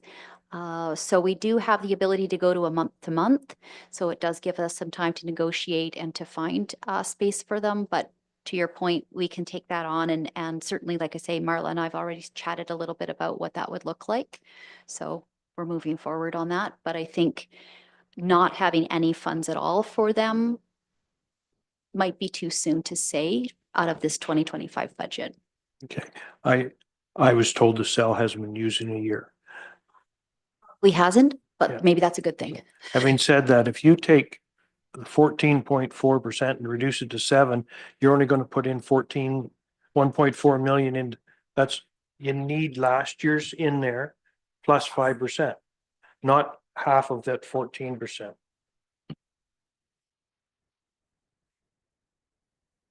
So the motion is,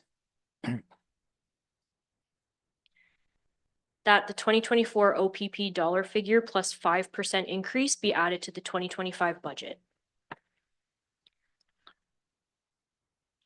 just before I call the vote, do you want it engrossed in the 6% increase of the like the first budget rather than the elective budget? Because next year and the year after and the year after, it will be a core. Yes, it will. So in the budget version 2, it'll have all of your priorities will now be consolidated into one so that you can see kind of where are we at now that you've made these prioritized decisions. So we're going to pull it all together is the intent.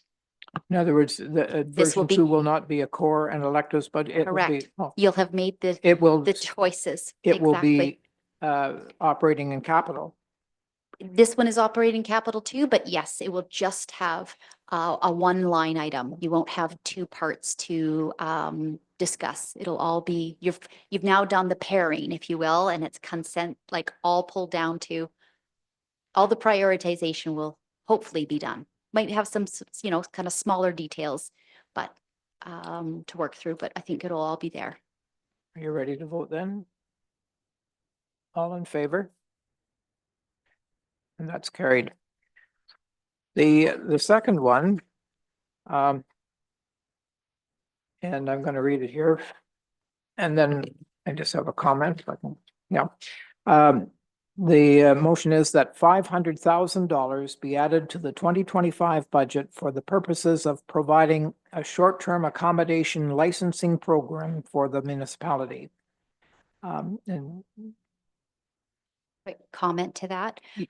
We don't believe that we could get it started for January 1st. So I just challenged Eric to put together, could we start before the May long weekend, right? Could we have a program up and running with that? So I've just asked him to revise that number because again, this number was calculated based on a full year. And I know for sure we won't be able to be up and running at that time. So just as a. I want to make thank you. I want to make a comment on this particular one because this really incorporates my dilemma. And that is that council, is committed to moving forward with a bylaw. And you put in front of us a $500,000 price tag, which is to say, we can't afford this. It's 3% of the budget. And I'm willing to vote on this, but we are going to take this apart because it is not going to cost $500,000, not going to cost near that. And we need some time to discuss what we think it realistically will cost. And that will be what we vote on. And so we need time. Would you like to hear Eric give you a different number with the estimate? Sure. I just want to make it clear, we have a big discussion about this to have, and it's got to come down dramatically. Okay. Let me just tell you the evolution of that $500,000. So that was originally all of the costs that you saw in the report that was given to council on November the 4th. So that's that $500,000 expense line. The council unanimously voted to move forward with a cost recovery system, whatever that was, that would be established. So as we sit here today, if we did a cost recovery, there would be that number would be a 0. Is that correct? That's your understanding. Okay. So mine as well. Okay. So we heard some deputations and we've, on that particular day, we heard one side of the story. And I think that we all are aware of the other side of the story, which is economic development, tourism, income for our residents, employment for turnover staff, accommodation for families and friends, and mortgage support for many of our residents. So there is another side to this. So this does affect our community in a larger way.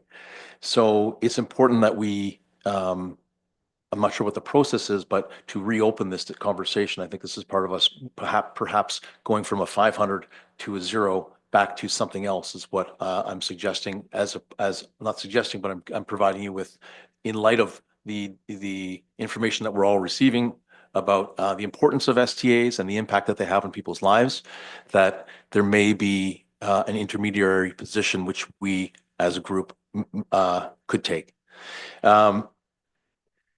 So striking that balance point is what one model is that I'm just going to suggest to you here today, just for your consideration. And so it's not really specific, but just to give you an idea what that number, that 500 that's there, could be changed to and adopted into the budget. So as an example, just an example, these are the assumptions that we're taking, that the costs that you are challenging, I'm now refuting that, saying those costs are real. Those are people that have to do inspections, building, bylaw enforcement, in order to verify any complaints that happen. You need to have staff available to qualify those. In order to have the demerit system in place, you'll need to have staff to verify that there actually is a reason for those demerits. So I just challenge, just pushing back a little bit on your assumption that you can get those down. So I agree that we can trim them down, but this was just a really good starting point. In this example, there are two tiers. There would be an upper threshold and an upper tier and a lower tier of STRs. So what the criteria is to split them would be maybe a one bedroom would be the second tier, and then someone who had a 5-bedroom, more income, more bedrooms, whatever the qualification is, but that would be sort of a tier 1. And so you'd have different prices. This is fairly standard in other municipalities. No matter what we do, we're obviously going to be implementing a regulation fee. So this is going to cause attrition. We're going to take our number from 232, which is the number that we're just kicking around, which it will be affected by whatever we do, whatever regulation or whatever fee we are going to put on these STRs. It is going to have, people are going to make that choice to say, it's not worth it for me anymore, or they're going to say, I'm going to move forward. So in my one example, I put in a 75% retention rate, so 25% attrition. So we're going to lose 25% of them. Sound reasonable? Well, you haven't heard the numbers yet, so maybe. And this is all just guesstimates at this point. We're just it's a hypothetical situation. So as Kim suggested, we would start this process in March. We'd start with the hiring of, there would be a program manager, there would be fire, there would be building, there would be bylaw. These are all people that will have to implement, would have to execute the qualifications. In the London example, what they do is they do eventually get to the inspections. They grant them in advance, and then they run it over the year. So they have a longer time to get those verifications in place. But they eventually do, and they do an annual check. So that would be something that there is no way around it. Really, there's no way around it for you to do these inspections. So this has to happen for this licensing plan to be in place. And then based on that, we're starting in March, finishing in December. That's 9 months. So we're taking a 75% reduction of that. Sorry, for this budget year, there will be a 75% expense. So based on that, the tier 1 and the tier 2, just some rough numbers, a licensing fee of $500 for a tier 2 would bring in revenues of roughly $66,000. A tier 1 at a licensing fee of $1,750. Excuse me, I'll have a quick drink. Too much talking today, you guys. So there, that would bring in a revenues of roughly $141,000, leaving the difference between the 9 of 12 months expenses, which is basically 75% of the $500,000, gets us to about $384,000 in expenses to run the program, less your income, which is more than doubled. The proposed one that Tony suggested was 246.31, wherever the number was. So that leaves us with a balance which would come to about $242,000, which takes that 500 down to 242. And so that is one scenario. There will be many others, many other different balance points, but I think that the point that this council will have to wrestle with is this an elective or is this a cost recovery? And when you look at the totality of the municipality, when you're speaking of the value and the risks and the rewards of this program, I think you really need to look at the benefits of this program as well as and balancing off. And I think it's important that we come back with a shared responsibility between the STR and the budget. Okay, everybody wants to talk at once. I'm done. No more questions. Councillor Forder. Yes, thank you, Mr. Mayor. And Eric, thank you for that. I'm not in favor of asking the taxpayers to pay a dime to fund this project. So we need to find a way that this project completely covers itself, whatever that cost is. I can't in good conscience ask taxpayers to fork out more money to support something, even though I do recognize the importance of an STA bylaw framework. We got to find another way. I don't accept that. Thank you. So I'm just going to go around the horseshoe this way. And Thank you, Worship. So I'm thinking in our first year, can we not look at, for the sake of our STA owners as well as ourselves, a bit of a tiered approach? So, because we know we can't ramp up completely in the first year with all of the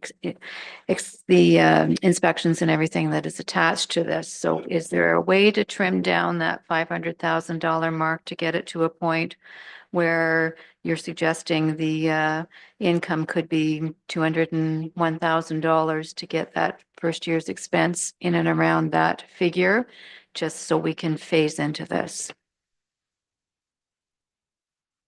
I'd have to look into it. I mean, I think we can get that number down. I want to do that as well. I mean, that would be where I would like to see this as well.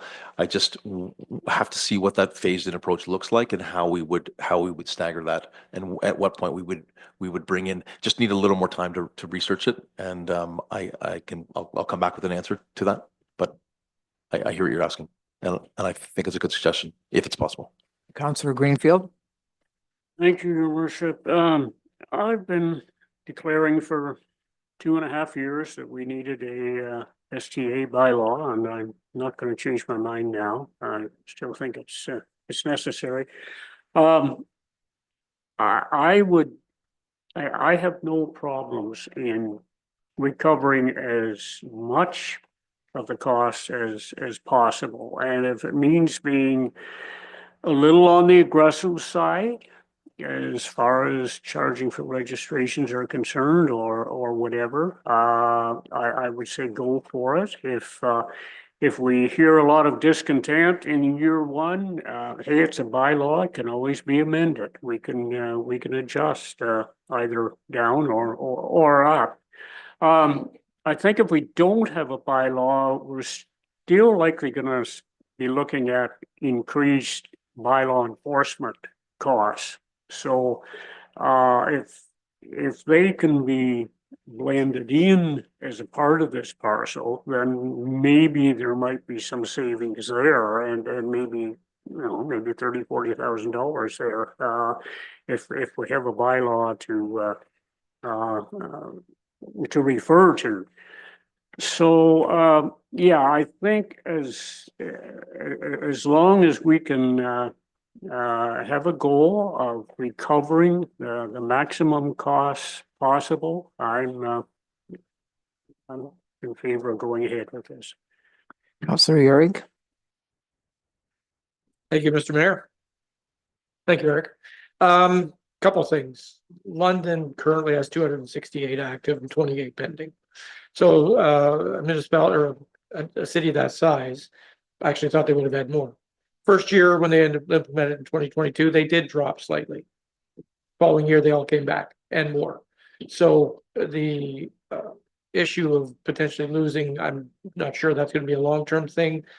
Everything tends to kind of mellow out and go where it's going to go anyway. Having said that, they've got 268 and they're only charging $175 a year for their license. So my question is, when you said that their model still pended or required inspections, did they put a time frame on that?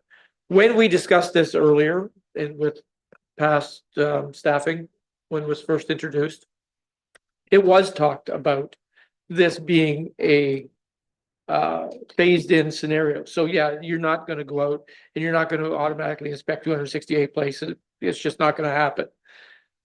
What I'd like to know what London is doing in terms of their expectation of being able to get to all these. I said before, they're in our municipality. They're basically running a hotel. If something goes wrong, we're going to get sued already. We're already assuming some kind of responsibility and liability on this because we will be sued if something goes south. So that doesn't change the fact if we say we are going to implement kind of inspections on this, we will get to that. So whatever time period that requires that we can get to it without making it onerous, because what we've seen a lot of in our correspondence, we also have a housing crisis here. And many of the people, there are a number of people who do this, and that's how they are affording their mortgage, is they are augmenting that. So to make it onerous by saying we're going to charge an exorbitant amount initially isn't going to help that either. So we're also contributing to the social aspect of the scenario. So that's why I don't want to see this be an onerous cost. I do have a bit more of a problem with the luxury one in the water. It's just a 5-bedroom, knock yourself out, go. I feel more so inclined for the people who are trying to survive, and this is a way of doing it. So using London's model, can we find out more information about liability concerns on extended inspection basis? Because if we can extend that costing over a number of years on inspections, a lot of this hit is inspection. The licensing aspect is very little. The bylaw aspect, we're hiring another one already. That is already kind of going to be in place. And we already know that if it is totally onerous, we're bringing in the police if we can afford them. So I don't want to make this onerous to anybody, but we need something to create a demerit system. So I would like to know the implications of that extended inspection process, what that looks like and how long that can be. Because if they're doing it with 268 at only $175 a pop, they're either really funding this heavily or they're extrapolating that out over a long period. Councillor Bartley. Thank you, Mr. Mayor. And thank you, Eric. I was hoping you were going to bring a tiered thing up. There's no way somebody should pay the same amount in a 1-bedroom versus a 5-bedroom. I agree with you. And I hope your pushback is logistical, not personal. I'm going to take it as logistical. And I personally, with Councillor Forder, zero cost to taxpayer. The first year we go into this, I want to take it out of reserves to fund it, and then everything goes back to reserves to fulfill that reserve. It shouldn't come out of the tax levy at all. You mentioned 500 and 1750. 1750 is 2 days rent on some of these houses. If it has to be 1,000 and 2750, that's what it's got to be to go forward. That's my opinion, but it should, I want it neutral to the taxpayer, even though opening up funding will come out of a reserve. Councillor Bell. Thanks, Mr. Mayor. We've all read some emails and correspondence. The good people who do a good job, who don't have their neighbors complaining. I've answered some back and said, thank you for being a good host. And I know in the future that just because of your activity, you'll be a good host in the future. So 3 things have come forward. I don't want this to be a taxpayer problem at all. Zero implication on that. And I also think that we have had a report that there was 233 that are listed. And if we ask them just to come into the admin center and say, I run, this little short-term accommodation, I understand I need to have basically a number. I'm one of them. And to have a very minimal fee, and I'm thinking when I say that, $200. You come in, you're doing it, and you're doing whatever you need to do. Demerit, that's where Holly and her team and the OPP and everybody get involved, and that's the costings, the bad actors. So the bad actors, in my mind, you need to have a demerit system where it doubles. So you get a complaint, you're at 4, you get 2, you're at 8, and it gets to the point where you keep on paying that money and you're making that kind of wealth doing this, and it doesn't seem to bother you, then we really know where the true bad actors are. So I agree with you, Councillor Uhrig, that having inspections done, we are today, as we sit here, sitting here without any inspections. I also read some reports from people who say, this will be cutting into my business. And that is the exact thing of where we're at. And I've always had difficulty with the short-term accommodation from, Revenue Canada's point of view. When somebody starts a business, you ask the question to an accountant, do I need an HST number? And the number comes back, you need to make 30 grand. Well, if there's short-term accommodation people who are charging HST because people are accustomed to paying HST, but they're not really making 30 grand, you're not supposed to do that. But then if you're making more than 30 grand doing this, you have an HST number, then that gets recorded. And so there's knowledge of that. And we also hear the government of Canada is going to make something that if your home has been lent out in this situation, when you go to dispose of that, you are going to be penalized capital gains for what you've done. So the government of Canada is looking at this. So there's a problem with this in that degree. So short, no implication to the taxpayer. Start with them coming into the admin center, $200. I know who you are. They'll get that back short time. Good actors will remain good actors. It'll be of no implication to them at all. The bad ones will come to the top if we have a system that says complaints equal dollars. That's what I would like to see. The good will remain good.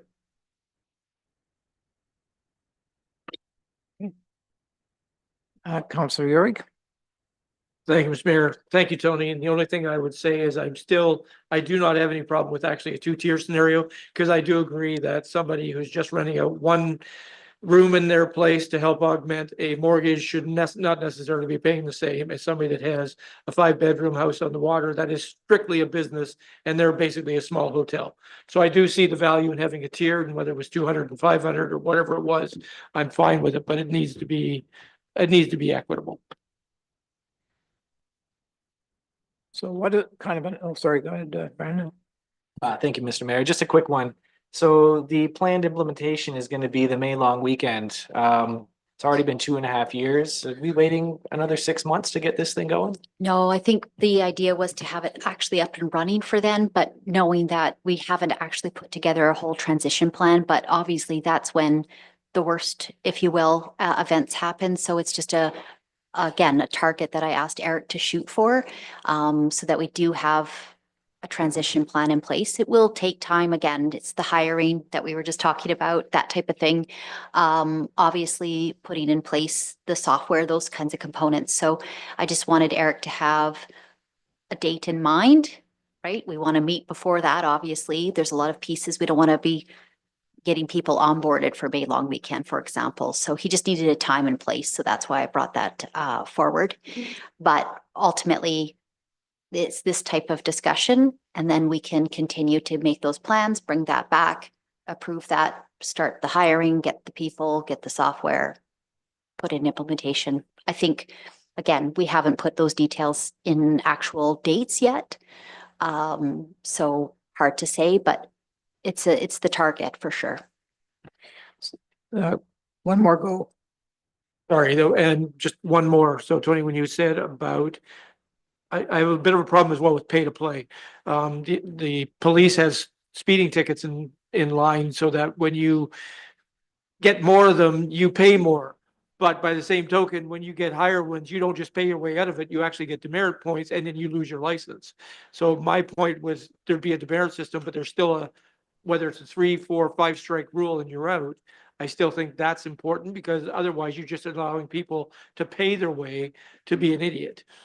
And to be a bad actor, and I don't approve of that. So I think you need a demerit system with teeth, as in an end game.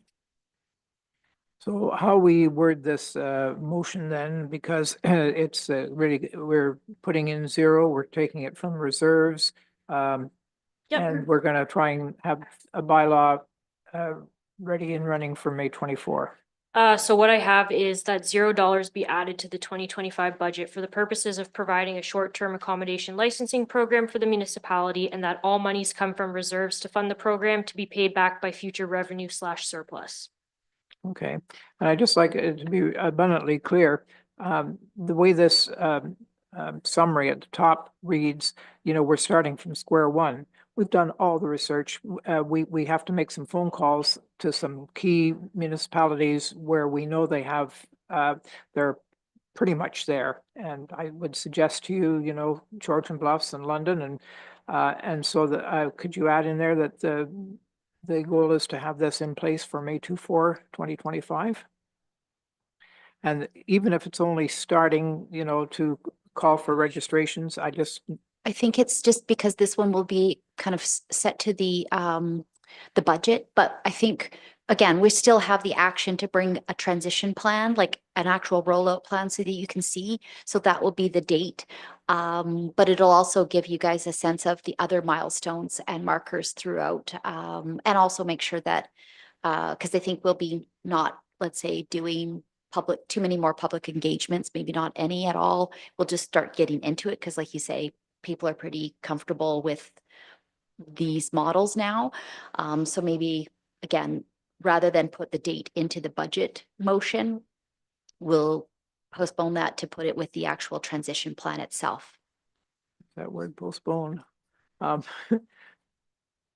do you feel? I was going to about say, and it the is time? coming to council on the 25th. So that would be the place that we could put that amendment in with the actual report. Sorry. Everybody knows what the motion is. Are you prepared to vote? All in favor? That is carried. The next one, and again, it's very similar in my mind. The motion is that $453,000 be added to the 2025 budget for the purposes of providing resources for a new splash pad for the municipality. Mover and seconder? But so, okay. Okay, so all I know is that this was going to be done a year ago. And now I'm not sure it cost $453,000 when we approved it. So I'll let you go first and we'll go around. Thank you, Mr. Mayor, and through you. Did we not have grant funding for this project? Is that applied to the project at all? So through the chair, sorry, it's me. We've applied twice for grant funding, one of which I did myself and someone prior to me did as well, and we were not successful either time. Unfortunately, the one thing that we do know is that we do have a working relationship now with the Sydenham Optimist Club, and we are in the process of finalizing an agreement where they're willing to fundraise up to $30,000 for use on the project. So that is currently the only guaranteed funding outside of us paying for portions of it. My other thought is my number from a 2024 invoice is a bit different. It's slightly less. So we could adjust the number to what the cost of the project is to be. I think the idea is to add a project manager, but we do have project managers in like as staff, which I feel like at this point, this went through the McCarroll Park Master Plan. There's a lot of feedback that was garnered from that.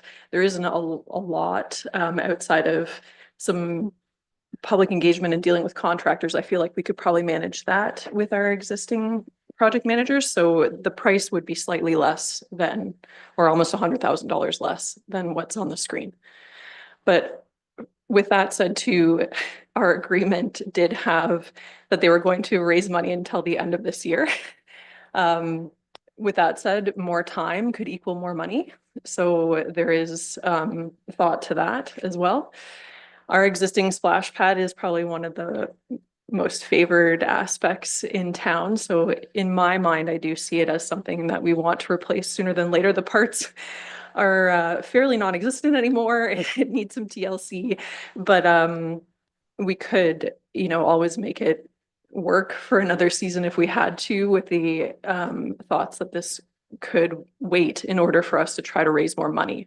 So there is that as a thought too, in full transparency. Thank you very much. Yes, please. Yes, and through you, sir, just a quick follow-up on that. Jess, thank you for that. As a father of 3 kids, I spent a lot of time down there, and I can say that place is extremely popular. Being a community that does skew a little bit older than a lot of other municipalities, if we want to make this community more attractive to families, particularly those with young children, we need to have modern amenities like a splash pad. We might be able to get another year out of this, but if something happens, it can be down for weeks at a time. In the middle of July, nobody's going to be happy about that. So I do see this as quite a worthwhile investment in a family-friendly facility that there's no other options like this, certainly in the downtown core in Meaford. So I think this is extremely important. Thank you. Councillor Bartley. Thank you, Mr. Mayor. And question, Brandon, do you use it more or do your kids use it more? Having said that, I live 25 miles away, but I think this is a really good project. Did we not put some in a reserve for this already? I thought we put 150,000 into a reserve for this. Through the chair, we have put, they'll talk it through, but there is some funding put into into a reserve. It's not quite 150,000, I wish. I know we put some in, so that's For sure so there that is. changes that figure, For sure. correct? Yes. Now, this is a stupid question because I ask stupid questions. But we have money in our regular taxation right now. We have 1.7 million for bridges already in our taxation. We got 1.7 for roads already. We have money in the parks plan already in the taxation. Can this not come out of that? Through the chair. So just so I understand, it's not a stupid question, especially if I don't understand. We do have the 0.5%, which I think is what you're talking about, right? Which is for facilities, yeah. And does include parks facilities, if you will. Is in that the facility? The 0.5% includes facilities. So it could be a park washroom, you know, you name it. As of now, the 0.5, which is the next slide, so we'll talk about that in a second, but as of now, the roof on the arena is the big ticket item in the 0.5%. So no, and I think we were truthfully very hopeful that we would be successful with Trillium funding. And when that didn't happen, here we are. But it could for sure, but then do we want to bump out the roof or the arena roof? I'm not sure, but it is a possibility. Where I was going was before we started this 1.5, before we started that, there's still money in that taxation to do things, right? There's still money there. It's not just since we started this 1.5. There's no money to do anything other than the 1.5. Is that correct? That's not true. Every year, we have I'm going to call it a magic number. And every year we add 0.5, for example, for facilities, we add 0.5 to what we budgeted last year. So every year that dollar value is increasing by, say for this year, it's like half of the 1%. So, but every year we're increasing it, but in our capital budgeting, the money has already been allocated to other projects. So then we would have to look at the other projects to see if there's anything on those that could be pushed off. So the question I have at the moment is, what is the number, the cost? I'm down to 153,000 and I.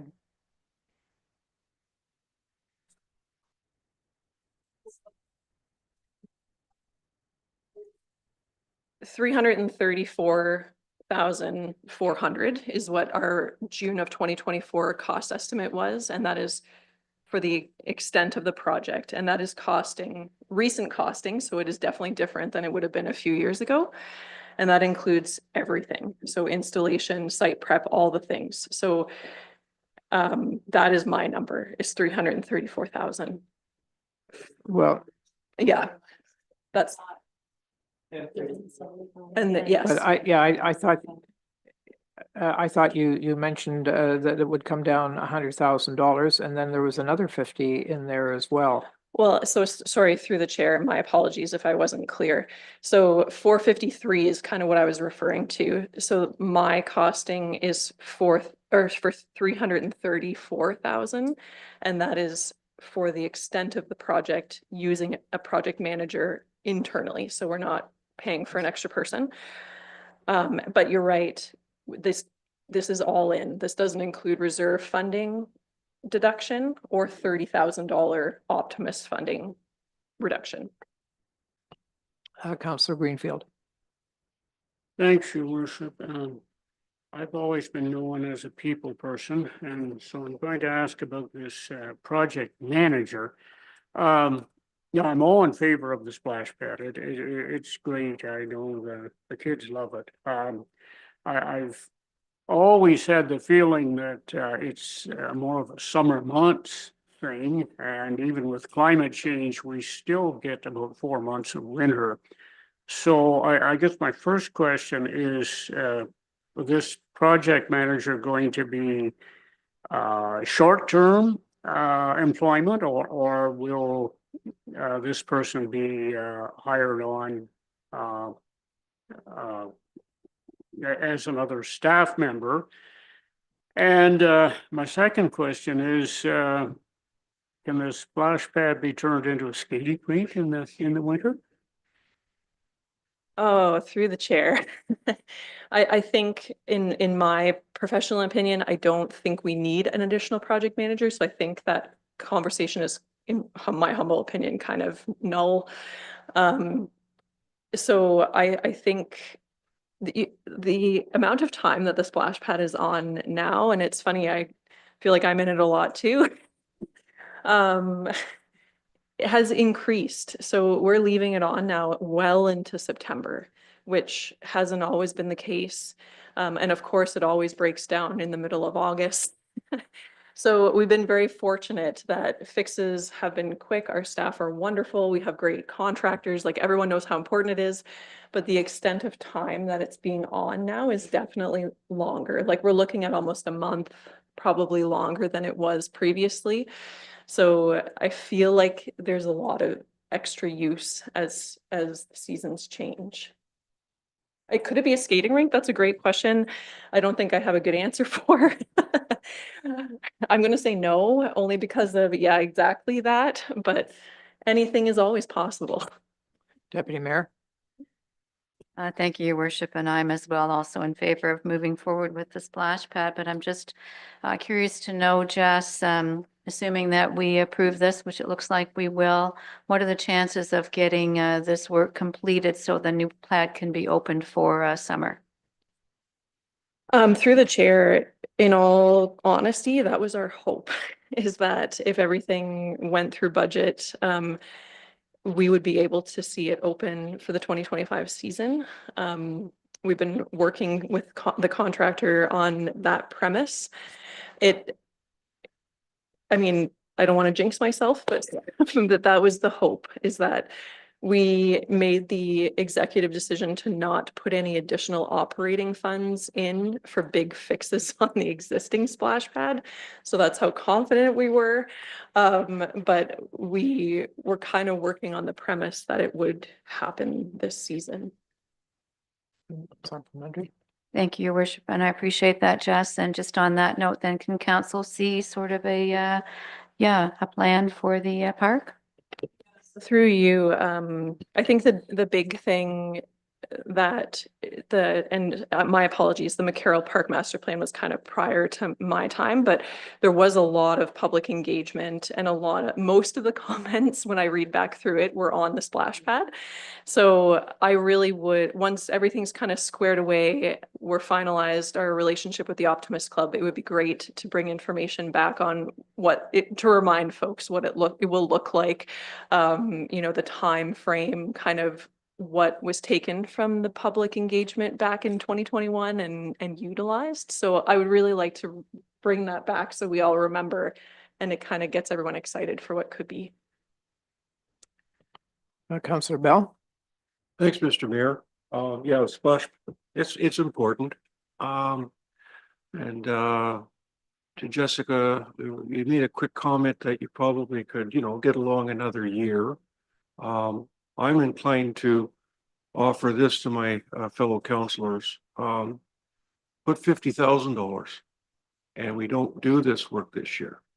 50,000, I work a lot with pumps and things. So if something like that blew up or stopped and you need a contractor to come in, yeah, then we know, and it would also give the department time to come back in the future and make sure we do have it open for the season, but not to levy this amount, but put in 50 grand. Sorry, go ahead, Val. Okay, if I'm correct, it's $334,000 that's what our budget is. And we do have $150,000 already stored in reserves that we did put some money away in 24, and we took $75,000 from our surplus in 23. So that adds up to the 150, and then the Optimist Club was 30,000. So it's going to be a net of about 154,000. Change my number, fellow councillors, to that amount. I thought there was more there, yes. So, Councillor Bartley and. Thank you, Mr. Mayor. The 334, is that just a splash pad? Weren't we going to be moving buildings and everything in that main thing?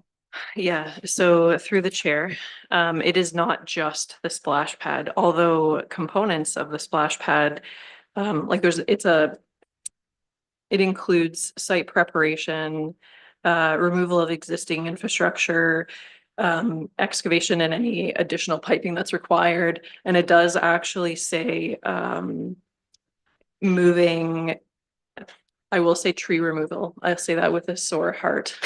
But it includes putting it where it needs to be, because the proposed splash pad is substantially larger than the existing.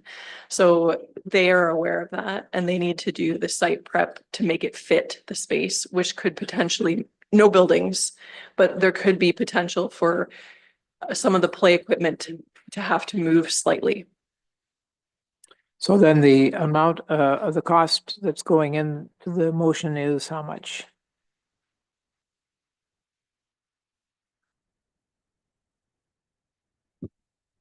So what I have is that 154,000 be added to the 2025 budget for the purposes of providing resources for a new splash pad for the municipality, and 150,000 be taken from reserves. The total of the project is 334,000. Reserves are going to cover $154,000 of it, and Optimist Club, which are donations, are going to cover $30,000 of it. So should I add the 30,000 into the motion? So the balance is just 154, okay. Do we have a percentage of the levy or impact on the levy? 0.79. I just want people to be clear what we're voting on, that's all. And are you ready for the vote? Are we ready to vote on this? Bearing in mind that everything will be up for grabs if we cannot get this down to the total levy down to a number that we can live with. But yeah, this will be in version 2 though. Okay, all in favor? Bravo. Okay, the next one. This is that $363,000 be added to the 2025 budget for the purposes of providing resources for facility maintenance projects for the municipality. Who wants to go first here? So just on the top, just draw your attention, there is a number of projects and they're quite small, but they are listed just at the top there. So I'll just read those out, but correct me if I go off of our numbers. So if you don't mind, just pull up the spreadsheet just to show. I've got this. I can read it too if you like. Oh, good. Yeah, I I just wanted to show you where that number came from. Okay, everybody can see that. Facility maintenance projects include emergency and exit lighting replacement, Blue Dolphin pool filter replacement, Patrol B sand dome wood and shingles replacement, lawnmower replacement, Leith Beach upgrades, and canteen upgrades. Councillor Forder. Yeah, thank you, Mr. Mayor. And through you, just want to get a little more information on what the works involved, like the Leith Beach upgrade. What does that look like for 20 grand? It probably won't involve, but all they have is a porta potty. That is the extent of their amenities. Through the chair, can we talk about another one for a second and I'll do it for you? That would be wonderful.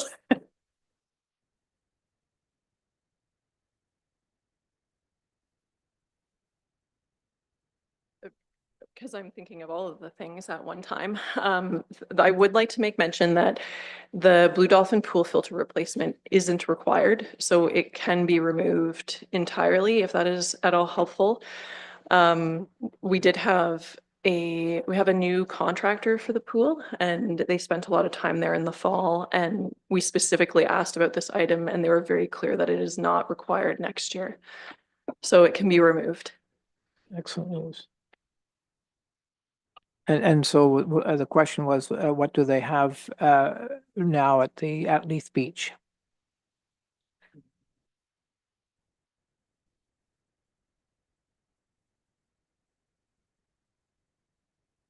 Well, you have an answer for that. Please go ahead and then we'll. Outside thoughts that should be inside.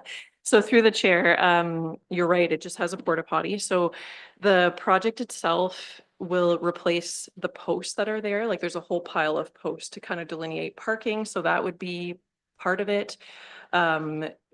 Utilize or installation of some armor stone and kind of level the ground. Like it's more of a site upgrade, if you will, like make it a bit better for the whole parking, this concept of parking. So it's not necessarily like picnic tables in a pavilion. It's more just make the site a bit more easily accessible, a little bit safer to delineate where the parking is because it can get a little out of hand, but that's what that is for. Deputy Mayor. I do think Harley was first. Oh, sorry. Yeah, Harley, you were first. I'm sorry. Yeah, thanks, Your Worship. Yeah, the roof replacement on Patrol B sand dome, that roof was replaced not that many years ago. And if there was ever a roof designed to run water off, it'd be that sand dome. So I'm wondering, I know lifelong shingles are about 10 years in duration, but I guess I'm wondering, could some of these projects be put off for another year? What would be the ramifications of that? Would that mean there'd be twice as many in 2026? I'm just wondering if there might be one or two that aren't absolutely necessary to be done in the next 12 months. Steve, were you going to speak to that? Yeah, I can speak to Patrol B. That's why it's in this budget line, so not in the 0.5 that Councillor Bartley mentioned. We had made the decision based on our BCAs that it was recommended that this roof be done in the 1 to 3 year timeframe, shingles being done in 2. And then the plywood inside it has been noted that it's starting to fail. But it is recommended to be done in the next 3 years based on our BCAs. We did do repairs to that, to the shingles this year. We had that windstorm that peeled off half of the office space out there. We had to redo that roof completely in the Sydenham office. And in that same storm, we had to do repairs to the sand dome. I think it was, the roof was done in the 90s, so. But it was slotted into this budget line when we were going through our 0.5% every year. Okay. Thank you, Your Worship, and I appreciate that answer, Steve. So Jess, I'm curious to know, coming back to Leith Beach, is there sort of a, I don't know that we've done a full master plan, but is there any sort of a capital plan as such for Leith Beach, or this is just been decided that this is the year to do this bit of work around the parking area? Through the chair. So I would say that I don't want to say there isn't a plan. It's a very heavily used spot. There's lots of people there in the summertime. I think it was more just to make it, I don't want to say safer either. It's not that it's unsafe, but just a little flatter space, like easier to access, and try to make it a little bit easier. For what it's worth, these are the projects, and I think Steve just mentioned it, that fell out of the 0.5%. So they were things that would be great to do, but we didn't think that they were good enough to make the 0.5%, if that makes sense. So if there are, it is important, but I think, could it wait a year if that's what we're asking? I think so, in complete honesty. And that's exactly what we wanted to hear, Jess. So I would certainly suggest we move all of these forward into the 26 budget, but I just wanted to ask, the canteen, is that Memorial Park? No, through the chair. It's actually at the arena. Okay. So I feel if you asked Rick, he might think that it should happen sooner than later. But I mean, it functions the way that it is now. There are some things that probably should be addressed in the next year or two, but maybe that's something that for next year we look at prioritizing what upgrades are required. Sorry, Councillor Bartley and Councillor. Thank you, Mr. Mayor. So that Leith project has nothing to do with the river that was told to us by the Métis. Okay. There's a second one for that. Having said that, other than the Leith Beach, because it's been absolutely left for years and years and years, I would like to put the rest not for now. Until somebody can explain to me how we got a 36% increase. Our next thing is Gray Sauble. Add 271,000 to our budget. It was in last year's budget. It can't add that much money to this year's budget. It was already there. Nobody's explaining this to me. I'm missing it. As the new hires put all the pressure on the budget, that's what it is. It's the new hires. And so we have to throw the capital in the bathwater. I don't think that I don't think we want to throw that's why we're having this prioritization conversations, is what things give, because all of it is too much. But okay, I want to keep the Leith Beach in, and the rest we'll put aside, not at this time. And this is an amendment, is it? Or no, We're just working on the final motion. Yeah, So okay. I have that $20,000 be added. Sorry, I wasn't finished, for Leith Beach upgrades to the 2025 budget. Specifically, it's also for the parking lot. So I think it might be good to just specify upgrades in the parking lot. Was that better description? I would probably just leave it just generic. Yeah.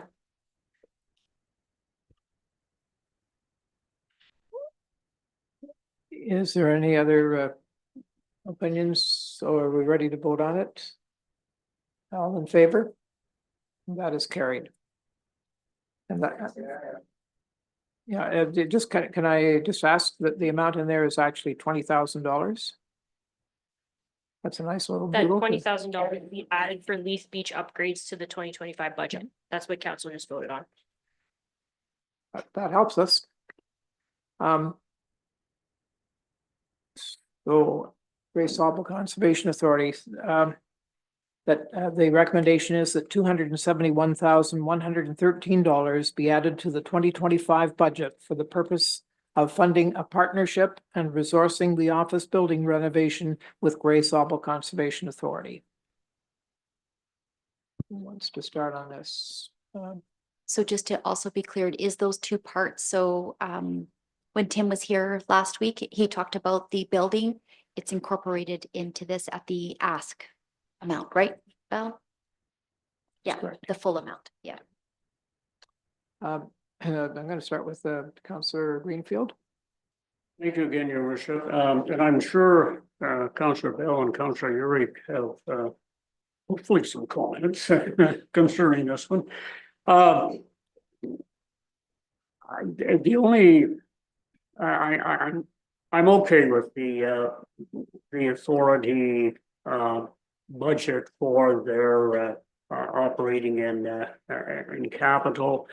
If you look at the municipality Meaford increase, it's something like I think $11,500 a year. Now that's the increase, that's not the total, but that's not out of the way, I don't think. I think that's quite reasonable. It seems to me I can remember something as far as the renovations were concerned. Was the authority asking us for $25,000 a year? Is that the number we're looking at plus the annual levy amount? I just wanted to get that straight. Again, that administration building over at Grace Harbor is it's unique, but it is outdated, and the staff at Grace Harbor has grown. The attempt to reach out to the public in the last 6-7 years, that has increased big time, and that has required more sensible spacing in their building. So I can go along with this. It's the renovation, and the original building has lasted 50 years. If the renovations last another 50, I don't think that's too bad of an investment for our municipality to help out with. Deputy Mayor. Thank you, Worship. So I'm just curious to know in relation to the renovation side of things. This isn't just about Meaford, there's a number of other municipalities contributing. So do we have any sense at this point what the other contributors are deciding? Are they in or are they out? Because if others are out, then it's probably not going to go forward, and we don't want to be the only ones that aren't in. And what is the risk of us saying no to that $25,000 portion? So when Tim was here, he did speak a little bit about exactly that. And what they've done is they've done an amortization, and his thoughts and what he had mentioned to you is that he would, if we were out, if you, as you say, he would come back to find a way to make us in. So I got the impression that because, and again, it would be very difficult to not support is what I got, again, the notion, it's very much like, I'll call it a contract, an agreement in which we have in place to support them in these types of things. So I think it would be more of a, how can we get to a place that would be available? So that might look like a longer amortization schedule. And that's what Tim had mentioned during the presentation. So it wasn't necessarily an out forever. It might just be a longer amortization period so that the impact would be less. So I think that was more the topic on the table, so. And I'm not aware of anyone actually saying no at all. So I think just to that point, people are potentially looking at a longer schedule, but no one is walking away from the conversation. Councillor Urick. Thank you, Mr. Mayor. It's in that point, Deputy Mayor, around, and Tony will back up, around that table at GSCA, it's the same conversation that's happening here. There are other municipalities who are questioning whether they can absorb it as well. There are municipalities that are smaller than ours that are having also large increases, and they have great concerns about it as well. So we don't know yet, because until everybody else gets their budgets in and determines what they're going to do, it's all kind of hurry up and wait and see. But there is definitely concern for more than just us about this long-term investment. What is the number minus the capital project? Do you happen to have that, Val? What's the split? Yeah. To subtract 25, okay. And really, there are no options, are there? I mean, yeah. So let's move on. Sorry. Oh, I have a comment here. As silly as it sounds, this is an elective thing that we're looking at. I think cancel it all. If it's an elective, we can do that. We don't need Grace Sable at all. That's why it's on here. I bring that. Yeah, well, I mean, we can certainly talk to them. I know when I brought it up, people had said that's been brought up before. So to your point, the probability of success, I think again, that would be something very similar to Tim's approach. It's not just something that they would say we could walk away from, but how could we make it work for you? So I definitely get the impression they're open to those types of conversations, but very similar to, I'll say OPP.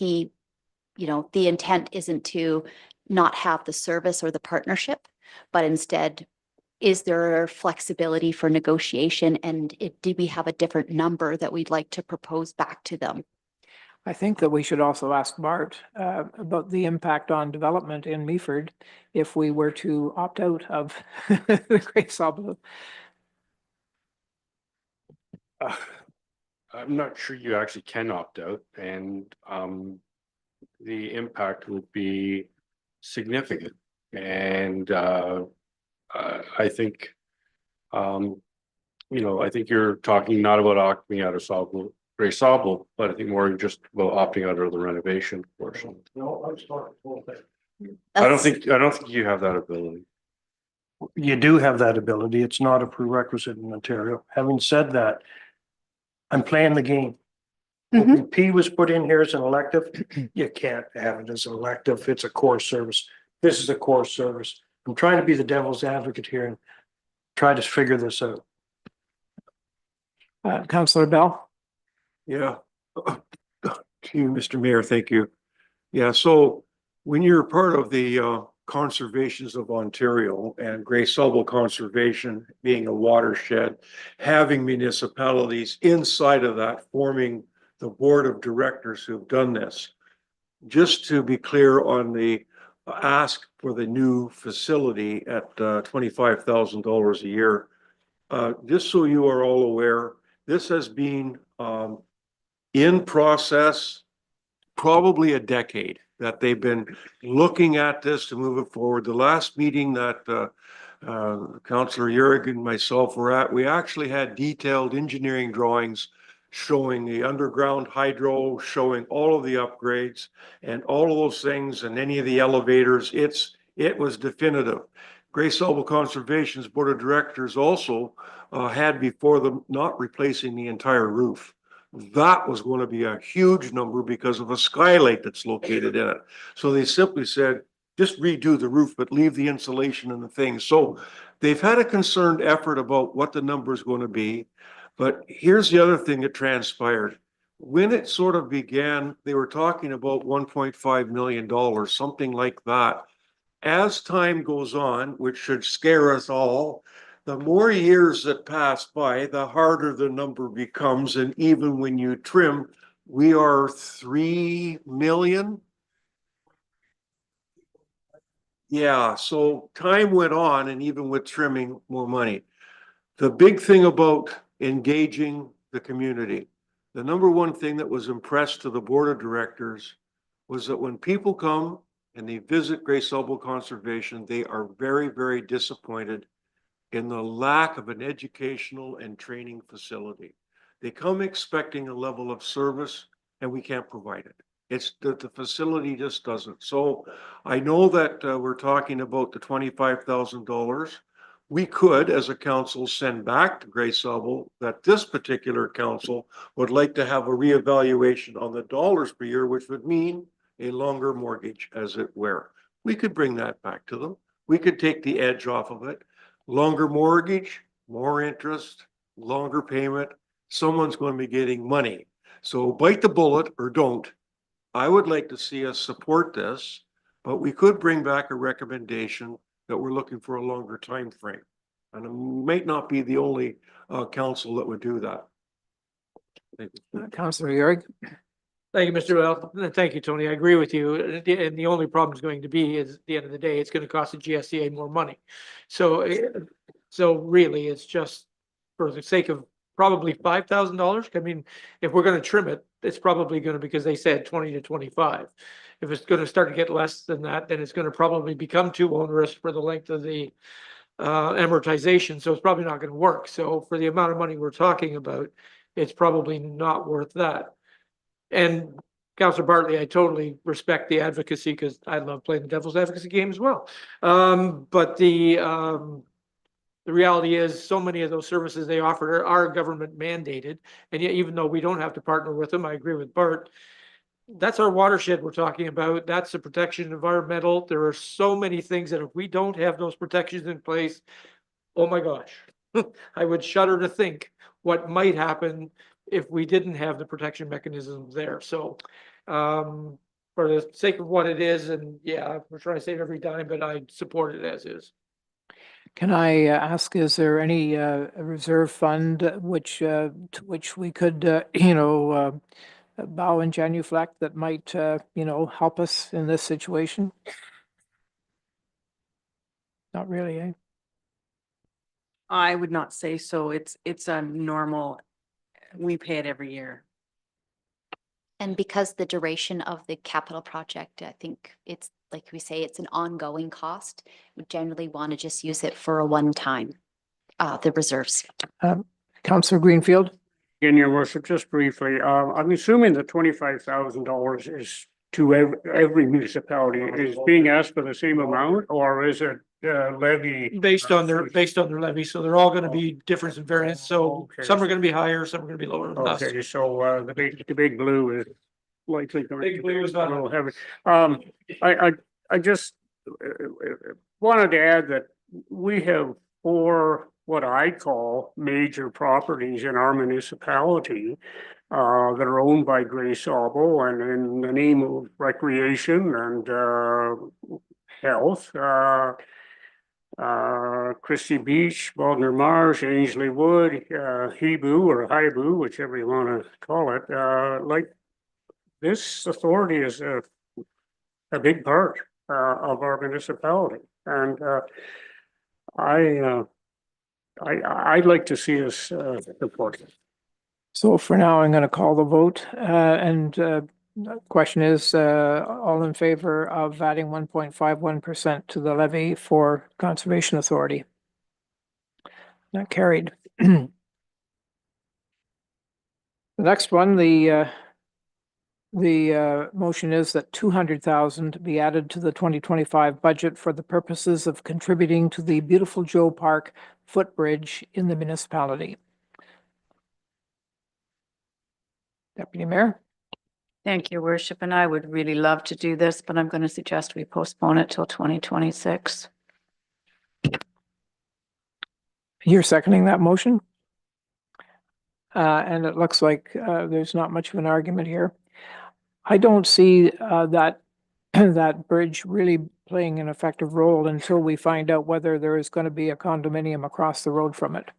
And if there is, maybe the people there will, want to chip in too. And I'm just thinking that I'm for postponing it too for the time being. And with all due respect, without the good work of the members of the Beautiful Joe Society, we would not have the nest egg on which this builds. So, Councillor Bartley? Just questioning the price. When it was brought forward a few years ago, it was 800,000.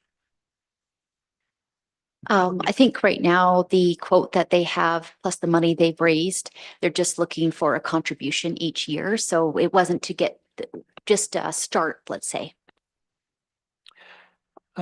Councillor Greenfield? I think it's worth noting the Friends of Beautiful Joe have raised $168,000 on their own, so I think we have to take that into consideration. Yeah, for sure. Well, are you speaking to not postponing it for a year? Okay. Any further discussion? I think I, for one, am very clear that we will revisit this in 2026. And, but I'm going to call the vote on removing this from the electives at this time. This is for removing it? Yes. Okay, thank you very much. It's done. Next is the, make sure I'm on the right one, and I'm not. This is such a simple. Yeah, but oh yeah, okay. Then the recommendation here is that $158,480 be added to the 2025 budget for the purposes of providing library services to Meaford residents at the Owen Sound Public Library. Deputy Mayor? Your worship, this is one, in my opinion, we have no choice but to go forward and continue with this. The two things that we've promised the residents of Sydenham are the ITFD and their continued membership at the Owen Sound Public Library. So I fully support going forward with this one. Councillor Forder? Thank you, Mr. Mayor, and through you, completely agree with you, Deputy Mayor. One thing in the description is that it says it provides library services for residents in the areas of Leith and Annan. It provides library services to everybody in Meaford. I'm there all the time, and I don't live in Leith or Annan. So just that description, I think, needs to be reworded, but I'm totally in favor of it. We need to support the library. It's essential. Councillor Greenfield? In your worship, I think we all remember fond memories from a few years ago when we tried to get out of this contract. So I think it's about as close to a core service as you can get, although it could still be argued as an elective, because we do have our own library in municipality. Yes, I really don't see it as an elective at all. I think we're all in agreement on that. I was going to say, in just a couple of points, and Brandon, thank you very much, because I know over the contracts, it was open now to all of the municipality. Additionally, the contract in and of itself actually doesn't end. I believe I was told it was 2027. So again, it sounds like we're all moving in that direction, but I just wanted to bring that attention as that even next year, it will kind of, if you will, still be a contract standing, and negotiations probably at the end of 2026. The next one is, did we vote? Let's do that. So all in favor of the levy for the library?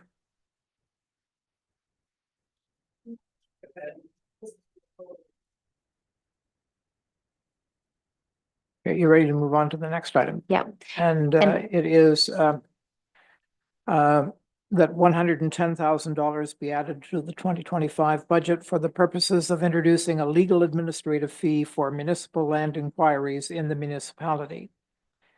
So we brought this forward under the fees and charges as well. It was just for continuity and to make sure that the public knew, because we just, again, there wasn't a lot of new fees and charges. Like, this is a brand new introduction to the legal fees, but it did already get voted in through the fees and charges. I just don't know why we're going to levy a charge against the taxpayers to establish a new collection. It's not, I think that was just it's just an error. Yeah, that's what I was going to say. It's just an error. It's an error. Oh, sorry. Sorry, we're not hearing everything. No, I'm sorry. I'll speak a little clearer. No, it's an error. that there is a charge to levy because it's actually, like I say, it's a new administration fee. We can just draw a big line through this. That's right, Beautiful. without messing up our numbers. So, but I don't think there is actually a motion that we need to take on this one because again, it was covered under the fees and charges. So just, it can be a skip. Okay. The next item is that $102,179 be added to the 2025 budget for the purposes of enhancing planning services in the municipality.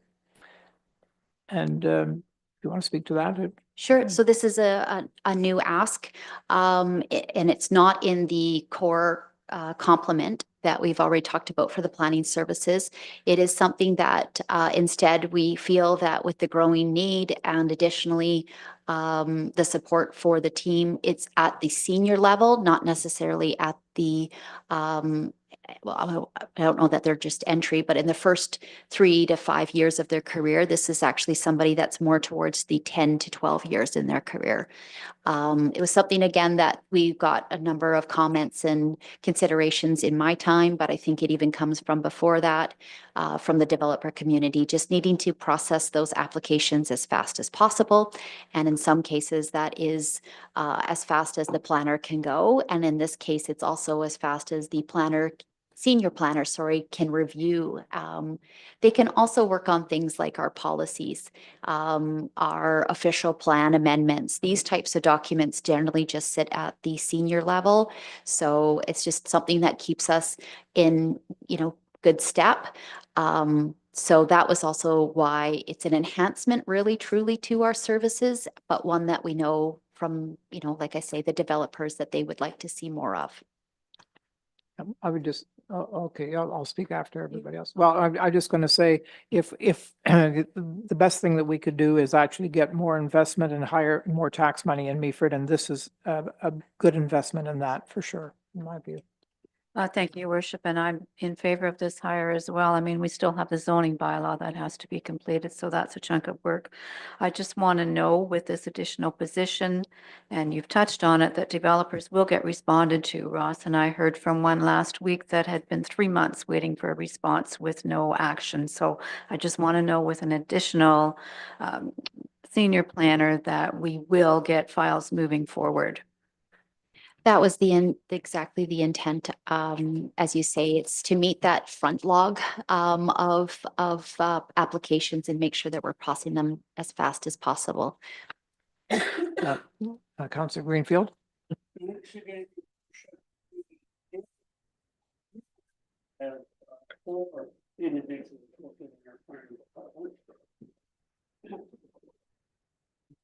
Thank you. Sorry about that. Anyway, back to our planning department. We have previously had 4 planners at the old library. We're now down, I understand, to 2. However, we have been contracting planning services to some degree through Ainley and Associates. I guess my question is, could those contracted services supply the same duties, perhaps for less money? So Ainley provides in our applications a couple of different roles. Most of the money that we've been spending and the work that Ainley has done to date is on the engineering side. That work still needs to be done, and it is a specific type of engineering. So that's probably not something that we'll have in-house in the municipality for some time. But since we actually have 4 positions in the current planning team, a manager, 2 planners, and then a technician, I'll call it. So what this is going to be is actually a 5th position. That said, we actually have 3 people currently. So we have 1 vacancy, and that vacancy came up, I believe, in August it started. We have been doing interviews, and even as recent as I believe the interviews were yesterday and the day before. So we plan to fill the planner position. But this is, like I say, the consultant that we've been using, we had one person off for a medical leave. And during that time, we used Ainley's consulting services for planning purposes, not for the engineering component. So we're going to keep that to help us with some of the concerns and delays that we've seen with our developers. So we have kept that consultant on to help with some of those backlogs right now. So yeah, we are supplementing the planners, but that's only been in the last 2 months. The senior planning services, we've been supplementing with consultants mainly.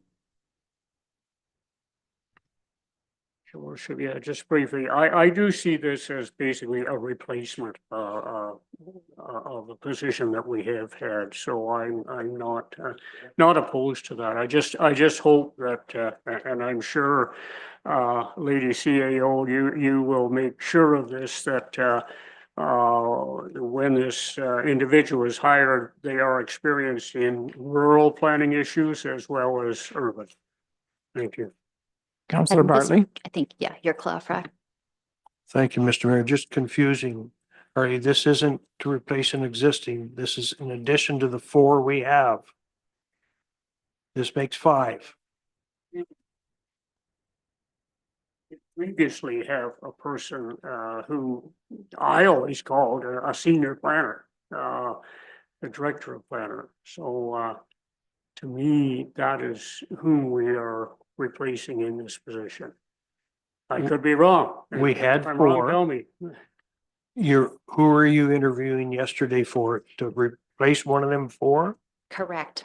We were replacing a planner. Okay.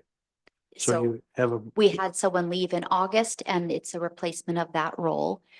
We do see the need though of a senior, so someone with more years of experience to complement out the team entirely. so you have a manager, 2 planners and an Technician. assistant. Yep. This is position 5 in that department. Correct.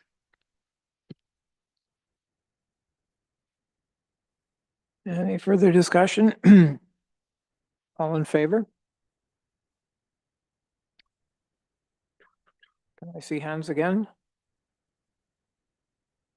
4 to 3. That's carried then. Thank you. The next one is that $100,000 be added to the 2025 budget for the purposes of providing resources for a municipal-wide road speed study for the municipality. We got harbor dredging just first, I think.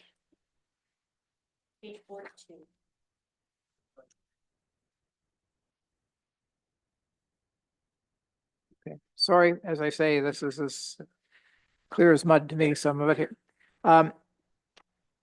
So it's that $100,000 be added to the 2025 budget for the purposes of providing dredging services to the harbor for the municipality.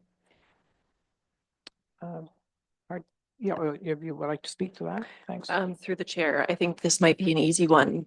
We had discussed, I'm not imagining that the other day when we met, that I believe we are able to complete the work without requiring additional funds for it. So I don't think this is required. I think we're able to do it with existing funding. Excellent. Without getting into the complexities on where that is and how it happens. And I want to emphasize it's entitled Enhanced Harbor Dredging. There is no harbor dredging. It hasn't been for a decade. So yeah, So through I the think- chair, the plan, at least the plan I believe is that we will institute a regime of dredging. So Wonderful. we're in the process of figuring all of that out, permitting requirements, all the things, and we'll come back to you once we have it figured out with what we foresee for a schedule, if you will, of what that would look like. So again, I can cross this off. This is one that we're not having to deal with at all, and that's great. It's great news.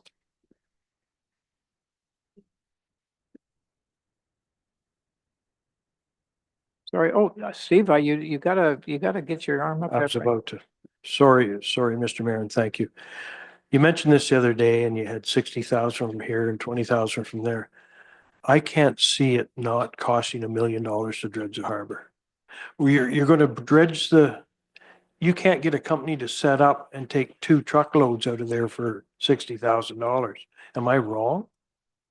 Through the chair, so I don't think the intention is to dredge the entire harbor, which I would think would cost an awful lot more than what we're talking about here.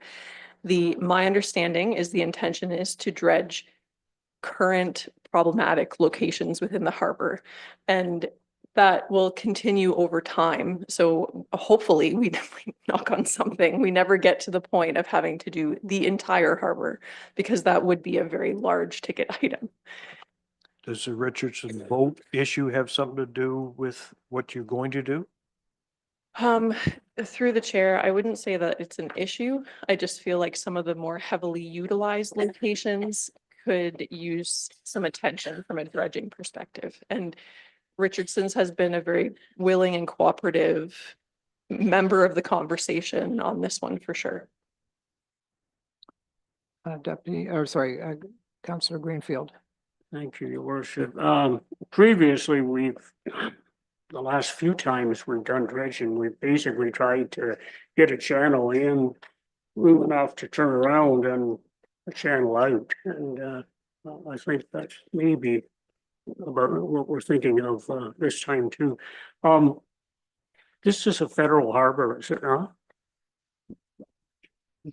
So doesn't that put an extra player into this game or potentially? Through the chair, are you insinuating that maybe an extra player that would contribute funding as an example?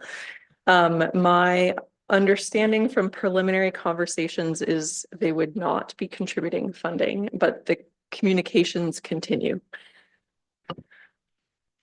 I think it's important. A lot of people, I'm sure, wonder, well, why do we have to dredge the harbor? But I think we have how many boats in the marina? I know we have 100 people on a waiting list to get into the marina. If the boats in the marina cannot get into the harbor to gas up, we will have wasted all the money on the marina, and which is, by the way, I think a profit center. So it's a no-brainer as far as I can see. But thank you for the good news that, it can be done in-house without, that's awesome. Now I've completely lost where I am, and I'm going to suggest that we take a 2-minute 7th inning stretch. Just, stand up and walk around a bit so that you don't have a stroke.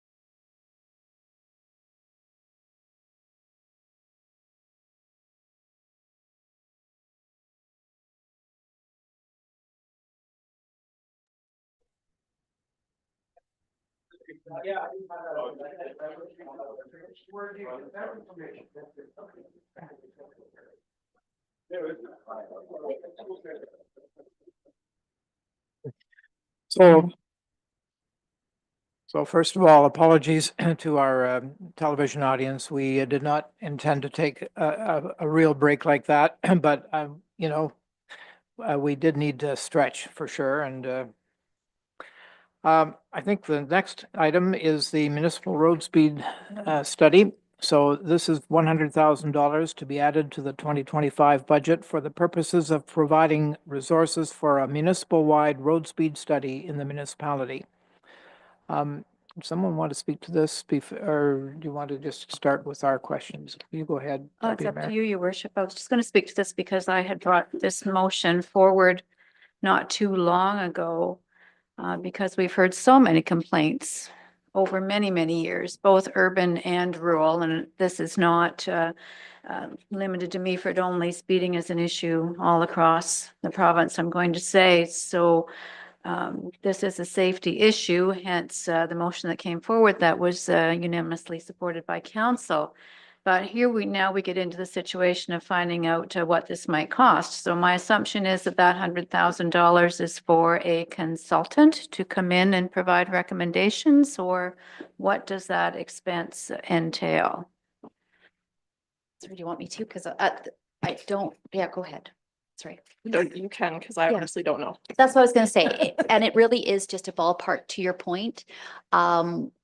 On a consultant providing some services, generally speaking across, and I think, again, we can pull up the actual resolution there, 2024-3107. But the idea was to look at across multiple areas, not a specific. I know it came up because of a particular, but to do it as a Meaford-wide study. So that was, again, to that point of we haven't had time to actually get a quote on this exact piece. So it was just a placeholder. It is, I think, an opportunity for, again, is there still an appetite to continue with this work? And is there a threshold, a top end that you wouldn't want to see it go past? But yes, the intention was to have that consulting service provide us guidance on what we should have across the municipality. So if I may follow up, Your Worship, and understanding that it cost us almost $10,000 to look at one intersection, then $100,000 is probably not far off for a whole municipality if we can get it done for that. Because I think, my original intent was not connected with a spend of this nature. I was more hopeful that this could be managed in-house, perhaps working with our OPP. So again, coming back with an understanding that when a motion comes forward, in the future, I want to know the dollar attached to that before it comes to council, because now, I have put my fellow councillors in a position of having to make a second decision after supporting the original motions. So this is not something I want to see continuing going forward. But in any event, I want to hear from the folks around the table, and we'll make a decision on this. But $100,000, I can't support, even though this is my motion. Councillor Bartley. Thank you, Mayor Kentner, and you've put me in a position to say not at this time. I think that our starting point should be, we had a major traffic study. I think we should get it down, dust it off, and see what it says. I'm sure there are options in there for us. And so can we take another 0.56 off the levy? Wonderful. Here's one that I didn't really anticipate. I guess I knew about this, but this is $100,000 to be added to the 2025 budget for the purposes of funding a partnership with the Grace Falbo Conservation Authority to address waterway conditions in the municipality. I need somebody, I think, on staff. A little bit of context for this one. Yeah, absolutely. So we did have two gentlemen come and do a presentation. Again, we haven't had any of these conversations. So it really is, again, a ballpark of what it would cost for doing any of the work that they were suggesting, which would lead to particular to use the term of the dredging, but to remove some of that sediment that has collected and is contributing to the problems that they're having. I believe that there's also some rock work that was done at some point in time too from their presentation. It's just when they were here, they were talking about the problems and they were looking for support from Meaford. And certainly that we know Grace Sobel would be our partner in that type of work for that area. So that's what this is intended to continue that partnership, have some dollars in the budget to work with them. Again, the ballpark of 100,000 was just merely that is just an estimate of what that work would be without having gone into those details around. Was this with scope. some of the people that we visited with at Leith recently or not? No, this was two gentlemen, Bob and I believe it was Patrick. I'm forgetting. Sorry? Pete, thank you. It was a P. They had come and done a presentation. And it was their request to have Meaford support. They didn't ask for a specific dollar. They were just asking for support. And we know that that would come with work to be done that would have dollars attached to it. Councillor Bartley? Thank you, Mayor Kentner. I agree something has to be done down there. I was more looking at municipal blessing, maybe a municipal truck to haul some stuff away, maybe a municipal backhoe or hi-ho. That's what I was looking at. I wasn't looking to give the Grace Sobel $100,000 for this. I was looking to help them out 1 day or 2 days with our equipment. Councillor Yuri? Thank you, Mr. Mayor. Yeah, partnership with Grace Sobel implies that they're also going to be putting money in. Well, certainly we would need their expertise and their support. So again, we haven't had the conversations with them. Right. It's just to continue that ask that was presented. Okay, because obviously knowing where they are with trying to save every penny towards obviously doing that, I would hearken guess that if this came to the board and said, oh, by the way, Tim, could we do this? They would probably not be going anywhere. So I can't say that we'd be supporting it other than what, like you, to your point, Steve, unless there was some way of using existing resources that was not going to cost extra to do it. But if it's going to cost a dime, I don't think GSEA is probably going to entertain it.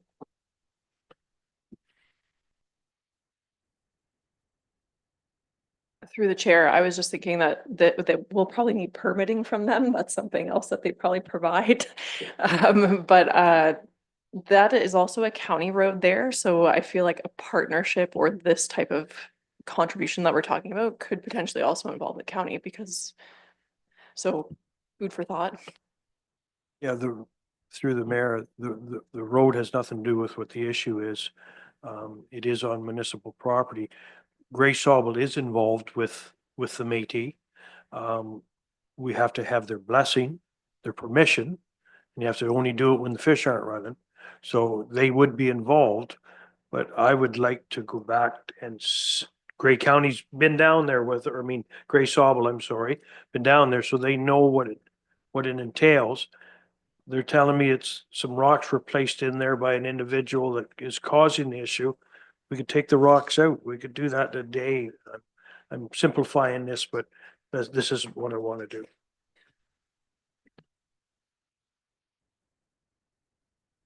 So is this another one we can just pass on today because there is not really a project here? Well, I think that there is, but maybe it's just a zero cost, right? So if I think I still hear that we want to engage and we'll still look at that effort, but that, at no cost. Great. So the next one is that $100,000 be added to the 2025 budget for the purposes of providing resources for an updated economic development 5-year strategic plan for the municipality. Thank you, Mr. Mayor. Thank you, Mr. Mayor. We're at the end of our 5-year plan now, which is from 2020 to 2024.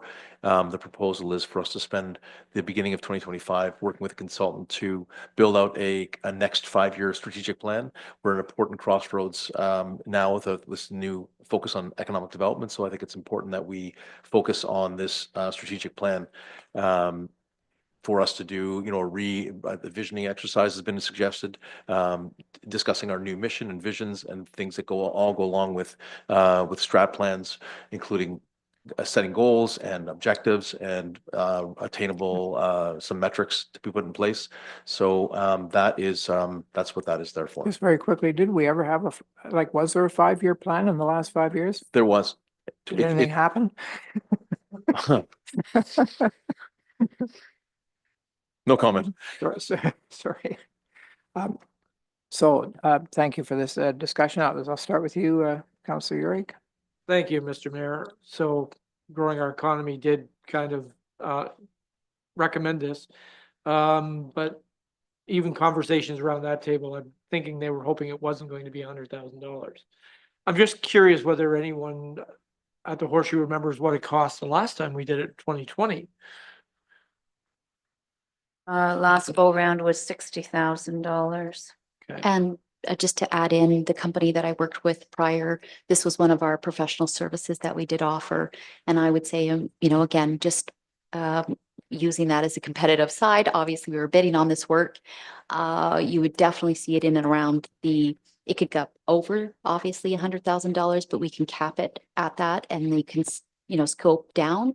I would say there still is the possibility though to get one at about $80,000. And, for the sake of just my personal opinion, I do believe that there is, it's not got the most updated pieces, but this is something that our community has talked about at great lengths. And again, my personal opinion is we could use the documents that we have, and that it would almost be better to put dollars towards the engagements to just keep that information flowing. But if anything, I believe, especially in this space, we have lots of plans, we have lots of texts. We haven't had a lot of actual delivery. So I would prefer to focus on actual tasks and deliverables, maybe not so much another plan, just as a point of conversation. Okay, you finish up and. So then basically the $100,000 is a proposal, not for consultant, more for in-house you're talking, or this is? I think we could use the documents, and the Main Street, provided a lot of another avenue of theoretical ways to go about developing. There's a lot of, and we'll see these coming up, dollars going towards the taskings in projects for council's priorities. I think even with the emphasis going towards the short-term accommodations, I feel like there's an awful lot going on in this space, and we really need to prioritize. So and again, principal documents like this do hold the vision, but I don't think ours is so outdated that it would leave us, not in a good direction. I do believe that there's a good sense of direction already provided in the older document, which is only a year old now. So I do think that we've got some good ideas. We've got a lot of people engaged. So I think that if you wanted to, this is truly an elective. There isn't a hard requirement. It's not going to be a stopgap. There's still plenty of work on the table within the budget that's already been allocated. And I don't think it would be a stopper by any stretch for economic development here. So we could actually still, because part of the problem, and I agree with 100%, the active strat plan that exists, the model already exists. So it's basically expanding on that and updating it. And I think that was the word that was actually used, is updating the initial plan. What was part of it, I think, was more the concern was more of the visioning and the public engagement to make sure we got community support involvement. So can we not do that captively in-house? Absolutely. Okay, so if Absolutely. we can That's do what I that was captively suggesting. in-house and not get it, then I would say remove this from that aspect from a Absolutely. consultant and make it an in-house initiative but we definitely need the updated strat plan. So and that's where, I would say, that's where we have one that isn't even that old. I know that it's older, but a lot of the people even on the advisory talk to the time that they contributed to that. Yeah. Again, even the engagements that we've had with the Main Street, there was a lot of emphasis towards economic development on that. So I think pulling together the last 2 years, 3 years of those pieces won't point us in the wrong direction. I think it's still very viable information. And to do another plan might not be our best use of dollars, but instead to get into actionable deliverables with the money that we have, I think will be much better use of money and time. With community. Absolutely. Perfect. Okay, Deputy Mayor, and then Councillor Greenfield.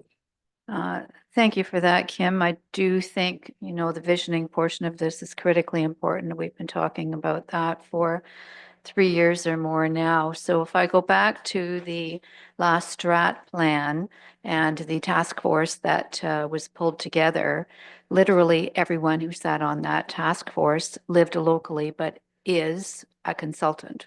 So if we can have success in pulling such a task force together again, some of those people might do a repeat performance.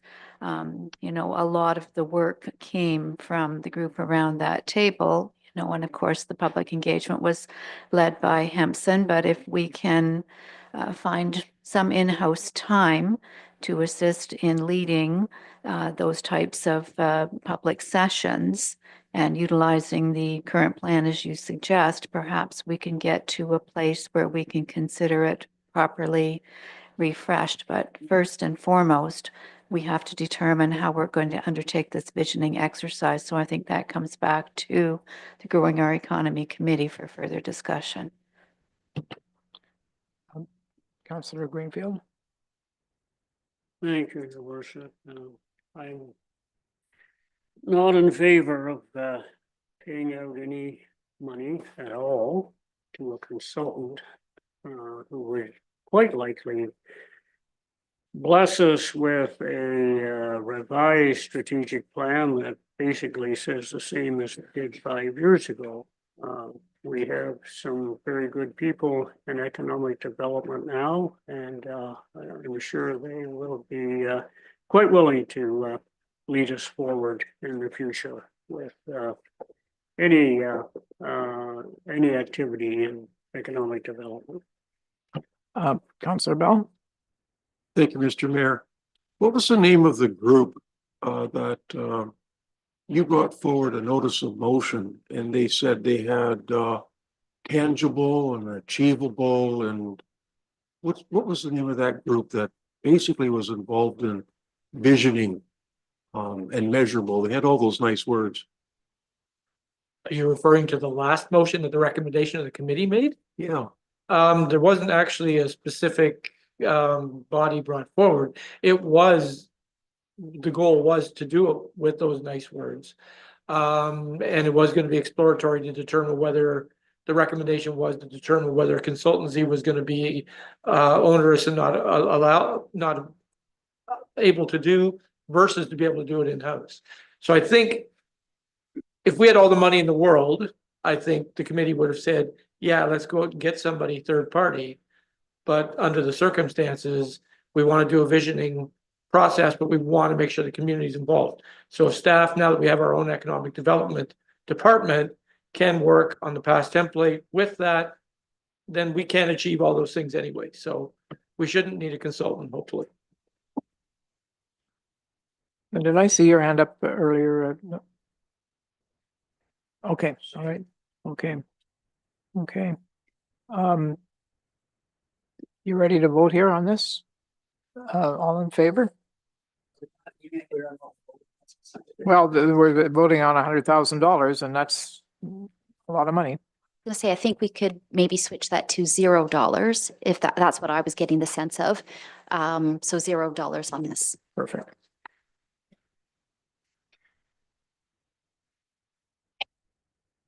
Okay. So the next one is that $100,000 be added to the 2025 budget for the purposes of providing resources for a youth and kid recreation program market gap analysis for the municipality. Again, another great idea with Just- another Yeah, ridiculous no price problem. tag. Just to remind everyone how this elective thing came about, we put out a wish list. So this is a wish list that has come onto slides. So this is just sharing with you our ultimate wish list. And so no offense is taken by you striking these at all, but one of the priorities for us is to identify what our residents want. And we feel that coming up with recreational programs to animate our spaces and get our families and our residents using our existing resources and in our municipality. So we just wanted to know what they want basically and where they will do it. So that's what that suggestion was. But I can already tell you where this is going. So if you would like me to Please do, please do. I'd like to If propose it, $0 if it leads on to this one. zero, We're not $0 for this one. Will say though, and just again, just throwing out another option here. I know $0 is entertaining, but we haven't had a like a strong youth program for quite some time.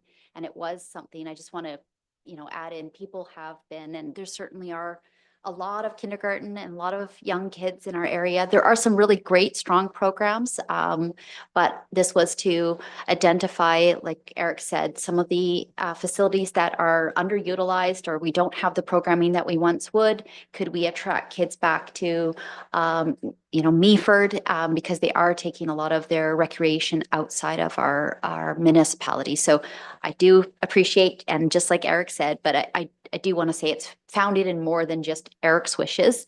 There has been quite a few folks looking for more support in this space. one of the few, I'll be very quick, one of the few disadvantages of the municipality of Meaford is its gigantic size. And it means that there are people who have children who it's extremely convenient to recreate in Owen Sound, and others it's extremely creative to do it in Markdale, and others it's extremely great to do it in Thornbury. So, Your worship, I'm very hopeful that this work can go forward without the investment of $100,000, just because we're going to say no to this and $0 doesn't kill the initiative, I hope. Through you, your mayor, we will always continue to do what we can in those areas. As an example, and this is a shameless plug, but on the November 30th, we have the family movie night at Meaford Hall. It's complimentary, and so that is an initiative that we've come up with to encourage our families to come into downtown and use the hall. So we will not stop doing things where we can, just to the extent to which we will focus on it. We'll have to see.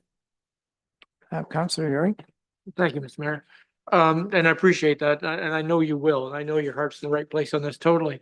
I can't help but think that actually there's a bit of overlap here in our previous conversation.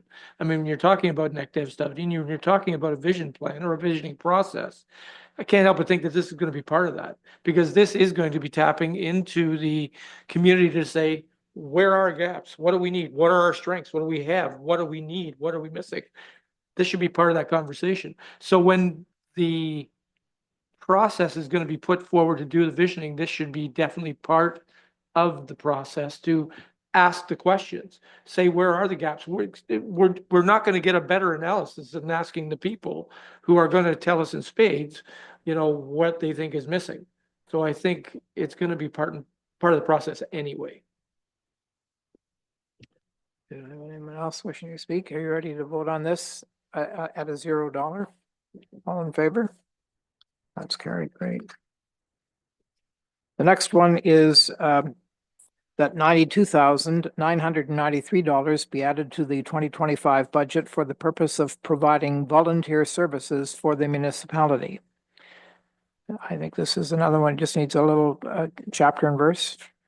Yeah, so again, this kind of comes along with recognizing, and there are actually starting up some parts, but I think it came from a debrief after the 150, where folks were talking about, there was multiple not-for-profits there talking about having the municipality take a bigger, stronger presence in volunteer services. And I know in other municipalities, they actually have a volunteer services coordinator.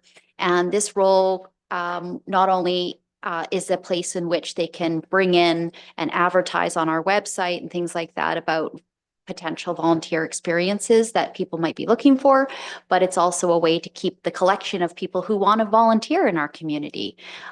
We also have the ability to have insurance, which is usually a big component to not-for-profits, to be able to have people volunteer in various different areas. So having our own in-house, if you will, volunteer coordinator managing both the opportunities to volunteer as well as the folks that want to volunteer, and doing that matchmaking is something that, like I say, I know that I worked in one as a teenager. It was a really great program. It facilitates a lot of consistency. So I did hear from some of our advisory committee members that they would have liked more support. I do know that as people are moving to town, they want to know about more opportunities to volunteer. And then certainly when you see someone like Walter just looking for really consistent volunteer, basically just needs somebody to come twice, maybe just to even hang out during that time. They don't have to come back and forward, but our volunteer services could really help with that. And I think it would fill a lot of gaps in our community, because I do see a lot of people wanting to volunteer. Is this like a $92,000 or $93,000 a year job? That's correct. Yep. That was the estimate, right, Val? I think it was on a person. Lots of people do it for 30,000. I don't know. We could do a half-time, to your point. We could try at that, but yeah, it was a full-time person to put together the program, the protocols, the onboarding, but do all the stuff. Councillor Bartley first and then Deputy Mayor. Thank you, Mayor Kentner. And this, like the previous two and probably some more ahead, fantastic ideas. Love to implement them in a real world. With what we're facing on budgetary issues, it's just not at this time is going to be my favorite saying. But do not, Eric, previous two, fantastic ideas. They should be implemented, but not at this time. Sorry. Deputy Mayor. Thank you, Your Worship. So my assumption is the 92,993 includes all the benefits. So that's why the number is as large as it is. And yeah, I think there's definitely great benefit to having this service, but I agree, we can't afford to provide it. I think this is something that hopefully the Chamber of Commerce might take on, because I think there's a need for this within the community, but I think it just can't belong within the municipal house this year. Councillor Greenfield, you're up next. Oh, thanks, Worship. I'll just echo what the Deputy Mayor and Councillor Bartley have said. I think it's a well-known fact that the majority of volunteers in our municipality, urban and rural, are older. And I think that that will remain. They have usually a little bit of spare time and hopefully a little bit of spare money. I don't think it matters how much you try to pry 30-year-olds with two kids trying to hold up a job and pay off a mortgage to becoming volunteers. I'm sorry, it doesn't happen. So I would put this one on the shelf. And I'm going to ask if you look at the next page, the volunteer services at the same dollar figure. Could we vote on both of these sometime in the future? I just say that they're both. I mean, let's have one vote and take care of, two So the flies with volunteer one services swat. and which other one, sorry? Oh, the community engagement. Okay. Services and yeah, community engagement. I mean, I think it's the same. Go ahead. Didn't mean to interrupt, Your Worship. I apologize. I'm just curious to know, Kim, these positions that we're voting on, are they part of the 7 additional hires that we spoke to this morning, or these are outside of? They're all outside. Yeah. Outside of the 7 That's additional correct. already. That's right. So I will say, though, on the community engagement services, we have contracted till what point in time? Sorry. January.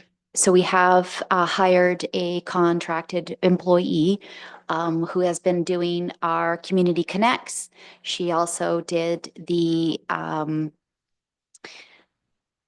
sorry, it's escaped She's me. working on the New Year's levy, I know that. Yep, she's doing the New Year's levy, which is why we extended. She's working on, yes, she's working on special events and licensing processes. So we did hire on a contracted term in order to ensure, do we actually need this? Do we see difference?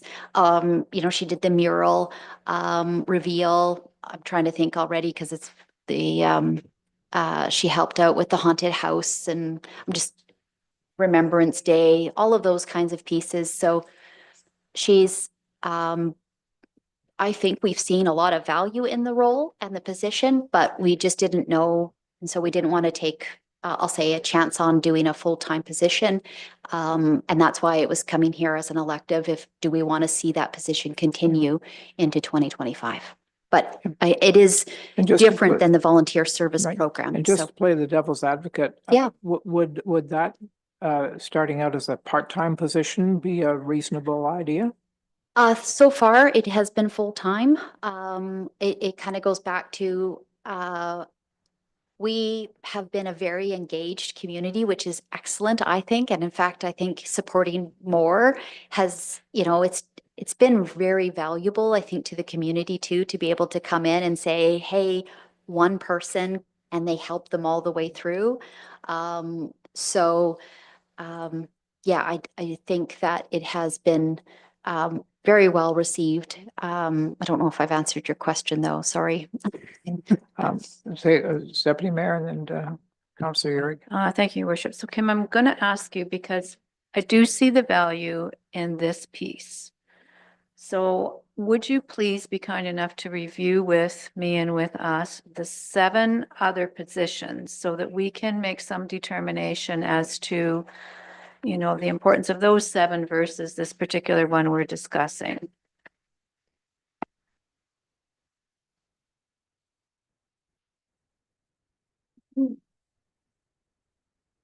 While you're doing that, we'll just vote on the 0 for the volunteer services. So, okay, thank you.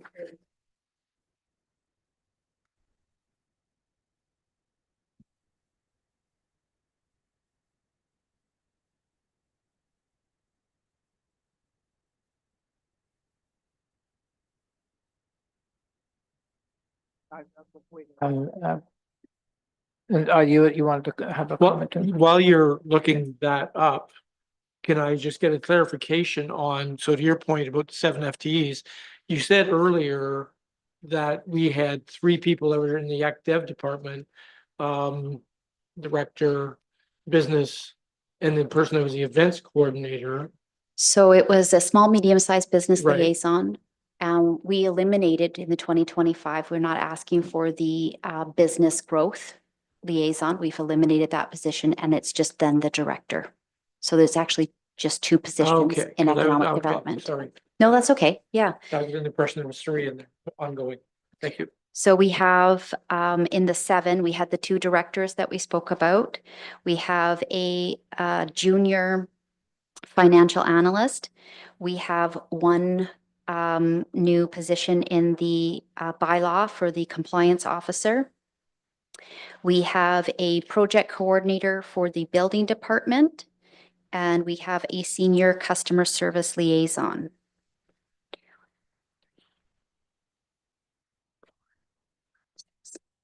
Oh, and sorry, and then we have the last one is the senior financial analyst. That's the 7.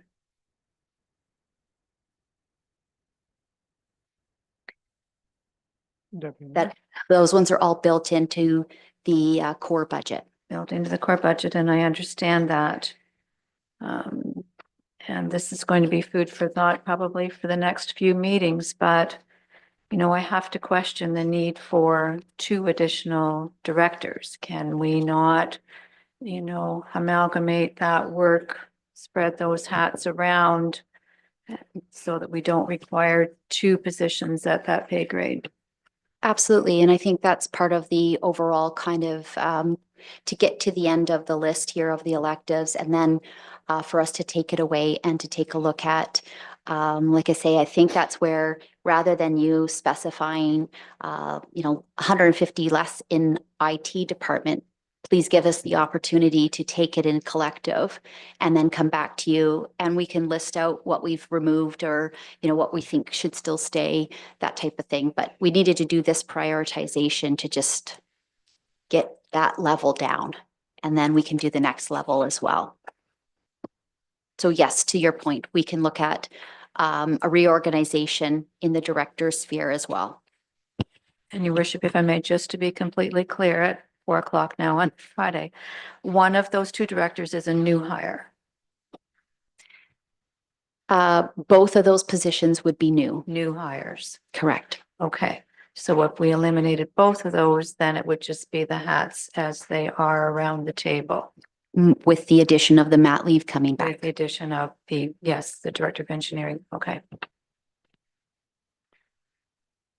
Okay, have we are we ready to vote on this? And have we made a decision really on this? On the community engagement services position? Yeah, there's somebody in that position right now on a contract basis, I take it. Deputy Mayor? Your worship, if there's a way to defer this one, I'd really like to see what happens if, if we eliminate, if that's possible, the two new directors. Can we then come back and consider this position? I think it would be great though, just to get a sense, and again, if you would allow us to do that recommendation about what the org chart structure should look like and how those positions would play out. But I definitely think if you are enjoying this service, and I'm hearing you now, if it had less of a cost or it was embedded into our current costs for the organization, that you'd like it to go forward. Like to have the opportunity Yeah. to consider that. Yeah, okay.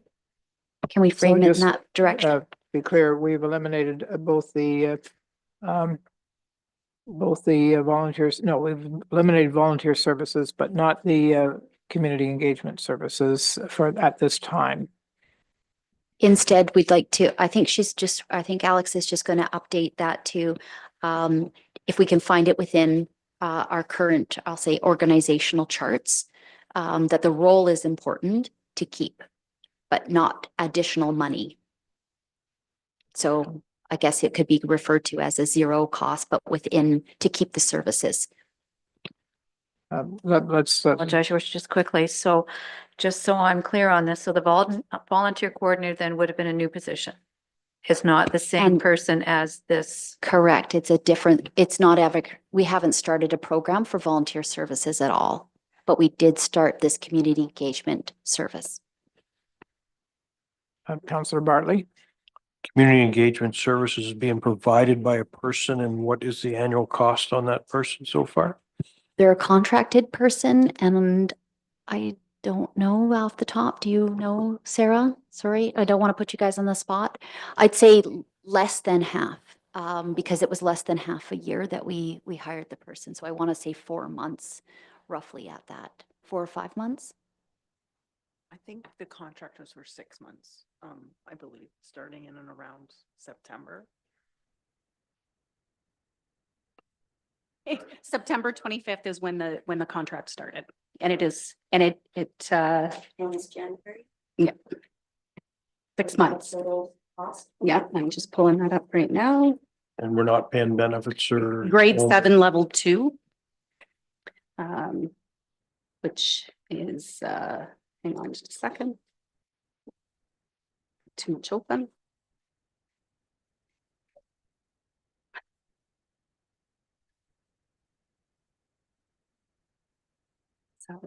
Level 2. So 58,251 on our wage grid, 2024 wage grid. And sorry. Go ahead. Oh, I was just going to say, Alex says, oh, sorry. Yes, that's annual.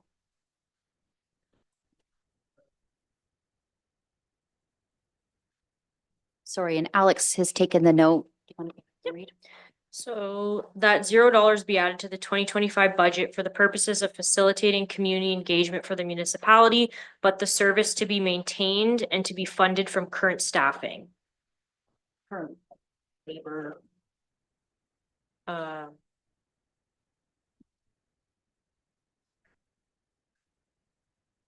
the labor budget. Any, currently, because of OMERS and their change, any employee that we hire currently is, offered OMERS immediately, and I believe most of them sign up. So we do have that, and it is a benefit because we pay a portion of that. So a contract gets OMERS. And is there a cost to that person for OMERS? Is it completely municipal funded? So it's an equivalent. So they pay and we pay their same amount. And is there any other benefits attached to that position?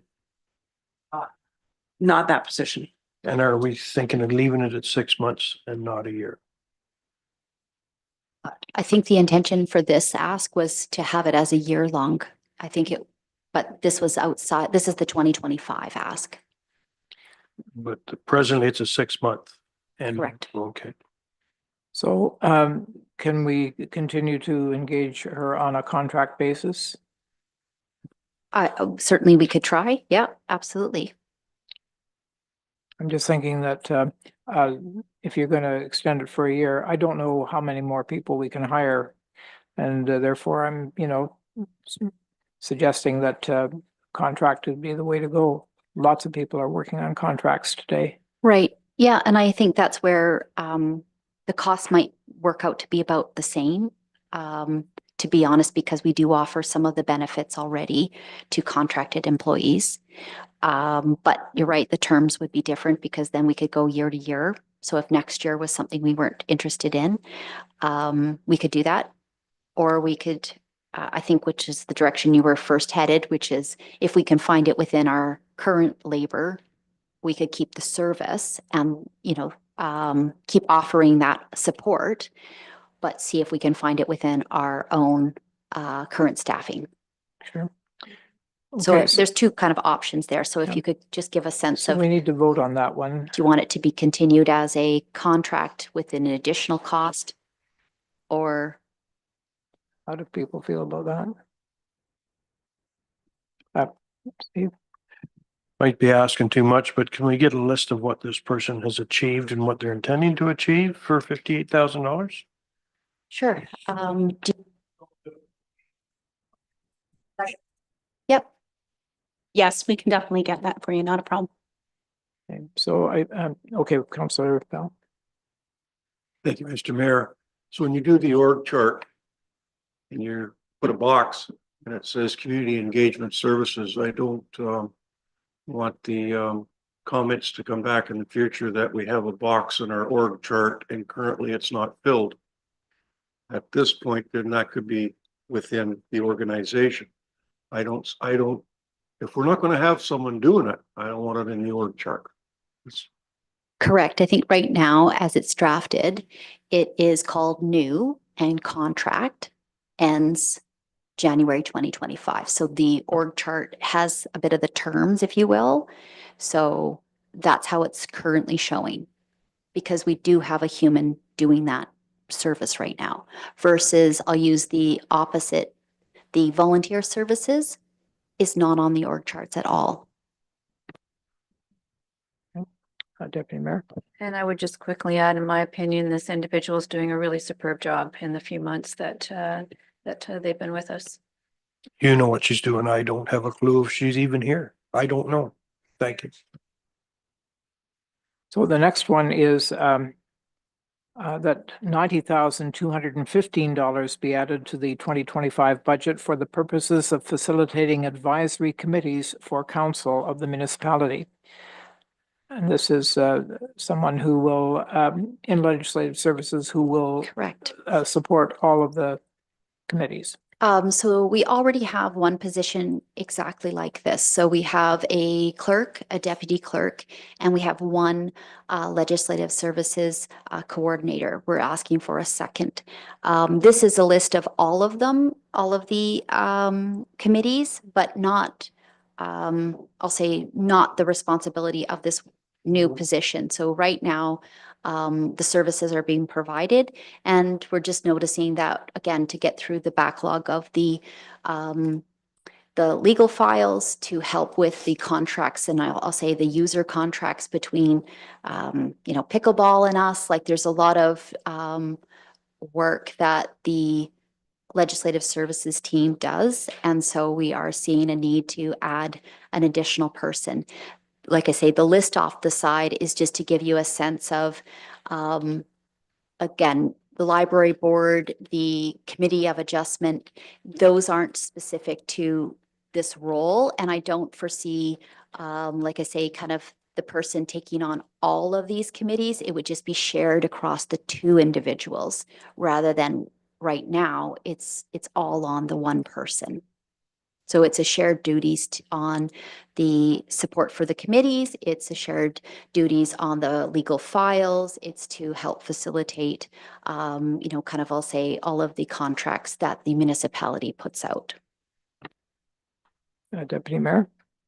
Okay, Your Worship, thank you. So I see PSAC on there. So we have an individual hired who is funded by TC Energy to look after PSAC. So you're suggesting we still need a second resource? Sorry, so similar to the library board and the committee of adjustment. So we have other people that do those ones as well. So you're right. I didn't mention PSAC, but PSAC is another person. The project administrator does that.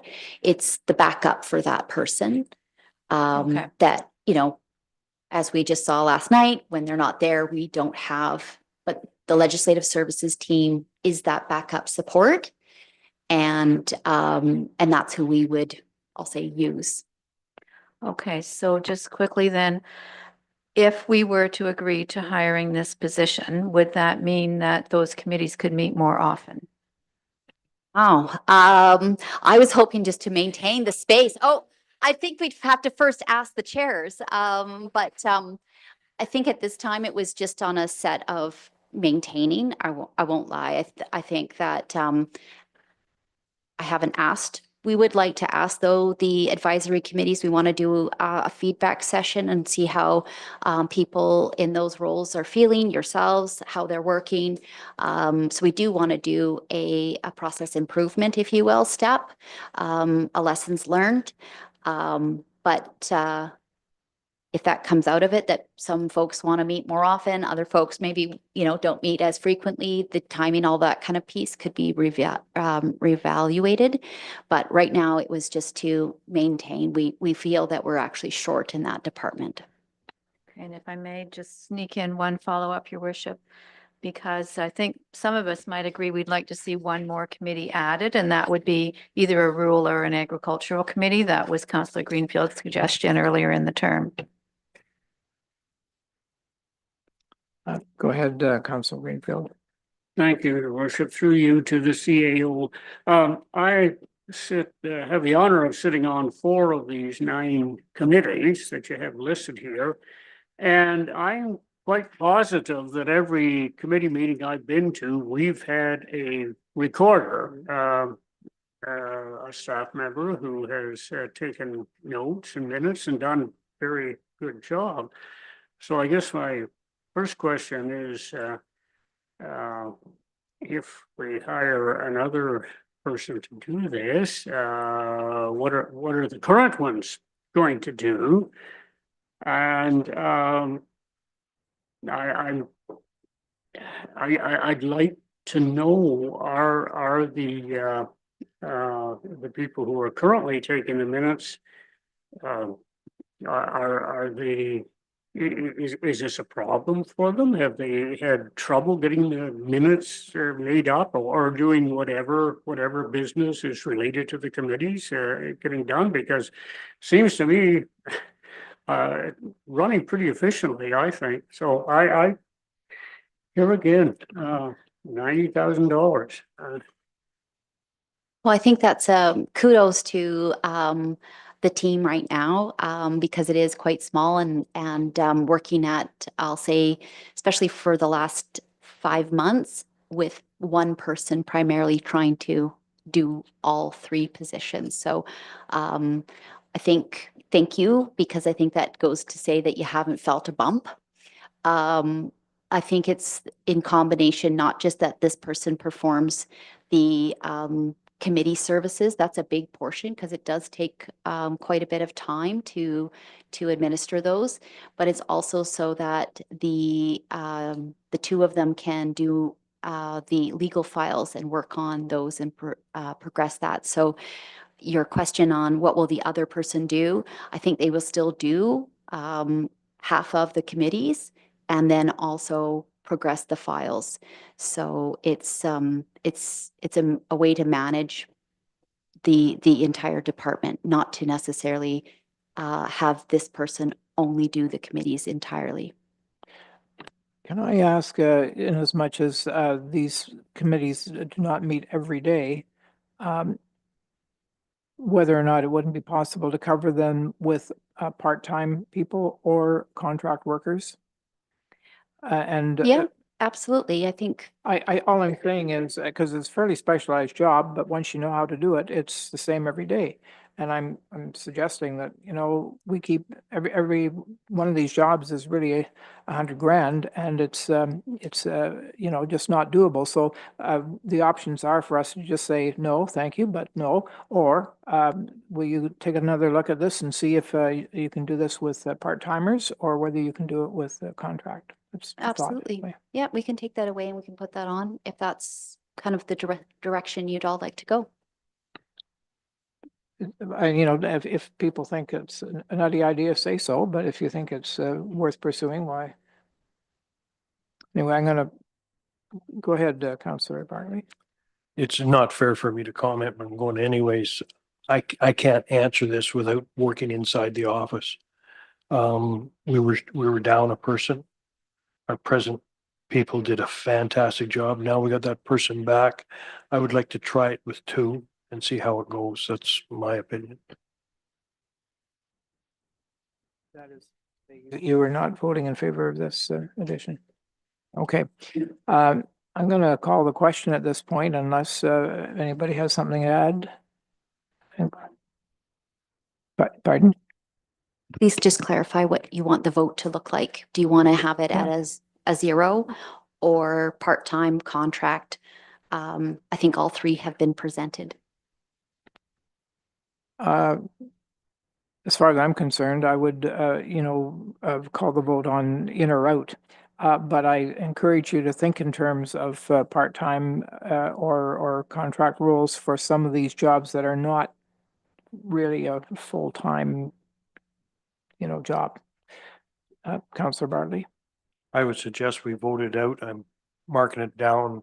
When we're done with the budget, we can bring it back and look at it part-time. Yep, okay. But not until then. Okay, all in favor? That is carried. Next one is that $84,018 be added to the 2025 budget for the purposes of providing proposal and grant writing services for the municipality.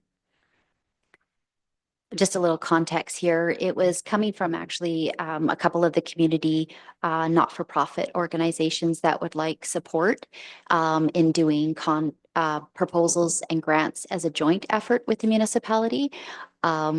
I think actually it was part of Jessica's mention, you know, we already have in the responsibility list of the directors to write grants and proposals related to specifically pieces of work of the municipality. This would be addition to that. So this would be support for, I'll say, overall community development and other items outside of all the regular tasks of the directors, because that does fall into their responsibilities. So this was kind of bigger and broader. I think the areas that I see we don't really have a director specifically in the space is for heritage conservation. And I do believe there's quite a bit of grants out there for that, environmental initiatives, and then business supports. And then, of course, there's also some for sports and recreation. So some of these areas, we haven't had infrastructure kind of gets the lens, if you will. I'm trying to think of other big parts that we always participate in for grants. Val, is there others that are, I always think of the infrastructure ones, but are there other grants that we are traditionally writing for and successful on? They vary, so we try for the Trillium grants and we try for, and it depends on what the project is. For example, I think we tried for the Trillium grant for the splash pad. If we maybe wrote it a little better, we might have maybe got it, but Hey, I'm not sure. Like, I mean, a grant writing assistance would be beneficial because they kind of have a better idea. I will agree. There is probably, having written many proposals and grants myself, it is a skill set. I do think that, you know, these people talk about their success rate, like it is a place to be proud, right? So you can often find, back to your idea around consultants and contractors, this is a very kind of a worthwhile space. They also monitor and track them. And that's a level of effort people forget about, is you have to be searching for them. Often when you do, you can find something. But that's where I'll find, like I'll say, a lot of grants and proposals, they're missed. The opportunities are missed because you don't have someone searching for them on the weekly basis. So this one was to get that kind of, I'll say, very specific skill set and utilize that. But it is an option. So theoretically, I mean, when we looked at the three previous positions, these are all great community or labor benefits. This is one that theoretically should pay for itself. Absolutely. And a lot of the consultants and contractors will not necessarily guarantee if you're not willing to give them kind of more than one. But exactly that. Some of these, the businesses, they operate on the success rate. Right, because in the Exactly. NFP world, more and more NFPs are actually turning to grant writers because they're becoming more and more sophisticated. They're becoming more and more difficult, and they're becoming harder to find. So a specific grant writer, that it's actually a burgeoning industry because people are out there literally validating their existence by securing monies for entities. To me, this is one of the few that I've seen that, if successful, the only thing it does is, yes, so what we're saying then in-house is because we are already writing our own grants. And I'm assuming that we don't have time to look for more because we're busy doing other things, or to your point, due to the apt follow-ups. And more importantly, maybe even not have the specific skill set, but it's lumped into everybody else's portfolio. Exactly. And I find, like I'll say specifically in the area of heritage and environmental, because we don't have, I'll say a big service in that space. We're not finding the time to sit back and search for those. And then we would have, partner with somebody to maybe deliver that type of stuff. So, or potentially use the heritage committee, like at the advisory committee, to get that kind of, funding utilized, because again, bringing it in won't necessarily, depending on the grant, it won't necessarily be able to be used in-house for the community. Just follow up. Thank you, Mr. Mayor. So it sounds, to me, it's almost like you do it as a contract position and you validate yourself. I mean, if you try it for a year and if it doesn't work, then not that you want to throw $80,000 out the window, but by the same token, you have measurables to determine whether or not it was successful. So once again, is it worth the investment to try and determine whether you can get more money for the municipality in general? I think it's a worthwhile because it should pay for itself theoretically if you get the person that's capable of doing the job. But by just doing it on a contract basis, then you can at least not obligate yourself to a point where if it didn't work and you go, oh shucks. Councillor Bartley. I agree with everything you said, Councillor York. I can't see it being a full-time position. Is there a chance you could partnership with another municipality or the county should have a grant writer for every municipality in here. You know, if he's writing a grant for widgets, he could do it for 9 municipalities in one stroke of the pen. It's something we should maybe take to county. I don't believe that the county has that role. No, certainly not. I think we should. Councillor Greenfield? Thank you, Mayor Kendra, and I'm going to surprise a great many people, because I actually think this is a good idea. I've often wondered that, somebody like the Accessibility Committee, I think there are grants out there. They're not huge, but I think there are some out there that maybe we've missed on. There are a few recreation related grants. And certainly, if and when we get our asset management policy finalized and get it accepted, we're certainly going to have to go after big government grants, OSIF and all the others. The Trillium Fund, again, I think that's another area where we sometimes miss opportunities there. So I can see someone who's dedicated to staying on top of grant opportunities being an asset, as Councillor Urick says. This could be cost recovery quite easily with one major grant. I would wonder though, with the 2 or 3 previous commitments that again, maybe there could be some overlapping of duties and as a result reduce the overall number of employees. What if we put this in on a contract basis if it can be done? Pardon?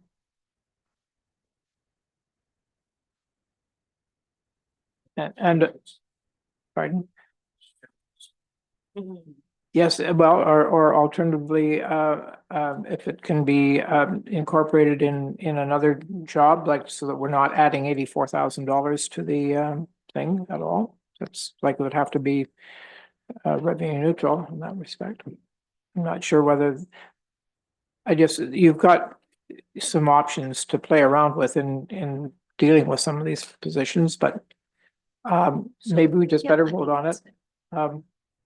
Sorry, you wish to speak? You should put your hand up. I can't read these hand signals. No, sorry. Thank you, Mr. Mayor. Every time something comes up in society where something is going to be done and our council is told by the administration, a lot of times council members hear of something and we often say, did you know that there's something came through from the Ontario government that said if you do this, that, and the other, you can get it? And we always get told, we're aware of that and we've actually applied for that. Every time. I don't think we have ever said anything to members of our staff that they were surprised that we heard something and they haven't. So on that basis, I mean, if there's something available, they are already trying. Somebody is already trying. So for me, just straight up a yes or no on this, I'm going to say no. I'm assuming that there are people who online you can find them that will take on a case-by-case basis. We'll take so maybe that's the approach we should take if staff doesn't believe they're able to accommodate the added workload of making an application. Yeah, so I think this was those, like I say, the directors will still continue to do the areas in which they're already focused. And I always, if you will, think of infrastructure because those are such a big dollar values. This would be more, like I say, kind of community projects and in conjunction with our not-for-profits. So it's a slightly different, and like I say, right now we don't go looking for heritage, and like those are very specific spaces that we haven't traditionally. So that's why I'm saying I don't believe we have the capacity right now to add that on. This is why we were looking to add this as a service. I am hearing a combination though. One, can we find it within? Two, can we look to a contractor that can make it, a viable option within, I'll say, if they put out 30 applications and we are successful in all of them. Some grants also allow for a cost recovery to that grant writer. It's becoming more popular because we know that the administration needs to be recouped.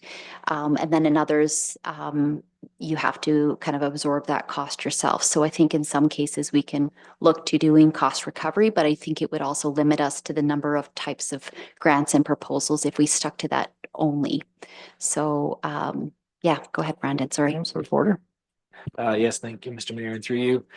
We're basically going to be paying somebody to use AI to write grant applications. AI is making it way more efficient for people to research grants, enhance proposal writing.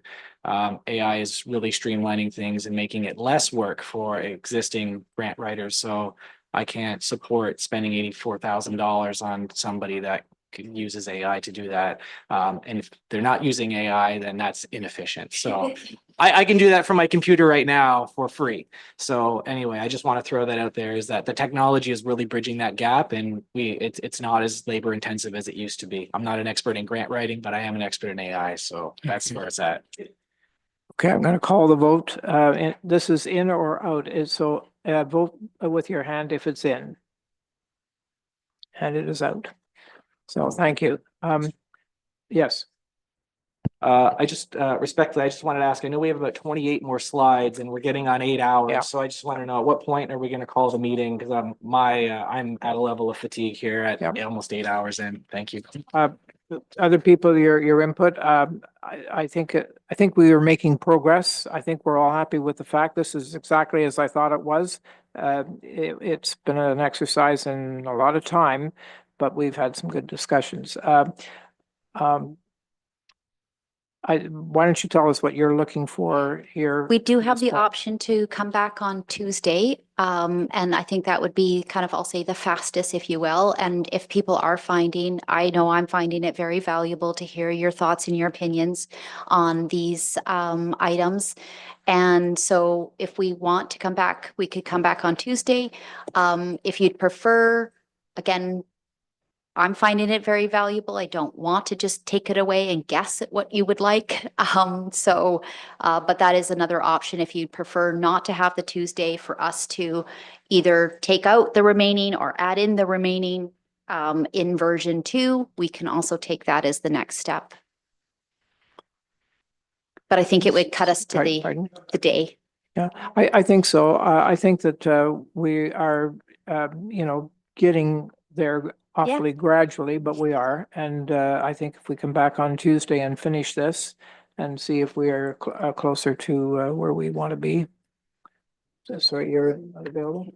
No, thank you. I just wanted to make a comment. Sure. That's okay, Mr. Mayor. Go So when we look at the budget increase of 6.3% from that draft budget, so that's sort of our floor, but I believe that there still are cost savings within that. So I don't know what the rest of council thinks, but I'd really like to see an itemized list of budget items that have increased from last year with explanations for the increase, and to see what the difference in cost is for this year.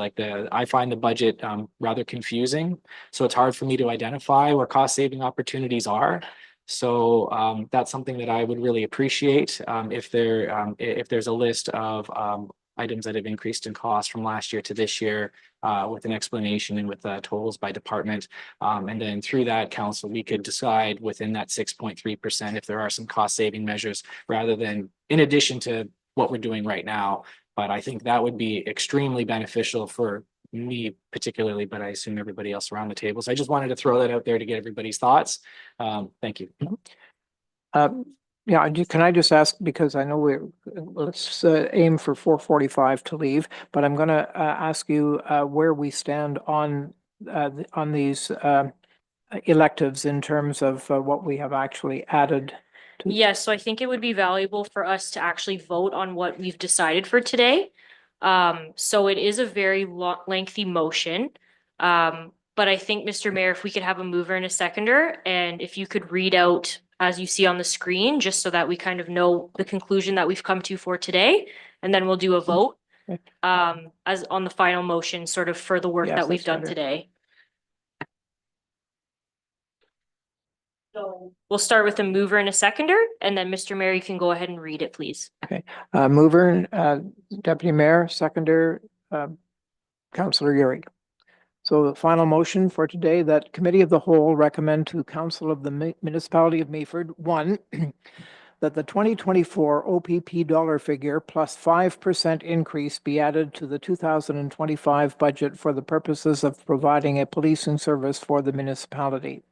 Two, that $0 be added to the 2025 budget for the purposes of providing a short-term accommodation licensing program for the municipality, and that all monies come from reserves to fund the program to be paid back by future revenue surplus. That $154,000 be added to the 2025 budget for the purposes of providing resources for a new splash pad for the municipality, and $150,000 be taken from reserves and $30,000 from the donation to the fund, the remainder. That that $20,000 be added for Leith Beach upgrades to the 2025 budget. That $271,113,000 be added to the 2025 budget for the purposes of funding a partnership and resourcing the office building renovation with Grey Sauble Conservation Authority. That $0 be added to the 2025 budget for the purposes of contributing to the Beautiful Joe Park footbridge in the municipality and revisit for the 2026 budget. That $158,480 be added to the 2025 budget for the purposes of providing library services to Meaford residents at the Owen Sound Public Library. That $102,179 be added to the 2025 budget for the purposes of enhancing planning services in the municipality. That $0 be added to the 2025 budget for the purposes of providing dredging services to the harbor for the municipality, because we can do it without spending any money. Item 9, that $0 be added, that $0 be added to the 2025 budget for the purposes of providing resources for a municipal-wide road speed study for the municipality. That $0 be added to the 2025 budget for the purposes of funding a partnership with the Grey Sauble Conservation Authority to address waterway conditions in the municipality. That $0 be added to the 2025 budget for the purposes of providing resources for an updated economic development 5-year strategic plan for the municipality. That $0 be added to the 2025 budget for the purposes of providing resources for a youth and kid recreation program market gap analysis for the municipality. That $0 be added to the 2025 budget for the purposes of providing volunteer services for the municipality. That $0 be added to the 2025 budget for the purposes of facilitating community engagement for the municipality, but the service to be maintained to be funded from the current labor budget.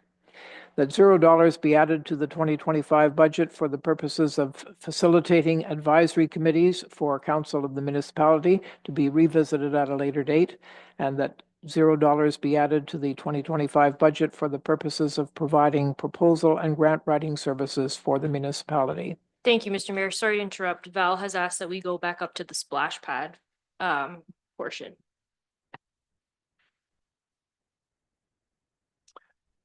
That's item 3. Yeah, 154, that should be the total amount of the 334, and we're taking 150 from reserves. So the total budget that we're gonna put in capital is the 342. No. 34. And then we're funding a portion of it from reserves and donations.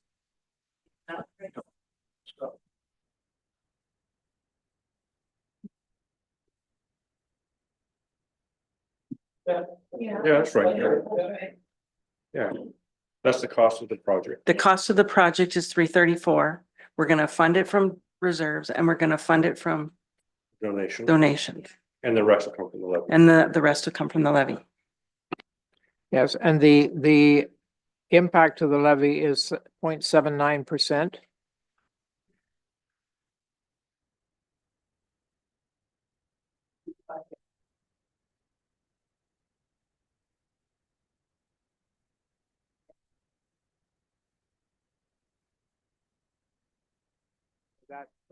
That makes, and I,